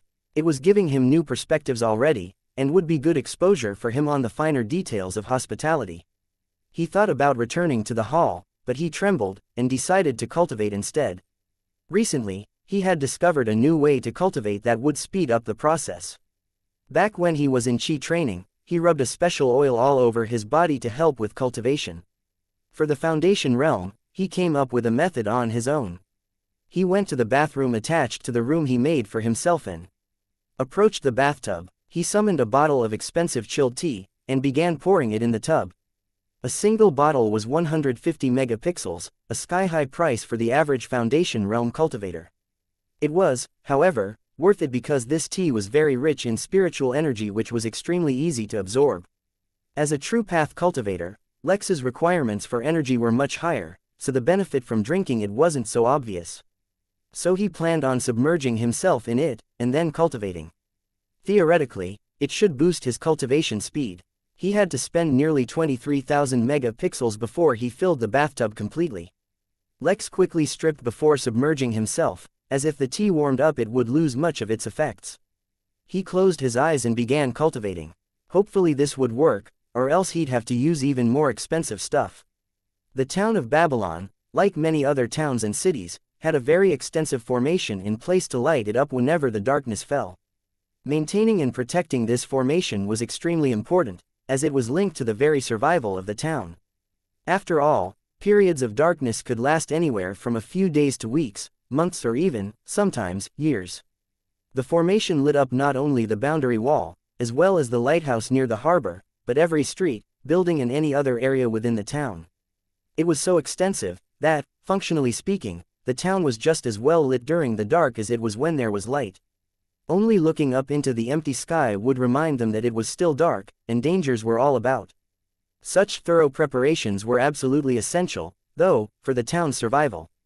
While it was filled with cultivators, if they had to rely on themselves, the town would be able to survive at most 1 week before enemies became too powerful.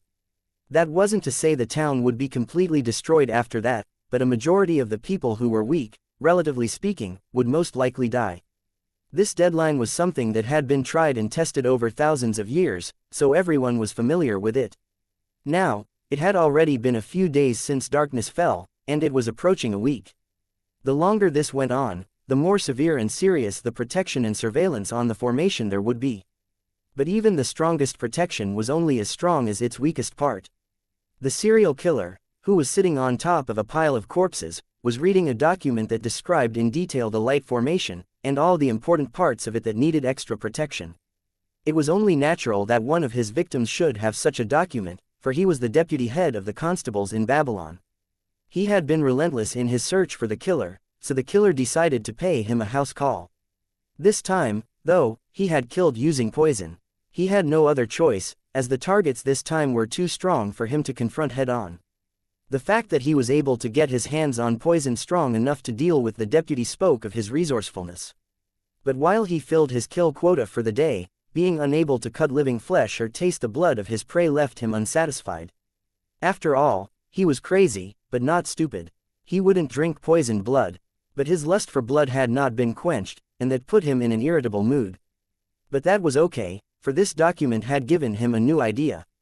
He was really enjoying this darkness, and he wanted more of it. Chapter 347. Waves of Pleasure. It was well into the night when Lex finished his cultivation session. His body felt slightly bloated, but that was excusable when one considered that he had basically absorbed a tub worth of tea into his body. Or, more specifically, he had absorbed the energy contained within that tea into his body. The sense of bloating was both good and bad. It was good because it basically meant that Lex's estimate about using this particular tea was accurate, and all he needed to do was slightly reduce the amount of tea he used the next time.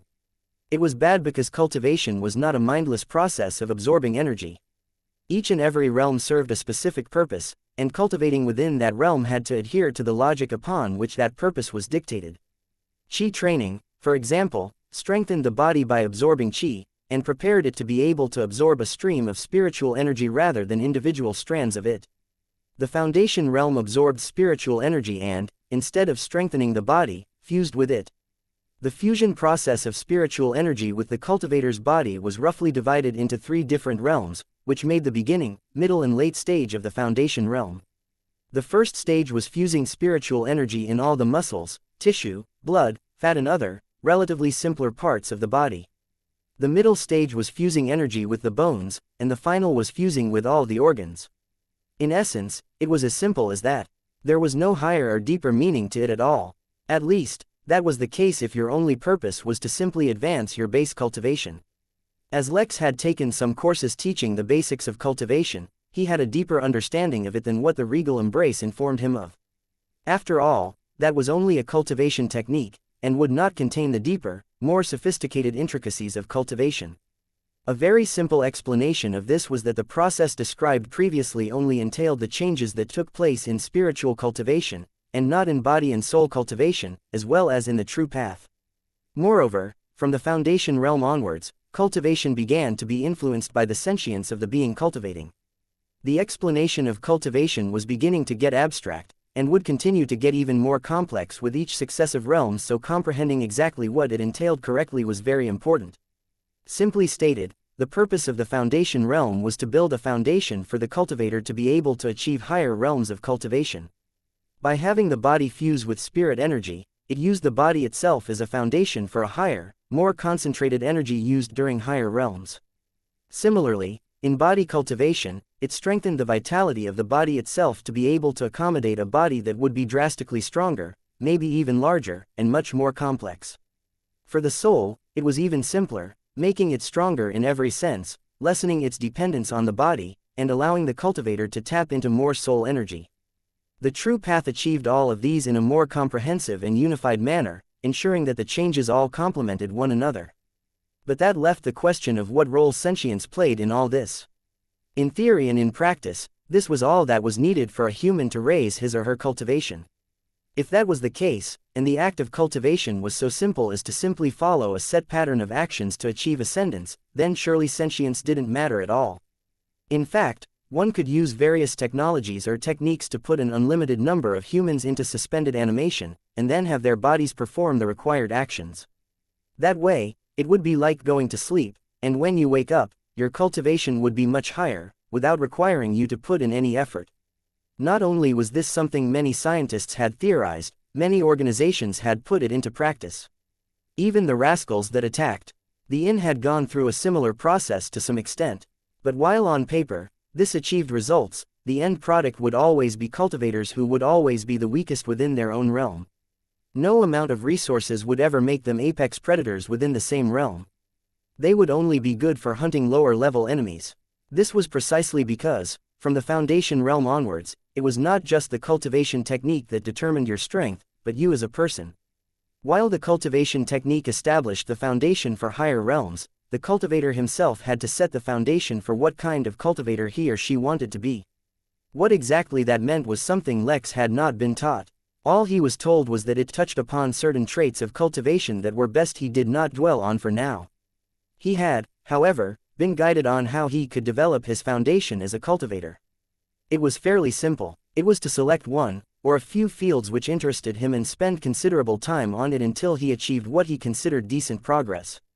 There was no metric for this other than his own self-evaluation. For example, a painter could paint, a writer could write, a marksman could practice his aim, a fighter could refine his technique, and so on. For himself, predictably, Lex had chosen to practice arrays. Anyway, Lex's thoughts had gone on a tangent. In summary, the reason why feeling bloated was not good was that he could not force his foundation to form. It had to be a natural process, and any excessive pressure could end up having the opposite effects. Lex took a warm shower once he was done, and decided to check up on the inn and tavern. To his surprise, despite the late hour, there were still a few people sitting in the hall. Specifically, it was all the adults from the two families that had moved in today. They were not talking, or eating, or even drinking. They were simply sitting in silence, allowing their weary bodies and minds to slowly recover. It was not just the kids that had caused Tem endless exertion, and drove them to the edge of sanity. It was the few days they spent in the darkness. Were it not for the fact that they had roads to follow, they would have never found a way to any town. During that time they could not rest for even a moment, as they had to protect the carriages. Their families as well as the beasts pulling the carriages. Moreover, they were all in the foundation realm, so they weren't exceptionally strong either. They were just a group of families who had timed their vacation poorly. Upon observing their exhausted faces, a sense of pity filled Lex's heart. He decided instantly to welcome his first guests into the tavern's backyard. Silently, and without attracting any attention, a new door appeared in one of the walls of the hall, very close to where the families sat. At first, nothing happened, for no one noticed anything at all. But, after a few minutes, the man who had previously talked to Lex, George, noticed something amiss. He looked beside him and saw a door he hadn't noticed before. For a moment he was confused, for he didn't recall there being a door here. But he attributed it to him being too tired or distracted to notice. But then, his wife saw him staring to the side and took a look as well. Was this always here? She asked as soon as the thought occurred in her head, bringing everyone's attention to it. I don't remember. But it must have been, right? Replied George. I wasn't paying attention. I'm still reeling from that medicine the doctor gave me. My stomach is still burning. I don't recall it, but then again, I wasn't paying attention. The conversation repeated itself a few times before George's wife stood up, deciding to sat her curiosity. Don't, said George. What if it's someone's room? I'll apologize, she replied offhandedly, and opened the door. What she saw caused her to tremble and weaken in the knees. A small, cozy wooden room with a couple of changing sectionals on the side appeared before her eyes. But what really caught her attention was the hot tub right in the center. Steamy mist was floating up the bubbling water, inviting her in to rest her weary bones, while a relaxing, soothing scent oozed out the door. The darkness had brought with it cold as well, but just the warm gush of wind that escaped the door seemed to drive the cold right out of her body. Mesmerized, she forgot to inform George. She even forgot to change her clothes. Before she knew what she was doing, she dipped herself in and a long, deep moan escaped her lips. She closed her eyes and rested her head on the edge of the tub. What husband? What kids? Right now, she forgot all of it and simply savored the waves of pleasure, washing through her body. Chapter 348, Sharing Secrets, Honey. George called out, confused. From his angle, he couldn't see into the room very well, so all he knew was that she simply entered the room with a look of reverence. He exchanged looks with the other couple, who were just as confused. Synchronously, they got up and walked towards the door, intrigued, and the moment they smelled the scent wafting through, they entered a trance almost. Their tired bodies, aching muscles, exhausted mind all gave in at the same time, and surrendered to the pleasant aroma. When they arrived, they didn't go through the same surprise as George's wife, mainly because they were already hooked. They did not notice at all when the door closed on its own behind them, and the entrance from the hall mysteriously vanished. Absent-mindedly, they approached the hot tub, and all got in, one by one, all forgetting to remove their clothes. A collective groan could be heard as they all got in, and the hot, healing water began working on their injured bodies. The two families could not be blamed for their state. They had just exited an incredibly high-stress period, so not only were they high-strung, but their bodies had undergone exertion they were completely not used to. The only reason the situation was not worse, and they had suffered no fatalities, was because the foul creatures formed early in the darkness were weak, relatively speaking. Moreover, this was no ordinary hot tub. How could it be, when this was one of the services offered by the system? The hot tub was not a replacement for the recovery room or recovery pod, but it would definitely help the body relax and speed up its natural recovery. Moreover, the waters were mixed with healing and soothing concoctions that not only helped the body, but the spirit as well.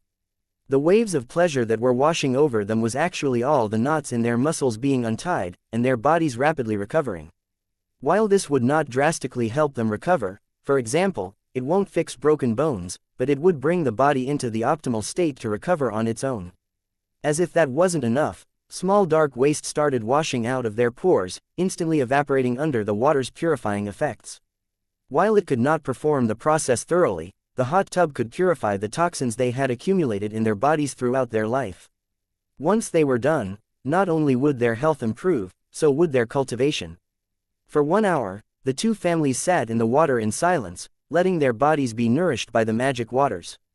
They reached a point, however, when they all suddenly felt that whatever process had been happening was complete, and staying in the water any longer would no longer help them. It was a subconscious thought, and they could not source where it had originated from, but they all had it at the same time. One by one, they exited the hot tub and took short, wobbly steps towards the door. Their wet clothes dried in a few steps, the water evaporating magically, as if it could not exist too far from the hot tub. When they exited the room, both the couples somehow exited into their respective rooms. It was magical, but for some reason, at the moment, none of them questioned it. The gentle aroma of the hot tub room seeped into their bedrooms, relaxing the numerous kids sleeping on mattresses, and pushing them into a deeper sleep. The parents, once again without changing, climbed into bed, amongst the youngest of their children, and fell asleep instantly. It was a deep and dreamless sleep, letting their mind and body recover. The hot tub room disappeared as magically as it appeared, and there was no indication on whether the families would even remember it or just consider it a strange dream they all shared. In front of the Chamber of Secrets, Anakin, Larry, Raphael and Noman once again gathered. Although Anakin had informed them about the function of the chamber, they were not completely satisfied. Each of them tested the room by depositing and recollecting small, inconsequential memories and testing each other on it. Once all of them had tried it out, and were satisfied with it, they decided on forming an agreement via the guild room that they would honestly answer each other's questions, and then deposit each other's secrets in the chamber, leaving only the memory of the surety that their own secrets or matters were secure. That left the matter for why Anakin was still amongst them. While he had no secret to share, for he truly was just an ordinary person adept at finding and using opportunities, he had convinced Noman that he would benefit greatly by following Anakin from then onwards. How he had done it was unknown to the rest, but Noman completely believed Anakin, and involved him in this matter as well. Thus the four of them signed the agreement and arrived at the chamber. Since it was so secure, they decided to exchange their secrets right inside the chamber. First up was Noman. Everyone was staring at him intently, making him slightly uncomfortable.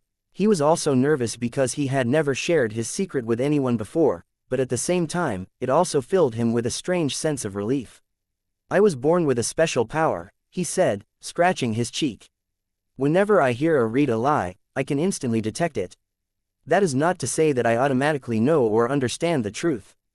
It just means that whenever I come across anything that has the intention to communicate anything so that it is perceived as anything but the truth, I can detect it. For example, if a person named Harry says to you that you can call him Adam, he is not lying. You, indeed, can call him Adam. But, if in saying that, his intention is not to say that you can call him that, but to make you believe his name is Adam, I can tell that he is lying. This ability of mine has no restrictions. It can detect lies in any format, and it does not matter how high or low someone's cultivation is. I have yet to see anyone who can hide from my ability." His short and simple dictation was followed by utter silence, as everyone absorbed the weight of everything he had just said. His ability was absolutely broken. Being able to detect lies, regardless of cultivation. In the right hands, or maybe even the wrong hands, this ability could wreak havoc. Of course, the premise was that it had to be someone smart enough to use the ability effectively. Anakin's eyes were gleaming as various thoughts ran through his mind, though his expression revealed nothing. Larry went next. He had none of the nervousness of Noman, and directly began his tale. "My family was an extremely wealthy family back on Earth, and owned several spirit stone mines.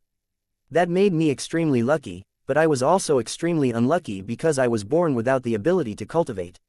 Even the tiniest bit of spiritual energy would be poison to me, so regardless of the method or type of cultivation, I could not use it. But my fate changed one day when, in one of my family's mines, a unique treasure was born. The birth of the treasure caused a major disturbance in the spiritual energy of the region, and attracted a lot of attention. Many people attacked my family in secret, trying to uncover whatever was found. Many of my family members died to protect it, but the treasure ended up being completely inane to everyone other than me. As such, I got it, and after an expensive and dangerous surgery, my father had the treasure merge with my spine. It took a few years, but when my body finally acclimatized to it, I gained the ability to cultivate. But it was no longer ordinary cultivation. I could cultivate by absorbing new and various kinds of metals into my body. The rarer the metal, the greater it would boost my cultivation. But at the same time, the more I absorbed one kind of metal, the less it boosted my cultivation. At the same time, my body has developed an incredibly high affinity for metals, to the point where it's almost impossible to harm me with a metal weapon. A while back, I was being hunted on Earth, and I fell into an ambush. Someone shot me in the head. That should have been the end of my life, but instead of my brain blowing up from the bullet, it simply absorbed the bullet. I was still hurt a little, because I couldn't absorb the bullet fast enough, but the more metals I absorb, the stronger my body becomes. I was able to survive the shot, and quickly killed the ambusher. But I suspect someone knew, or somehow learned, about this unique treasure, and began targeting my family for it. They ignored me at first, because I was simply a mortal, but eventually they must have realized something was wrong. I have been looking into this matter for a long time, but I cannot find out who the person hunting me is. At first, I thought it was someone from the Council of New Order, for only they would have the ability to target my family. But the matter seems more complicated than that. Everyone looked at Larry with interest and curiosity, but it could not garner the level of attention of Noman's secret. Larry did not regret this, for he was not competing for who had the deeper secret. Moreover, no one other than him understood how amazing his ability to cultivate using metals really was. Soon, he would enter the nascent level. Then he would return to Earth and get his revenge on whoever it was that was hunting them. Then, finally, they all looked at Raphael. It was his turn to share. Chapter 349. The future. Now that Larry knew the truth behind Noman's random murmurs, he was truly anticipating what Raphael had to say. After all, he was extremely suspicious of anyone who tried to approach him randomly, and there was definitely some ulterior motive behind Raphael trying to befriend him. The man in question, Raphael, kept his cool. He was thinking exactly what and how much to share, as his secret was much wider, and had much more immediate repercussions than either of the other two. Before I begin, don't you think you should share a little something as well? If you have no secret to hide, how about a little about your life? Raphael was looking towards the nonchalant Anakin and, after his words registered, the rest looked towards him as well. It did seem a little unfair if he was the only one who shared nothing. Anakin only chuckled in response, but did not delay. My life is pretty straightforward. I grew up in a town called Springfield. My dad was a plumber and my mom worked at the local post office. We had a pretty good house my dad bought with some of his savings and money he inherited from my grandpa, so we had no debt to speak of, the American dream. I did pretty well on my SATs and even got a scholarship for college. Life was swell. And boring. That's when things got messed up. The Council of New Order appeared, the world became strange, cultivators appeared, and I found a golden key to the inn. Well, since then, I've never looked back. It's an interesting life for me, or nothing at all. Oh and one day randomly in my dream, some random old dude appeared and claimed I have a great affinity for the dark side. No I mean, I have great affinity for darkness and gave me a cultivation technique which I'm currently cultivating. He's telling the truth, Noman murmured absent-mindedly. Anakin's history was both surprising and unimpressive. Raphael had not heard of him in his previous life, so it was likely he never made any great achievements back then. But things were too different this time around, so it was hard to tell if it would be the same. Not bothering to comment on his story, Raphael cleared his throat and began. My name is Raphael Carter Bravi and many years ago, I was struck by an accident. It destroyed my entire body. But that is only what happened on the surface, the truth of the matter is entirely different. He paused for a moment, as he thought back on the memories of his previous life. He remembered everything so vividly, every emotion, every ache, every hope, every moment of despair, all of it. It was that level of clarity that brought some doubt, for none of his other memories were so clear. The truth was something he would most likely never know, nor that it mattered, but for the first time, he could voice his suspicions. The truth is, I've actually traveled back in time from the future. My original life. My original timeline was vastly different from this one, yet at the same time, it was so similar. Everyone who existed in my original life exists now, and I was able to live and witness the history of Earth for a total of 134 years. The Earth in my original life was very different, and the war between the Council of New Order and the 5 nascent heads was also very different. When all was said and done, Earth was almost destroyed, and humans were brought to a fraction of their current population. He paused again, this time paying attention to Larry's disbelieving reaction. He waited for the subtle, "he's telling the truth," murmur before he continued. So far, many of the things that were supposed to happen in my original timeline have already changed. Although I don't know why they changed, I strongly suspect it has something to do with the appearance of the golden keys for the Midnight Inn on Earth.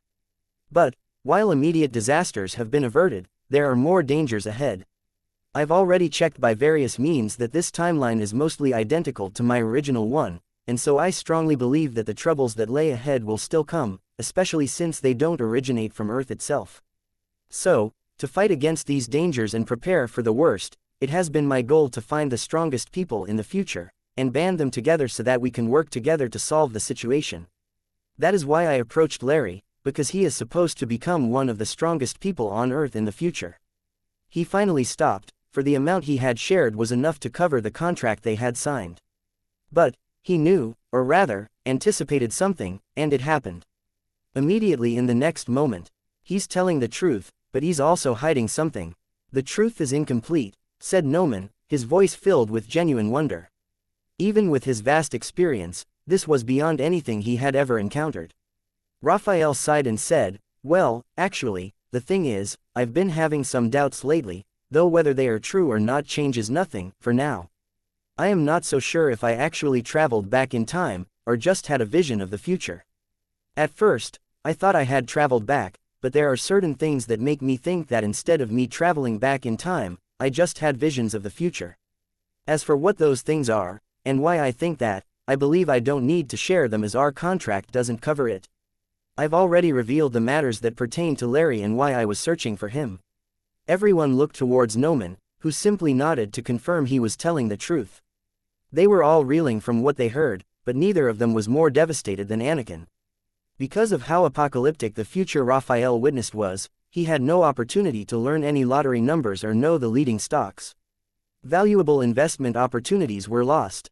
The shame, oh, the shame. What he did not know was that he should have been rejoicing that the future was different from what Raphael knew, for Anakin had been one of the many casualties in the war that had covered the globe. That was why he never had a chance to reveal his stunning skills and capabilities in that future. There's no need to share more, Larry said slowly, at least according to the old contract. But we can make a new deal. If you can answer some of my questions about the future, I'd be willing to help you out in whatever you need. Raphael took a moment to think, but then shook his head. There's no need for another contract. I'll tell you what you want to know, since you'll already remove the important bits of my secret from your memory. Actually, Raphael was taking a risk. He was betting that while Larry would forget other things, he would not forget his sense of goodwill developed by him answering honestly, because there was no reason to deposit that.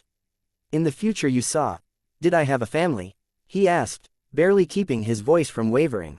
Raphael shook his head. I didn't know you personally, so I don't know the details of your life.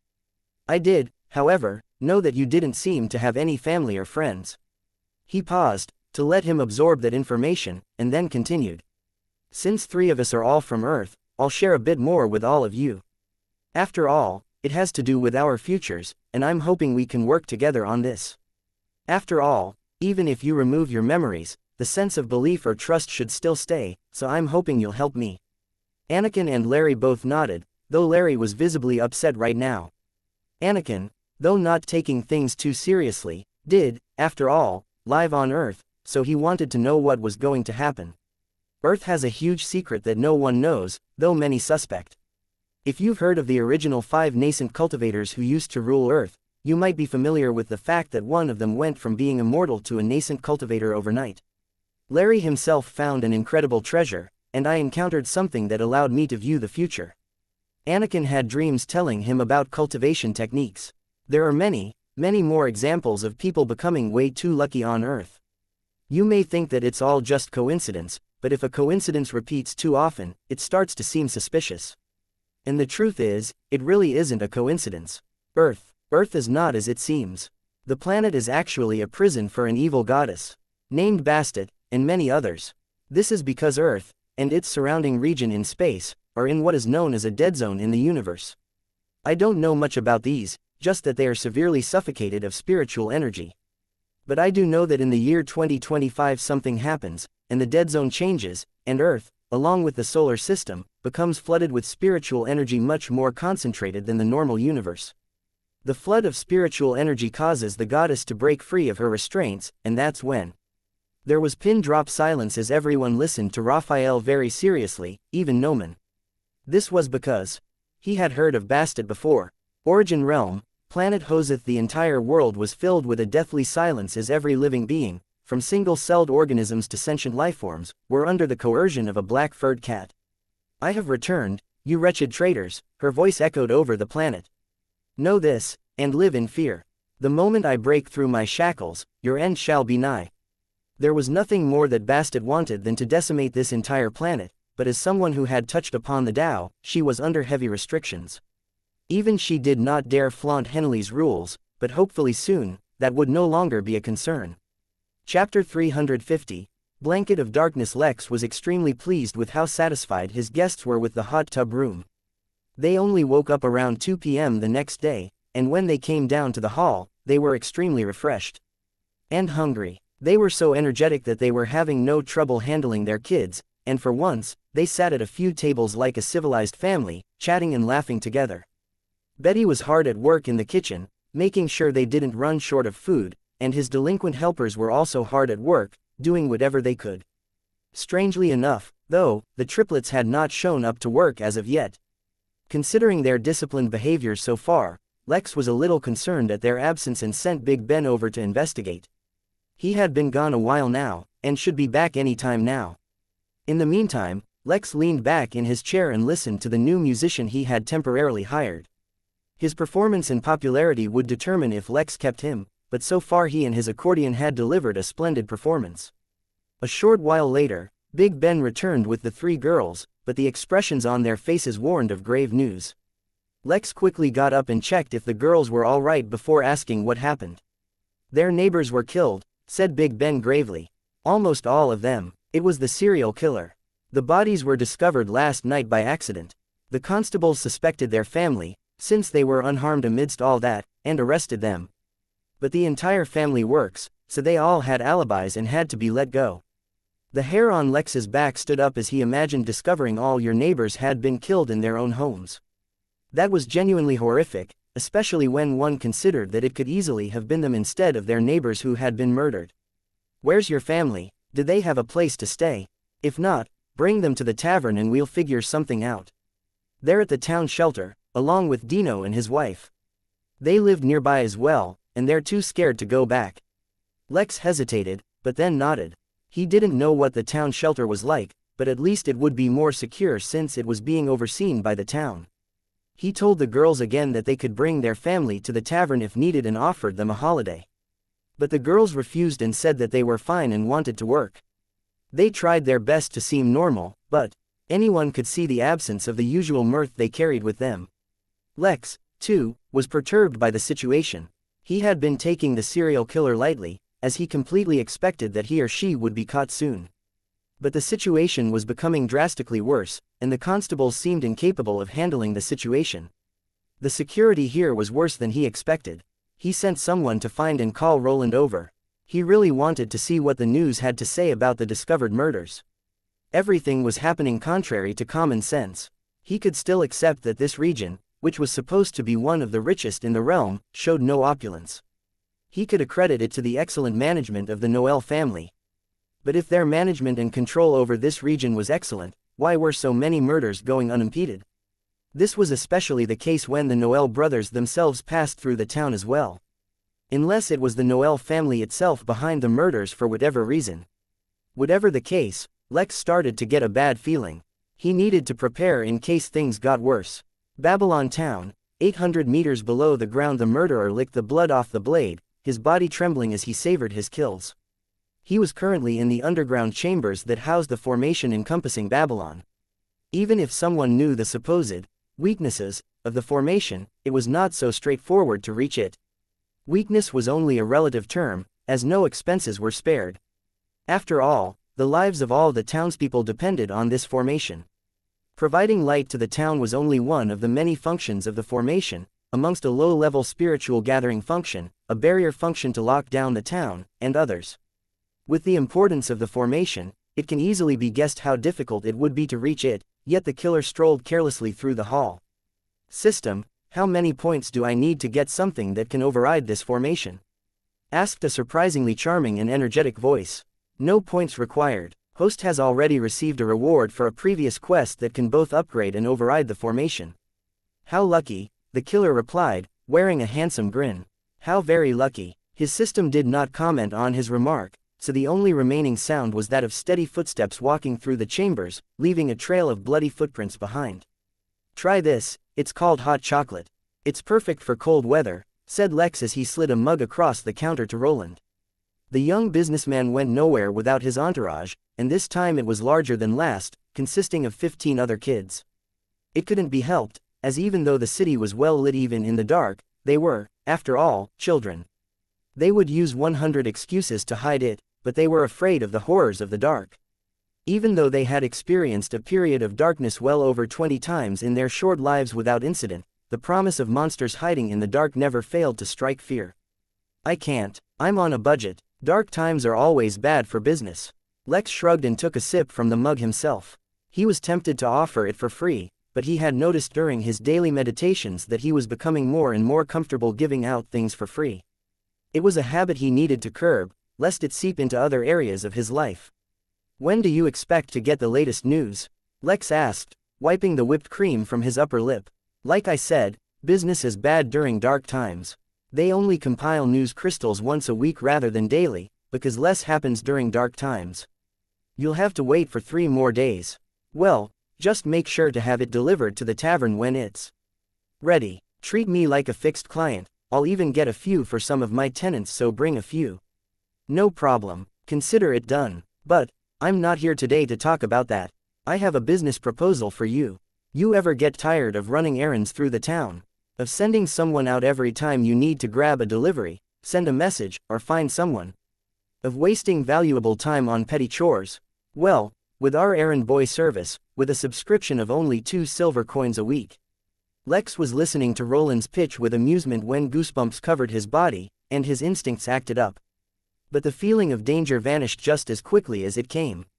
Lex was momentarily confused, not understanding what his instincts were trying to warn him of when he noticed the hall looked just a bit dimmer. That was strange, none of the lights in the hall had gone out. What could? He looked out the window and looked at Baker Street. It was dark. Some light was still falling onto the street from the windows of the various buildings, but the various street lights that kept the town as bright as Times Square had gone out. Ignoring Roland, who had not noticed and was still delivering a pitch, Lex quickly rushed to the window and took a look outside. All the lights on the street that had been put up by the town had shut down, leaving only those being used by people privately. Even that would not last for long, as the people would eventually run out of spirit stones to power the lights endlessly. Roland and some of the folks in the hall noticed Lex's odd behavior and looked outside as well, trying to discover what happened. The first thought everyone had was another murder, so they didn't immediately notice the darkness as they were looking for bodies. Soon, though, people started to notice the oddity. But by then, Lex was already gone. Swiftly, he climbed the stairs and reached the rooftop terrace to get a good look at the town. Sadly, the situation was just as he expected. A blanket of darkness had covered Babylon, with faint lights twinkling in the dark like fireflies in the distance. Lex let out a sigh as his mind started racing. He had a decision to make.